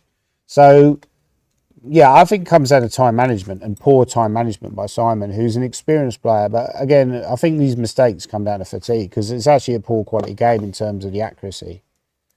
Yeah, we just quickly refresh. And I think both players are getting tired. Yeah, I mean the accuracy is 77%. And that's quite low. Some of That's the games very are. low. I had blitz like games. 90, I had blitz 99. games that are high. Wow, he's took. That's a terrible move. Oh. Maybe we should just make this like game of the tournament. Yeah. Run off. No, I think it comes down to fatigue. I think these players are too tired to play this, and they're still going to have another 4 games after this where they don't get a break. So at some point, guys, if you're out there watching this video, Simon and Andy, later, take a break. Have a little quick draw in one of the rounds because you're going to need it, judging by this game. I mean, This is it's gonna going fizzle to out be a draw. repetition now, is it? Well, no, because we know Simon doesn't take draws, but he has to take a draw. I don't see because what he's- choice he's got though. Yes. After Queen E2, he can't really play Queen F2, can he? I mean, that would be too optimistic. No. He's just gonna have a worse ending. But he might But try it though. He no, might try it. Andy's not going to take that risk. What, you think Andy will play Queen F2? Oh, so it's Andy. Yeah, no, Andy's not going to play that, is he? Yeah. I thought I was getting confused. He was white for a minute. Okay, so that game. Okay, I think we're going to get a little break for 5 or 10 minutes, and then, yeah, very interesting games, and then we'll come back in about what time? We'll come back in about 10 minutes. No, we'll come back quite soon for guests in about 5 minutes. Come back in about 5 minutes. Thank you, Okay, thank you then, everybody, thanks. and see you in a bit.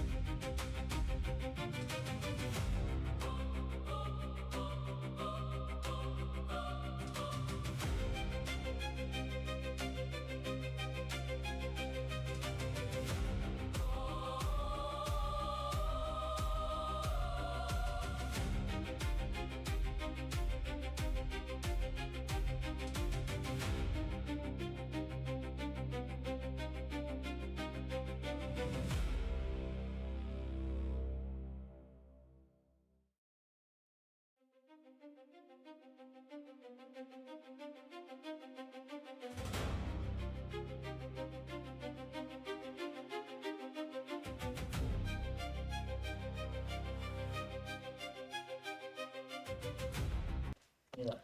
Okay, we've got a great guest, guys. A guy called Pietro. Yes. Is that how you pronounce it? Yes, Pietro. What's your yes. surname, Pietro? It's Silke Balerna. I'm from Switzerland, Oh, nice. but you can just call me Pietro, or I guess online my surname would be Checkmate, since I go by Pietro Checkmate. Right. That's not really how it works, though. And you're a famous chess streamer, apparently. Well, I wouldn't say famous. I make content. Yeah. It's my main occupation. So Oh, really? Okay. So what made you think about doing that as a living, as a vocation? well, it kind of happened by accident, actually. I used to teach chess in schools and privately, Right. and I was looking for ways to promote my my private lessons, and so I started making videos online showing puzzles or endgame studies Sure. or interesting positions, and they picked up pretty well. So I gradually transitioned into doing exclusively that because I find it a lot of fun. Well, it's interesting actually because I'm currently supposed to be writing a book, but I haven't quite got around to starting it yet. Oh, really? On streamers and influencers. Oh, I have my own YouTube channel, but it's only got about 3,000 followers. well, that's pretty good. That's Yeah.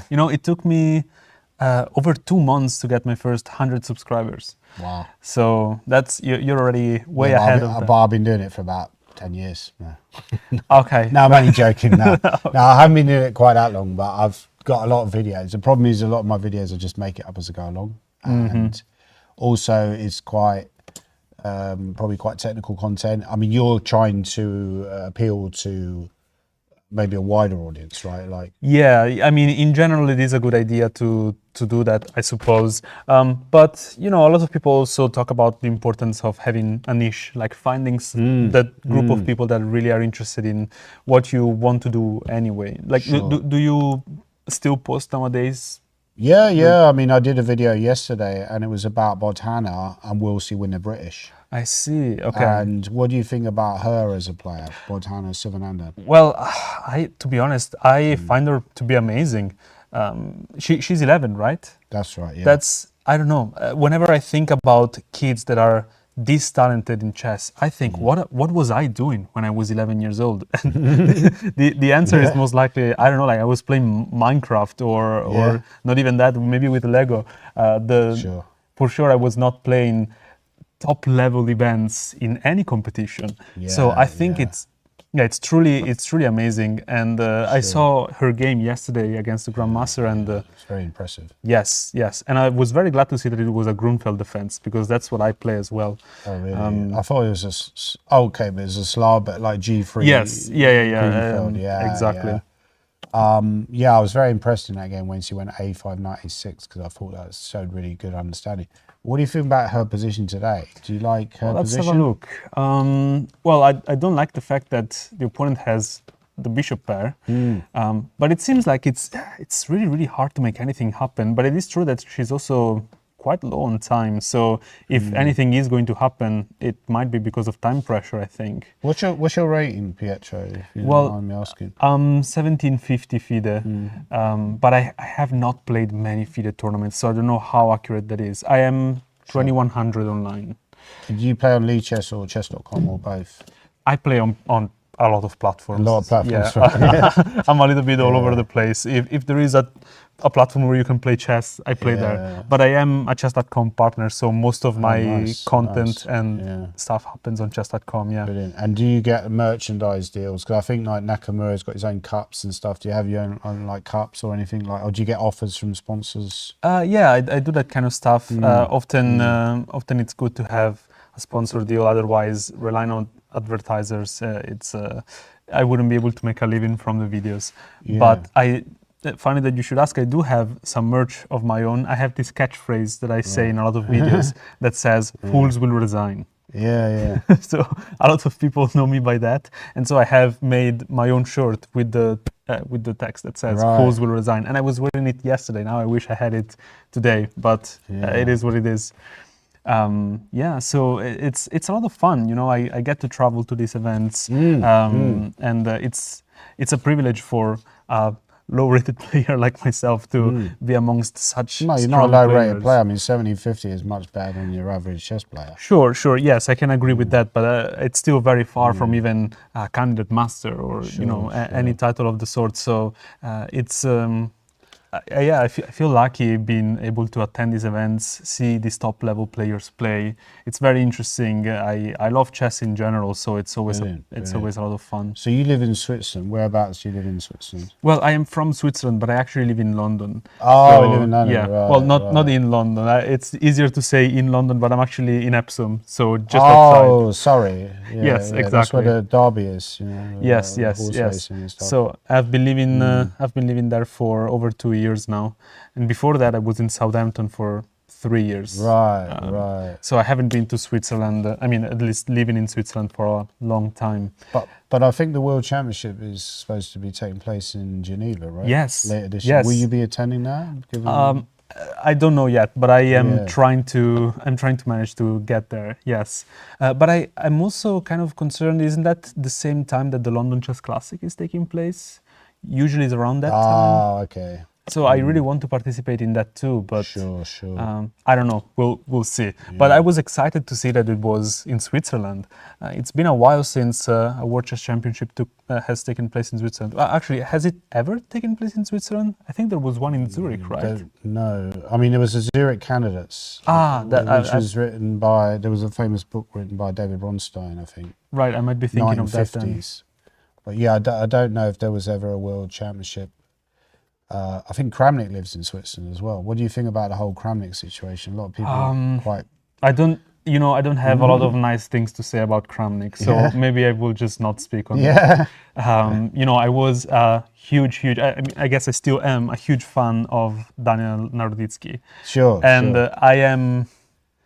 I think the whole thing that happened is just very, very painful and unfortunate, and yeah, of so course, tragic. Yeah, very tragic. I would rather not speak about that. Kramnik. Yeah, of course. Yeah. But yeah. So what's your next tournament in terms of?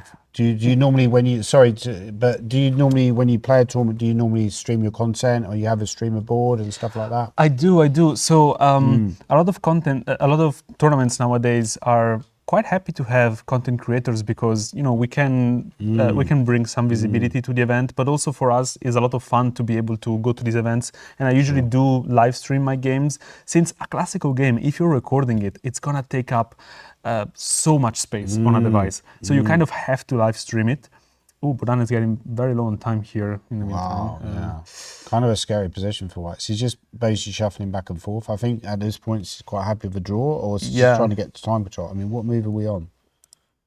So he's very close to making time control. Oh, wow, the accuracy is insane. 94.3 and 94.5. Yesterday she was 99, so she's dropping off. So maybe she needs a rest day as well, right? That's crazy. But yeah, my next tournament is in Portugal. I'm gonna go to the Maya Open. Oh yeah, that's a lovely. Is that the one where they have the cruise ship? Yes, exactly. Yeah, so I'm very excited for that. I've seen a lot of pictures from the last year, and ever since I've always wanted to go, and this year I am going. So Pietro, when you do the live stream with your game, do you ever have people that say I don't want to do that, and they get a bit funny about that? About being on camera? Yeah. I do. It's very rare, though, I would say. A lot of people don't really mind, which was surprising to me as well. When I started, I thought a lot of people would have more of a problem with the camera being there, but you kind of just forget about it. At the end of the day, it's just like a tripod with a little black thing on top. Yeah. But what I've had a few times is people reach out to me after the game and be like, actually, I don't want to be on camera. And usually is if they lost the game. So, yeah, I do respect the opponent's wishes to not be, sour grapes it's called. Well, I don't know, but, at the end of the day, we were saying earlier, like, I wouldn't necessarily say that I'm famous, but the videos do reach a wide audience. Yeah. So definitely. I can understand if somebody is not comfortable with that. So I always ask people before the game, and then if the game maybe ended in a bad way, quote unquote, I will ask them again. Like, are you okay if I make a video about that? That's very kind of you. Yeah. I mean, I played a guy earlier this year in the Isle of Wight tournament, which David runs. Oh yeah, I was there you, too. you Yeah. were there. Yeah, who was the guy I played? He's quite a nice guy as well, right? Oh, the Serbian FM. Ilya. Oh, yes, yes. Yeah. And I played him, but I actually enjoyed that whole experience because I felt like I played better. That was my best game of the tournament by far because I felt like with the camera on me, I actually performed better. Right. You know, which is weird. Whereas I think some games you just sort of drift because you're like, you know, there's nothing really happening. But when you see that somebody's watching your game, you feel like inspired to play well, right? Right. Yeah. It's almost like there's higher stakes because Yeah. that's going to be immortalized. So maybe you should start streaming and recording your tournaments too. Nah, no one would care. No one would watch. That's not true. That's not true. Yeah, I probably should do that, but I'm kind of lazy. So It is. I mean, Yeah. it is a whole thing, bringing the camera and setting up and all that. But it's also good fun. I like being able to go back and watch my games, and also most of the times I do get commentators for the live stream. Sure. And most of the times it's content creators, so they can also be very entertaining. And this is something that I've never said before, but when I finish a tournament, often I rewatch the entire commentary of my game because I enjoy seeing what people thought about that moment, or if they understood what I was thinking. And also there's the live chat of the viewers and what they were commentating during the game. Yeah, just one final question, or like a couple of questions. Firstly, like, who do you think will win the tournament, and who would you like to see win out of the players that you've seen so far in the British Championships this year? That's a good question. I would love to see Bodana win. Yeah, Just I for think we all would. yeah. Like I think for the plot that would be the most interesting. Who do I think will win? I'm not actually sure. I'm not aware of the standings at the moment. I was playing my own games today. Like who? Oh, yeah. How are you getting on in the tournament?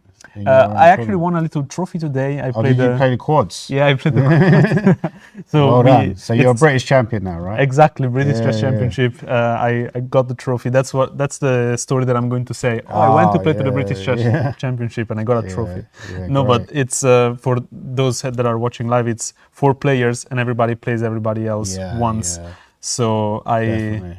I won 2 games and got 1 draw. Wow, that's really impressive. So that was enough to win that Yeah. section. And what were the ratings of the people that you were in your I quads? think similar to mine. I think the lowest rated player was 1600. Oh, okay. So, yeah. And were they tough games, or did you feel like you were always in control? I'm gonna be honest, they were all very tough games. Yeah, I'm also yeah. kind of out of shape. I haven't been playing a lot, but Okay. 2 of my opponents were very young kids, Right. and you never know.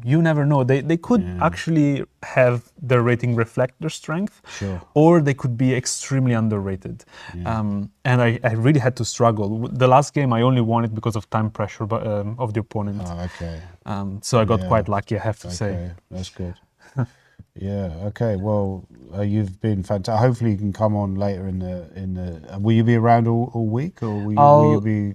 I'll only be around one more day tomorrow. Oh, I'll play the okay. Blitz tournament. Right, Those are always yeah. good fun. I'll be too tired to play the Blitz. Sadly, I think. Yeah. Well, with Blitz, Yeah. that's a good thing. It doesn't really matter. Yeah, You can even lose exactly. all games. No, It's it just always matters Blitz. to me. I hate losing at any kind of chess, but I guess so. Yeah. very competitive. But But yeah, in general, I'm really enjoying the event. I think Brilliant, it's a very cool event. I'm happy to be here, and thank you for having me on the live stream. for a little bit. No. Thanks for joining us. I mean, it's a privilege. So yeah, thanks Pietro for coming on the stream. Thanks, That's Danny. Brilliant, wonderful. Thank you, mate. Cheers. Thank you.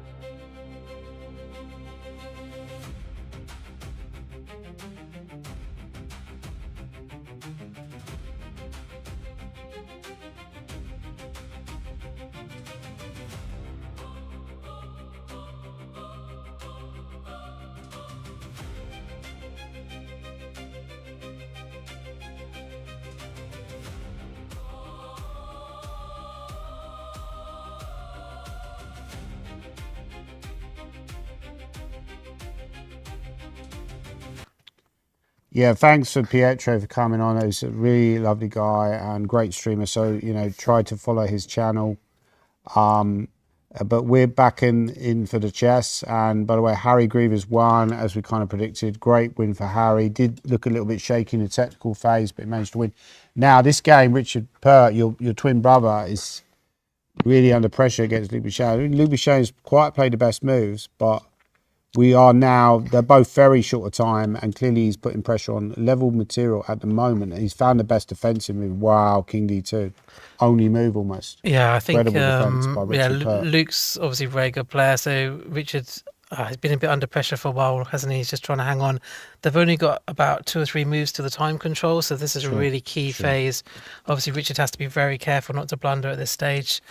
He's definitely under some pressure. The only move is rook e1. Everything else that is a hard move to play. Because again, you know, it's almost like the Michael Adams game again. How can you be certain the king and pawn endgame's That is draw? a hard move to play when you're really low on time. I think he'll find it. I think he'll find it.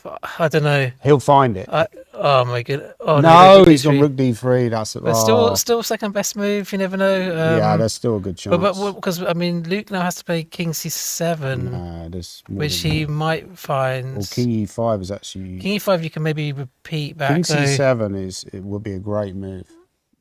I mean, king c6 is also reasonable. I mean, rook e1 was a really hard move to find. Yeah, I think you called that. I thought Richard was defending so well. Did they repeat? I wouldn't Did they have repeat? I wouldn't have. There's no way I would have played rook e1. Maybe Magnus would have. Oh, he found it. found king c7. Okay. Wow. Strong move from Luke. Yeah, now he's in trouble because you can't. The problem is if you take here, the pawn just starts romping. And the base it's over. You definitely can't take that. If you move the bishop away, rook a1's coming and you lose the a pawn. This is a problem. But you can win the g7 pawn, but that a pawn is huge.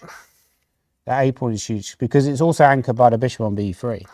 So that's a clearly better endgame for black, maybe just a winning endgame actually. It looks like Luc Bichon is closing in on a really vital win. We said this is a must-win game because the Bazakusta game, is that heading maybe for equality?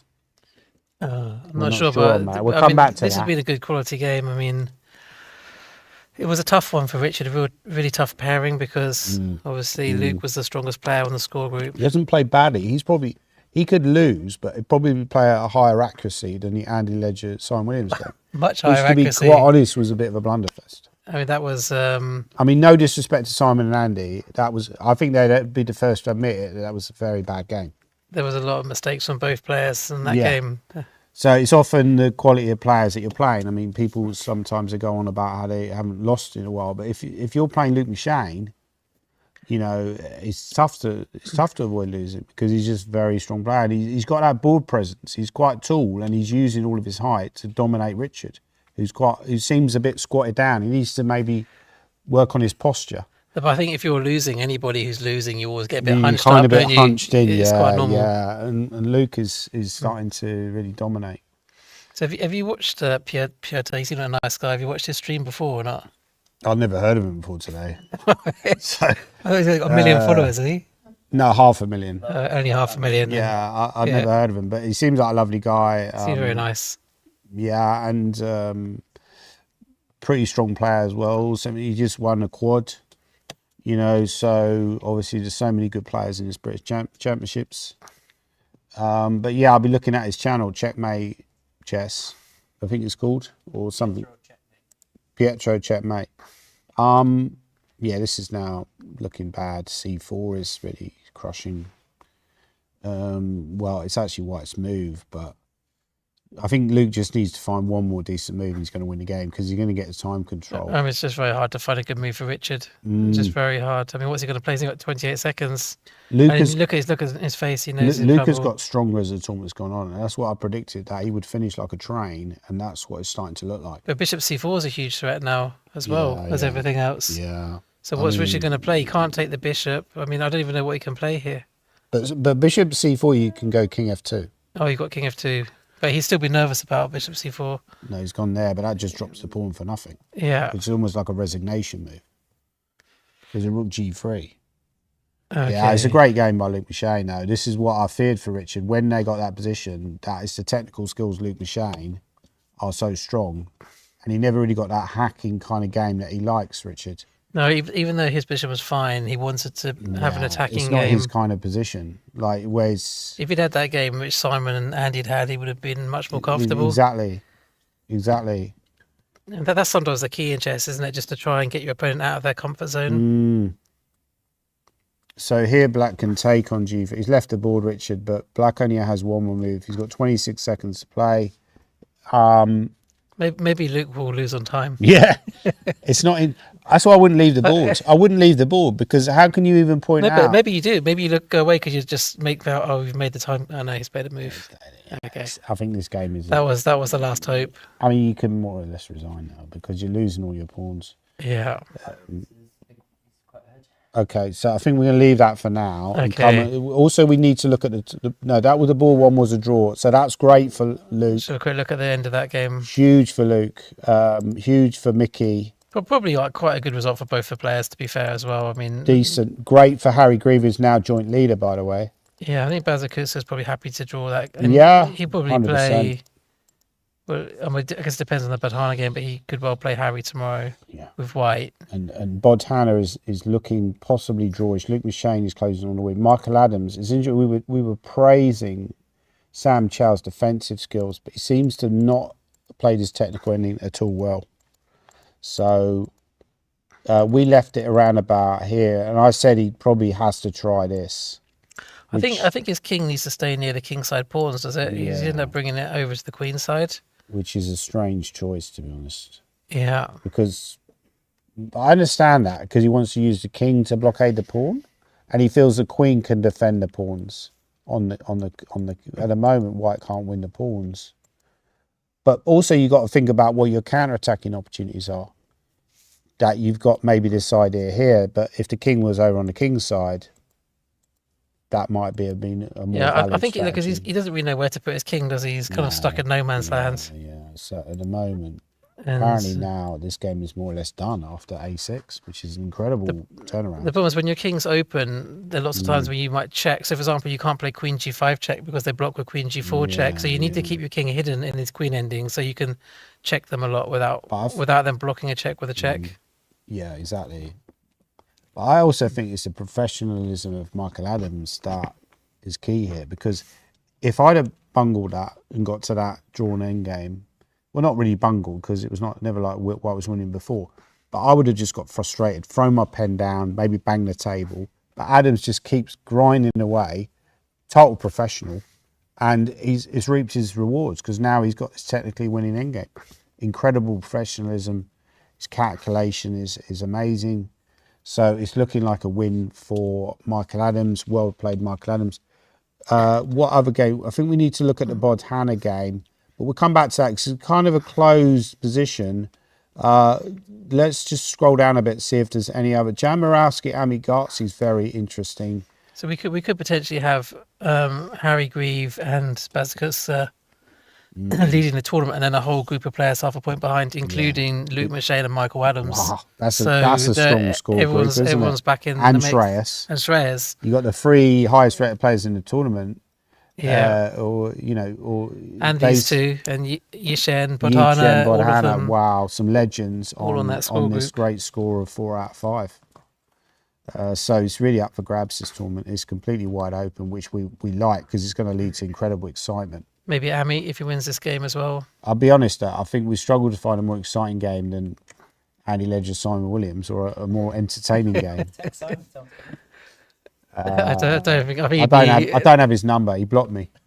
he's probably keeping a low profile after that game. Amit Garcia apparently is winning, so I'm not sure where it says it's equal, but no, he was always under pressure. It looks like it's a bit difficult. Stephen Gordon is winning. So Professor Stephen Bowman. Gordon is kind of coming into it a little bit. He's Is it now only a +3.5, point is he? behind. Yeah, I called this earlier that Stephen Gordon could still, despite his terrible start, he could still be an influence on this tournament. He's coming in fresh. Maybe he won't win, but I can see him definitely taking a high placing. I mean, he's going to face someone quite good tomorrow, isn't he? If he's up to 3.5 points. Yeah, so the real acid test. But I think it really boils down to his terrible mistake in the opening by Adifia. We were casting queenside, which was quite poor, I think. Basically just left his vulnerability down the B file. So okay, so that game. By the way, Freddie I Gordon. mean, it looked like a good game, didn't it? Oh yeah, Freddie. Freddie Gordon won against Mark Evans. Let's see how that game went. So Freddie Gordon is now in a great spot. I think he's also on 4 out of 5. Is that right? Yeah, I think so. I think because Mark plays on a different board, doesn't he? So sometimes we don't see his games. I think he might have his own special board. Special board, right? Why does he get his own special board? Something to do with the lighting, I think. Maybe he's not happy with the lighting. Yeah. Do you think that should be allowed? Because surely all players should demand their own special board, right? I don't know. I don't really have a problem with it, to be honest. I think if he wants to have a certain board, then fair enough. What do you think about his Pietro and all the streamers? Would you feel comfortable playing against a streamer, knowing that that game's going to be broadcast? Your mistakes potentially could be broadcast. Would you feel comfortable about that, or would you just not care? I think it's fair enough. I mean, to be honest, you play online anyway, and everyone can see your games. So, or here, you're basically it's the same thing, isn't it? Everybody is watching your game. They can watch your games either on the camera or, over the internet. So it doesn't really make a lot of difference. Okay, so White has a very solid position here, and he went for an attacking plan with f4. Knight f6 was a great move. Knight g8, sorry. Woody did knight f6. But this f5, like he didn't play f5, but f5 looks quite tempting there. But this is also quite dangerous for Black, Nick, because the dark squares are weak. I don't like that move because I feel like you could have played that. Okay, it's easy to say because the Indian, but I think this would eliminate a lot of danger. Sometimes when you're getting attacked, one of the key things, because I just wrote a book about attacking play, key things is to exchange off one of your opponent's attacking pieces. Well, I think he's trying to do that anyway. Yeah, trying to do that anyway, wasn't he? But the problem is you're exchanging off the knight, which is a key defender. And actually didn't even go for that. He should have gone for knight f6, interestingly enough, because this position is really bad for Black. Maybe after this, he misevaluated this position. Bishop c4. And then there's rook c1. Hard to see. Yeah, probably just missed this line, didn't he? Rook c1, because I think that's the only move to give you the advantage. Now, why does that give White the advantage? Oh, because the bishop's starting to run out of squares. And you can't go back this way because of queen f7. And if you defend it, can you just sacrifice on the bishop? If Black plays b5, yeah, I think you can just sacrifice on the bishop. I think you missed rook c1, because without rook c1, you're not actually better here. So that's an easy line to miss. He didn't go for knight f6. He went knight e3. And here Black is doing quite well, but okay. At some point maybe there were more mistakes. Actually, at this point, Mark is doing really well. Queen, That's a very strange move. Queen f6. Does that not just exchange into a bad endgame? Yeah, as I say, I think we're talking about the fatigue factor and maybe getting a rest day. I think Mark would have been one of the people who absolutely would find Queen a8 with the idea that he's suddenly getting all this counterplay. He's gone Queen f6, which feels like a little bit of a tired move. And then, of course, Freddie's jumping all over that, going rook d7, and then very quick collapse. I mean, he made it quite easy for Freddie in the end, didn't he? It's a fatigue collapse almost. It's tired collapse, it seems like. And but yeah, great win for Freddie. But when you see these players compared to the likes of Bazakusta, they are making more mistakes, aren't they? Far more mistakes. I mean, Bazakusta, we said this before, is one of the stars of the tournament so far. Harry Grieve is be very interesting pairing tomorrow, Harry versus Bazakusta, because Harry, we know, is a great preparation junkie, but he's going to be Black against Bazakusta, who tends to play openings like the English, which are less vulnerable to preparation, I would say. Yeah, I mean, I think actually Bazakusta's like a pretty big favourite for that game. I disagree with that. I think that might also be a draw. We'll see. I can see that big game in a draw, and I think Bazakusta might peter out a little bit now. But you might well be right, Nick. You are the Bazakusta Rainmaker. We mentioned this before.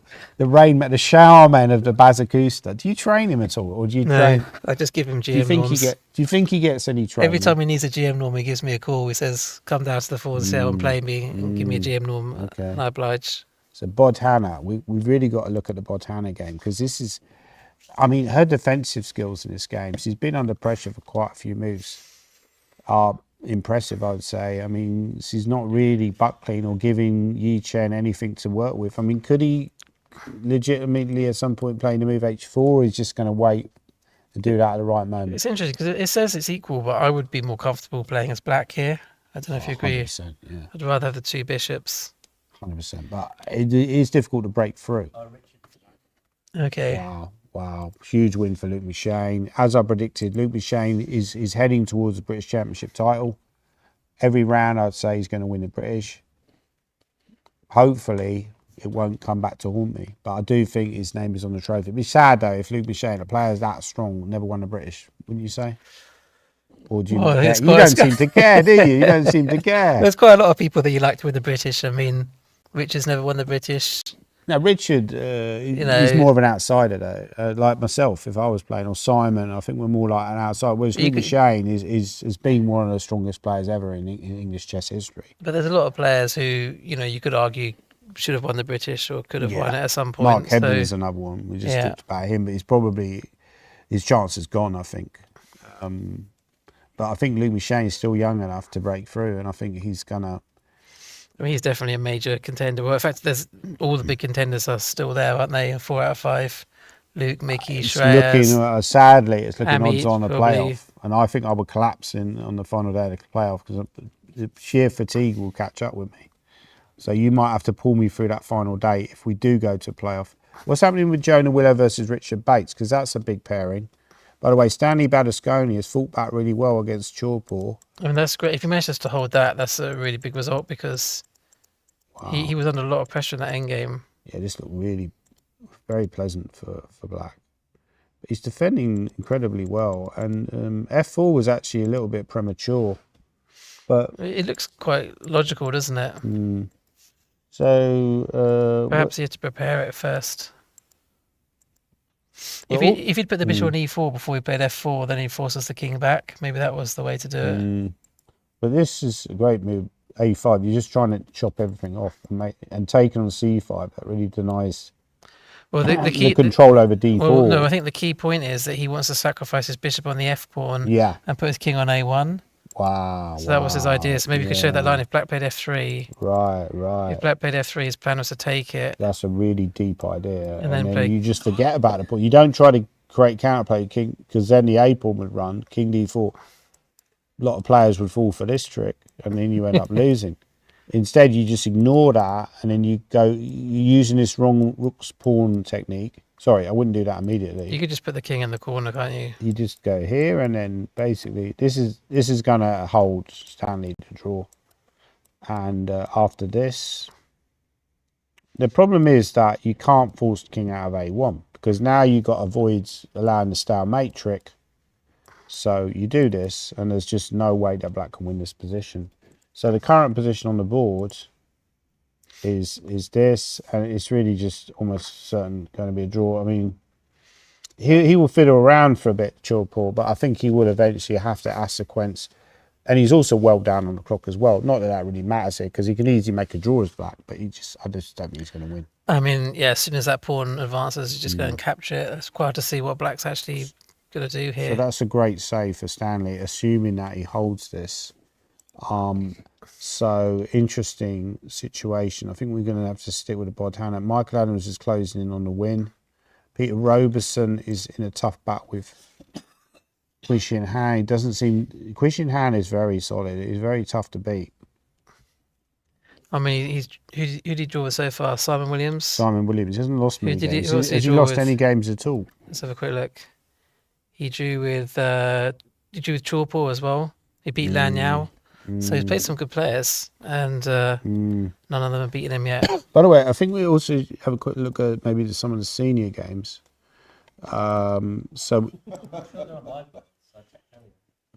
Okay. Dave Ledger lost to Steve Dishman. Okay, there's also the over 65s. Keith looks like it's only going to draw. Okay, Keith Arkle is white against Roger Coverley. So someone in the audience thinks Keith's only going to draw this end game. What do you think? He's still favourite to win, I would say, just because I think he's just getting settled in now, isn't he? This is just a start. Yeah, he's enjoying himself. This is the position he was aiming for. Yeah, I think I've heard that before. I think Keith is only going to draw, and then somehow he manages to. I mean, Roger de Coverley has played pretty well though so far. I mean, the weakness that white has here is that pawn at h4 is a bit vulnerable. There's some problem that if you move the knight away, there's a knight f5. Yeah, right. And also F3 check from black can sometimes come into play as well. Like So you have to f3 watch out might for even, that. what was the last move? So he actually played a great move. If he goes there, that allows rook g7 and big problems. Rook e7, sorry. The king f8 is a great defensive move by Roger de Coverley. So if white plays a move like rook e6 now, then what would you play? Yeah, well, okay, without King- moving the pieces. Well, you could also play king f3 as well. Yeah, king f3 is a good shout. I think king f3, he would definitely consider that move. Yeah, I don't think this is a certain draw at all. Also, interesting that Keith is down on the clock, though, which is not typical for him. He's played a move, by the way. He might well have played your king f3 move. No, he's actually gone rook e6, which is actually a pretty good shout as well. Yeah, I think white is still better here. It's a difficult hold for black. Yeah, I'm I not agree saying with he you. won't hold, but it's a difficult hold. Also, you look at the difference in rating. It's over 400 points, right? That's quite a big difference in rating. I did know he drew yesterday with Jim Burnett, but you would expect him to rack up quite a big score in this tournament. I think in that game against Jim Burnett, he didn't really have any chances. Whereas here, he can put a bit of pressure on. So it's a lot. Also, it's he's harder. probably thinking about the blitz tournament in that game because he's thinking about, I need to like maybe halve out so I can play the blitz, right? Do you think he halves out to play the blitz? I don't I think so. he does sometimes, yeah. You think he's thinking more about, he loves playing the blitz, right? Or sometimes he halves out quickly. But yeah, I agree with you. I think this is quite a difficult defence, you know, so I would expect, maybe not expect, but think that maybe Keith will win anyway. What's happening in the championship? Let's go back to the main tournament because that's what you're all here for. Let's go back to the Bodhana game. Wow. So Not she much going dropped on her here. king back. She's obviously concerned about this move h4. So could Black play that? He's actually just fiddling. I think he's fiddling around, trying to get a short on time again, which is quite a sensible strategy. I think so. Sometimes when you've got one break, you just wait. Wait till last moment to do it. Sure. He's going to get a shorter time again, and then when it sees shorter time, he's then going to push, and that might be enough to win the game. If he then makes a mistake when it starts getting sharp. Should we just have a look? If he does play h4, presumably, I don't think he'll play it now, but presumably she'll just take it. Will she? Well, no, she played king e3. Okay, so She'll just take it, but she'll In play fact, knight he actually g3. favours white. Interesting. Yeah, so he's not going to go for this anytime soon. But that idea is definitely on the cards. I actually wondered whether either of them could consider pushing their queenside pawns. Not now. Instead of playing h4. Yeah. Or yeah, I mean, he's got to definitely. try and do something, hasn't he? I mean, the bishop on c8 does look a little bit passive. I mean, why is the bishop on c8? I think draws odds on here, but You could have the His bishop on stra- f5. You have more options. his strategy of trying to get a shorter time could pay dividends. So you could start with that move. I mean, it's true. If you move the A pawn, you weaken the B pawn. If you move the B pawn, you weaken the C pawn. So it's not easy for him to actually. I would be tempted with that move just because I feel like that's solid enough. And maybe d4 is, even though that d4 allows black to straighten out their pawns, which is not ideal. You like to do something, don't you? I just have to do You something. can't sit there and do nothing. Whenever you play me, just wait for me to. You don't have to do anything yourself. just move back and Just sit forward. there and then Gorm will do something soon and then collapse. I think that was that. Yeah, that's the general advice that people will give against me. Wait for him to Gormally to collapse. It's actually quite a hard skill just to sit there and do nothing. And Botana Yeah. seems to have that. She's quite happy to go back and forwards. Exactly, which is often a good sign of a great defensive player, which I think she is. And she's just asking Yishen, what you're doing. That's what I say. Is that probably put someone like Luke McShane apart. Just the control that he showed in that endgame. I think I would have fluffed that endgame somehow against Richard. Or a lot of players would have fluffed that ending. But he just had great control there, didn't he? And these top guys, these top players, and I think Bodana would fit into that category in the future, like Luke McShane, like Michael Adams, they just keep going. They're like Duracell bunnies. But not actual bunnies, of course. Actually, I saw a few bunnies outside the There's a few of where them, we're aren't there? staying. There's quite a few bunnies. I'm glad, speaking of bees, I'm glad Bazakusa in a way has slowed down because I think if he just romped away and won another game and then won another game, Is- starts is- to get a bit isn't, one-sided, right? Bunny like the name for like a weak chess player? Bunny. Yeah. So you think Mickey's a bunny? Just a Duracell bunny. Duracell bunny. He just keeps going. Like, his ability to keep going is very impressive. He is now winning against Sam Chow. I think Sam just doesn't know where to put his king, does he, in this end game? But not only all that, over the place. I have a feeling he's probably never really studied queen and pawn in games that much. I mean, I must admit, I haven't. The only thing I know about, I remember watching a broadcast. Who agreed to draw? Bodhana. That was okay. a nice hold for Bodhana then. Yeah, so be pleased about that. Well, that's great. That's great for her. Because just consolidates on her win from yesterday. Yeah. I think. I mean, there's a lot of very good players on 4 out of 5, aren't there? Yeah. She could get someone really good. She might get Mickey or Luke, I guess. Is that possible? Yeah. I mean, she's due black. Luke is due white. So that would be a very interesting pairing. Yeah. Wow. Luke McShane, a former pro. Yeah. Okay. No, he's still talking. Yeah. So It's quite nice, you analyse the game afterwards, get some tips. Yeah, I think Richard is possibly out of it, but Luke White against Bodhana would be because he's a former prodigy himself. So that would be like, clash of generations. Or maybe Michael Adams could play Bodhana. So let's just see who's on 4 points. So it'll be Shreyas. Well, obviously Bazakutsa and Harry Grieve will be on 4.5. So they'll play each other. And then at 4 points, you've got Mickey, Luke, Shreyas, Right. Yishen, Bodhana. They're all good players, aren't they? Who else? Is that it? Yeah, I'm not sure. I mean, Yeah, Shawpaw drew, Ami's right? not got enough Shawpaw points. drew, so we know Shawpaw's he not got enough drew. points. Peter Roberson, how's that game going? Okay, let's have a look. I think that game was maybe fiddling down to a draw. Yeah, it's a rook and pawn, so still some pressure for White because that pawn in A6 is weak, pawn F3 is weak, but apparently it's a draw with best play. It's black to move though. Could go rook D7 check. Because then where'd you put the king? You have to go to C4, do you? Or Probably you could go to C2, then rook E2 check, and then king B3. rook F2, and That's Do I just a not? draw, isn't Then it? I take an F3 and it's a draw. Yeah, yeah. but that's I If you're guess trying to win, you probably have to go to C4. I have to go here, but it doesn't feel that convincing. Also, can I not simply go here?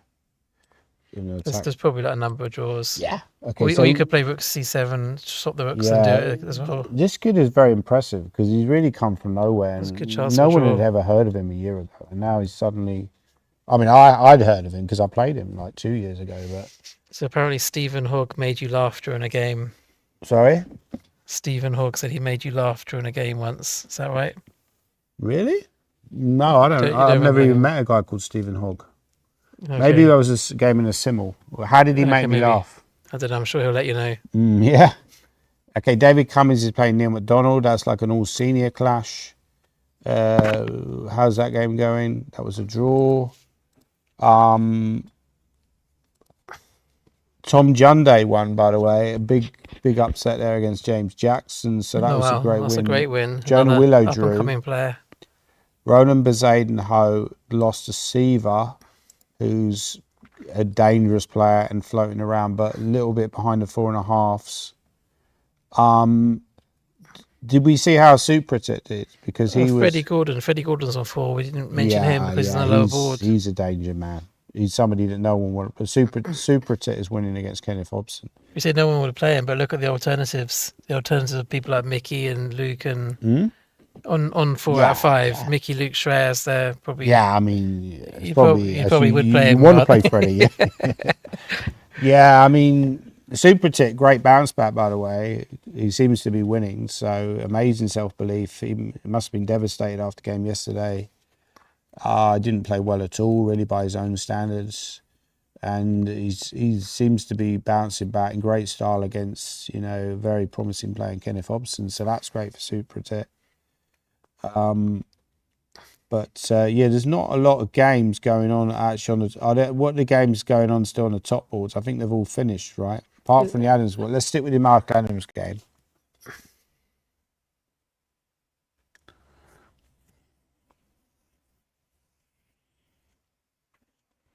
I think we all just assume he's going to convert from here, don't we? Yeah. So looking at the possible pairings, Nick, we've got Bazakusta versus Harry Grieve. And then they pair the next highest rated, which is Luke. And how many people do you think is going to be on 4 out of 5? So it's going to be... Luke, Mickey, Shreyas. That's 3. Yishen, Bodhana. 5. And Freddie, 6. That's it. So firstly they'll pair Luke, and Luke would play against the... So Luke, Mickey and Shreyas will be in the top half, won't they? Yeah. And then Yi Chen, Bodhana and Freddie would be the bottom half. So yeah. Luke might get paired. Luke's due white.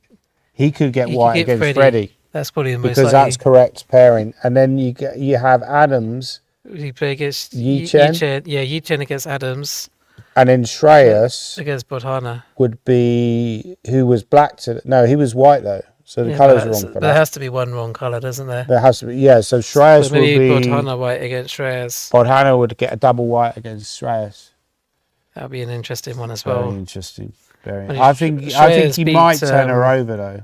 I think so. He beat Supertech, didn't he? He beat Supertech, and so he won't be too intimidated by playing Bodhana.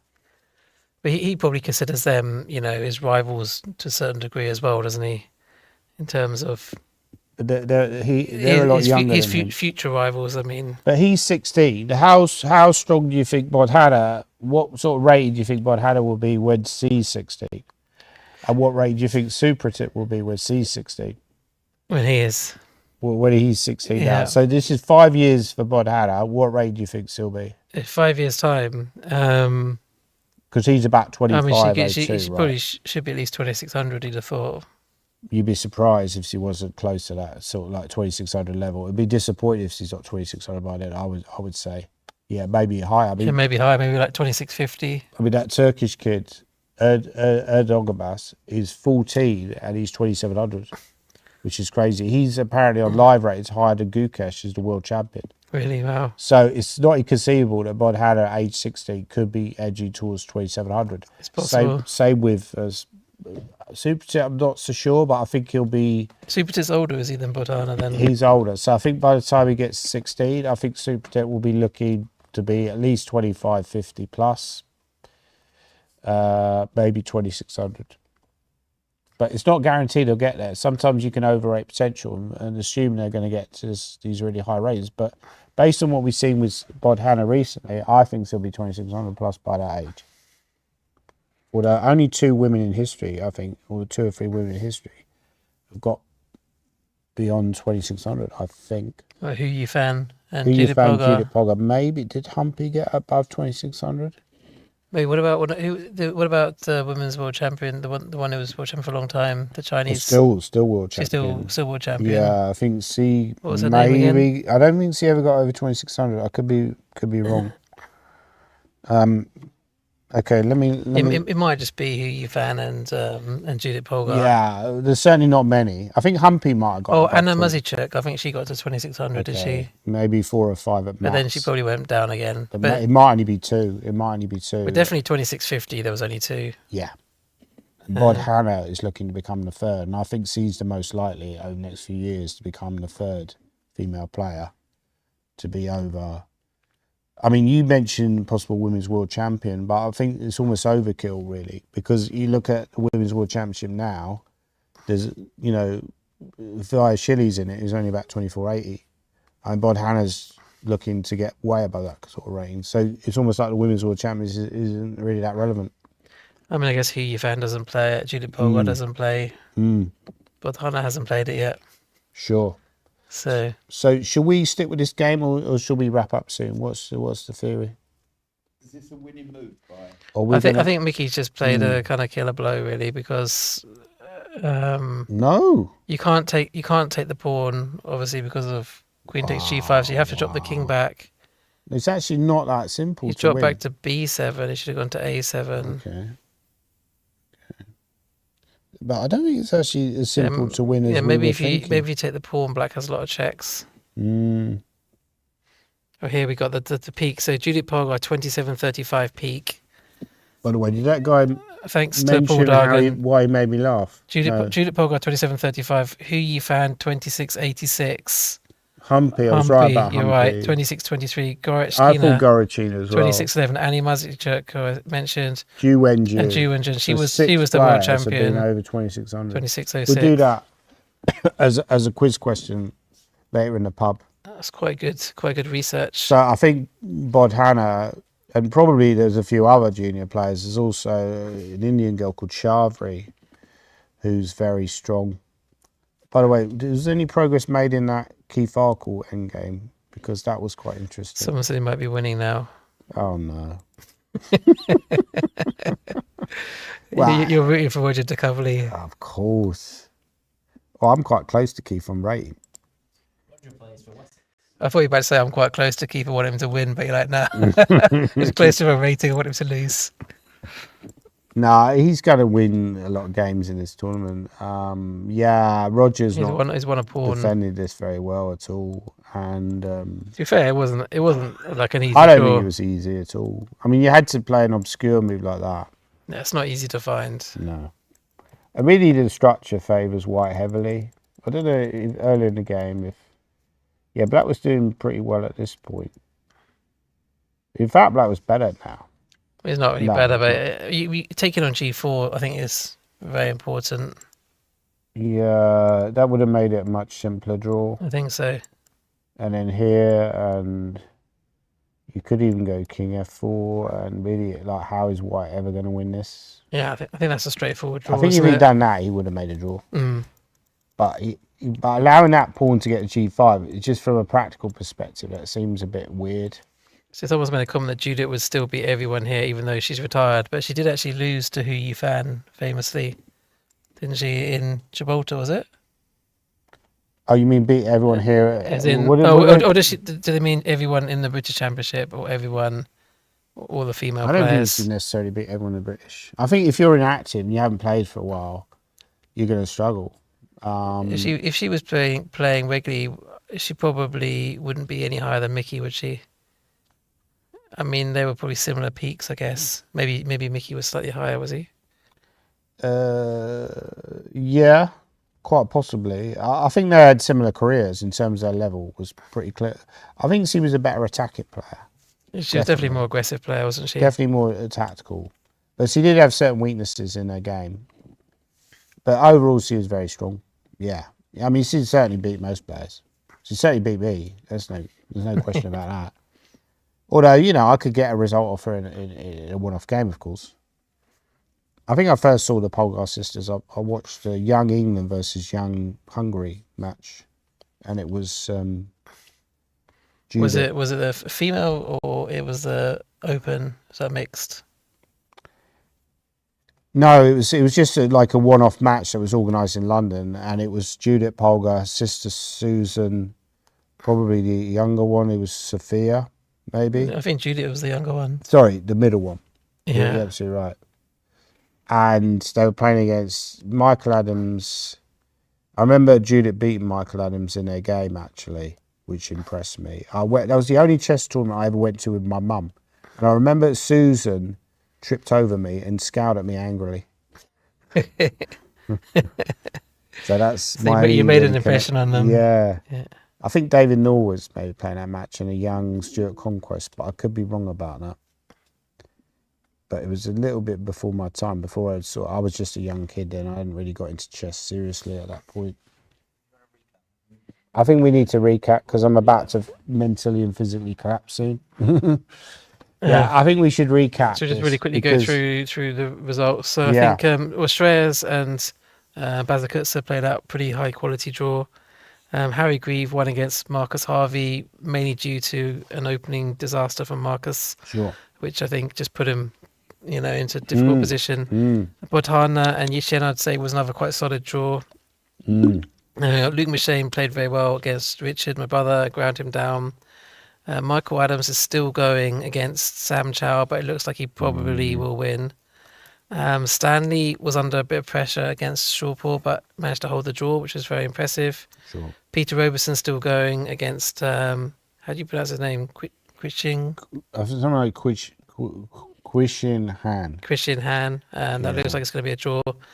Andy Ledger against Simon Williams was like a bullet game. And, No, it was. it was a highly entertaining game. I That's fair. think, Nick, that people are extreme. I mean, I feel as most. I mean, I've been on the road for 30 days. I'm slightly concerned about the last few rounds, actually, that I'm just collapsing mentally. Like, I'm so tired. But it might be a sugar crash or something. But people are getting very, very tired. And I do. It's a shame in a way that there's not more money in chess, because then we could have rest days. Can you imagine in Wimbledon that people just say, look, you've got to play 10 days in a row or something? People would go nuts. They'd go nuts. I mean, to be fair, Simon actually, at the start of the game, played really well. Analysing the game. I'm just having a quick look at the game. Yeah. I'm doing a quick recap of the game. He played He very well at the played start of the really game. well. It looked like it was going to be a smooth win. And to be fair to Simon, nobody's managed to beat Andy Ledger so far, because Andy's proven to be. He should have lost today, though. Yeah, Andy's proven to be very He's strong. like -5 at some. He's a Yeah, very strong positional player. Andy's a good player. He's a very strong I positional played player. with him for many years in the same team. Incredibly strong. So Simon mixed it up, which was definitely the right strategy. But then, yeah, at some point it got a bit crazy, didn't it? Yeah, I mean, I think he lost control, and that's what I said before. Maybe that's what separates people like Luke McShane and Michael Adams and Shreyas to a certain extent, maybe even Bazakusta, is their ability to keep control and control the opponent. And this game was just a bit random. Yeah, And I think you thought knight f2 here was a bit more straightforward. Just don't even allow the bishop out. Yeah, because rook check is obviously coming. It's like you like a plan, and it's like knight e5 is over egg in the pudding, and that was like game over. But knight e5 is suddenly stepped into a losing position with this rook check. c3. So you should have played knight d7 first. I think he only missed this idea of going knight h3 check. I think he must have missed the strength of knight h3 check, because it doesn't look so obvious. And obviously Simon must have missed it as well, or underestimated it.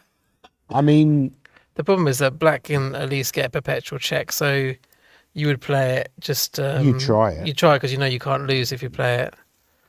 Yeah, I mean, I think it's a bad game, and I think these guys need a rest day. You know, this is a shame that there's not more money in chess, Nick, so that we can have rest days. You know, this is why we need people like Bodhana. We need the stars to come through. If Bodhana comes through, that's the acid test. If someone like Bodhana comes through and we still don't get sponsorship for chess, then it's hopeless, right?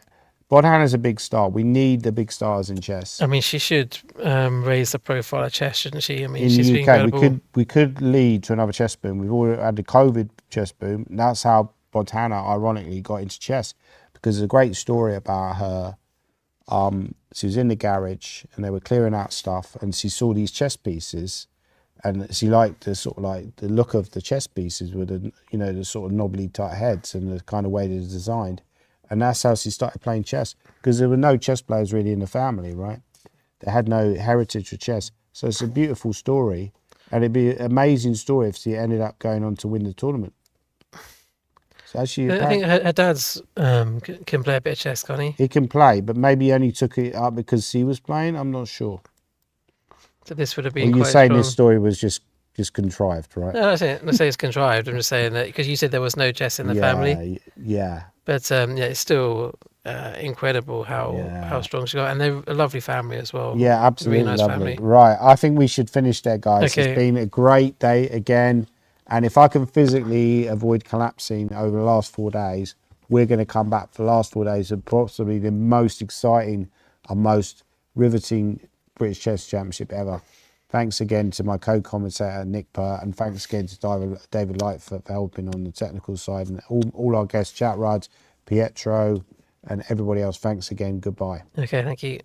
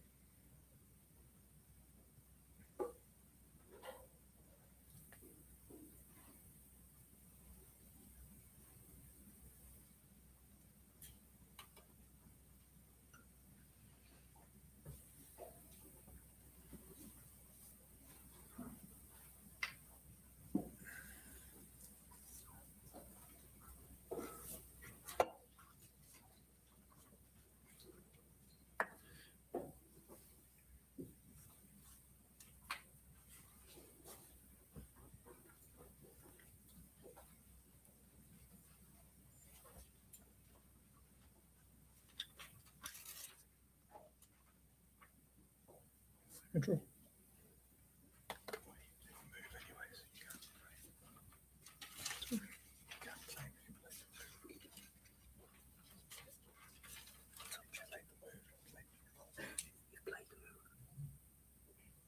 I thought I did them at the same time. Did I play them first? No. Oh. You have to write the move down first, and then you can claim it. If you've made the move, then it's an invalid claim. Play on, please.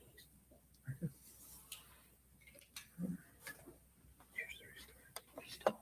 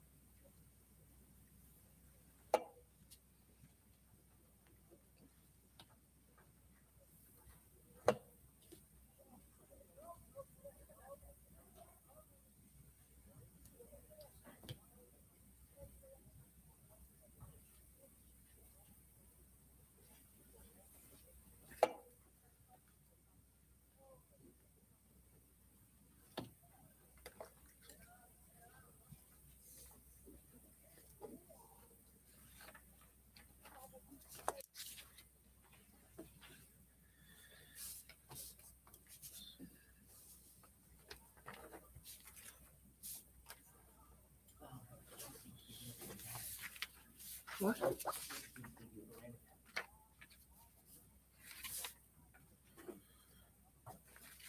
never used to matter. Okay.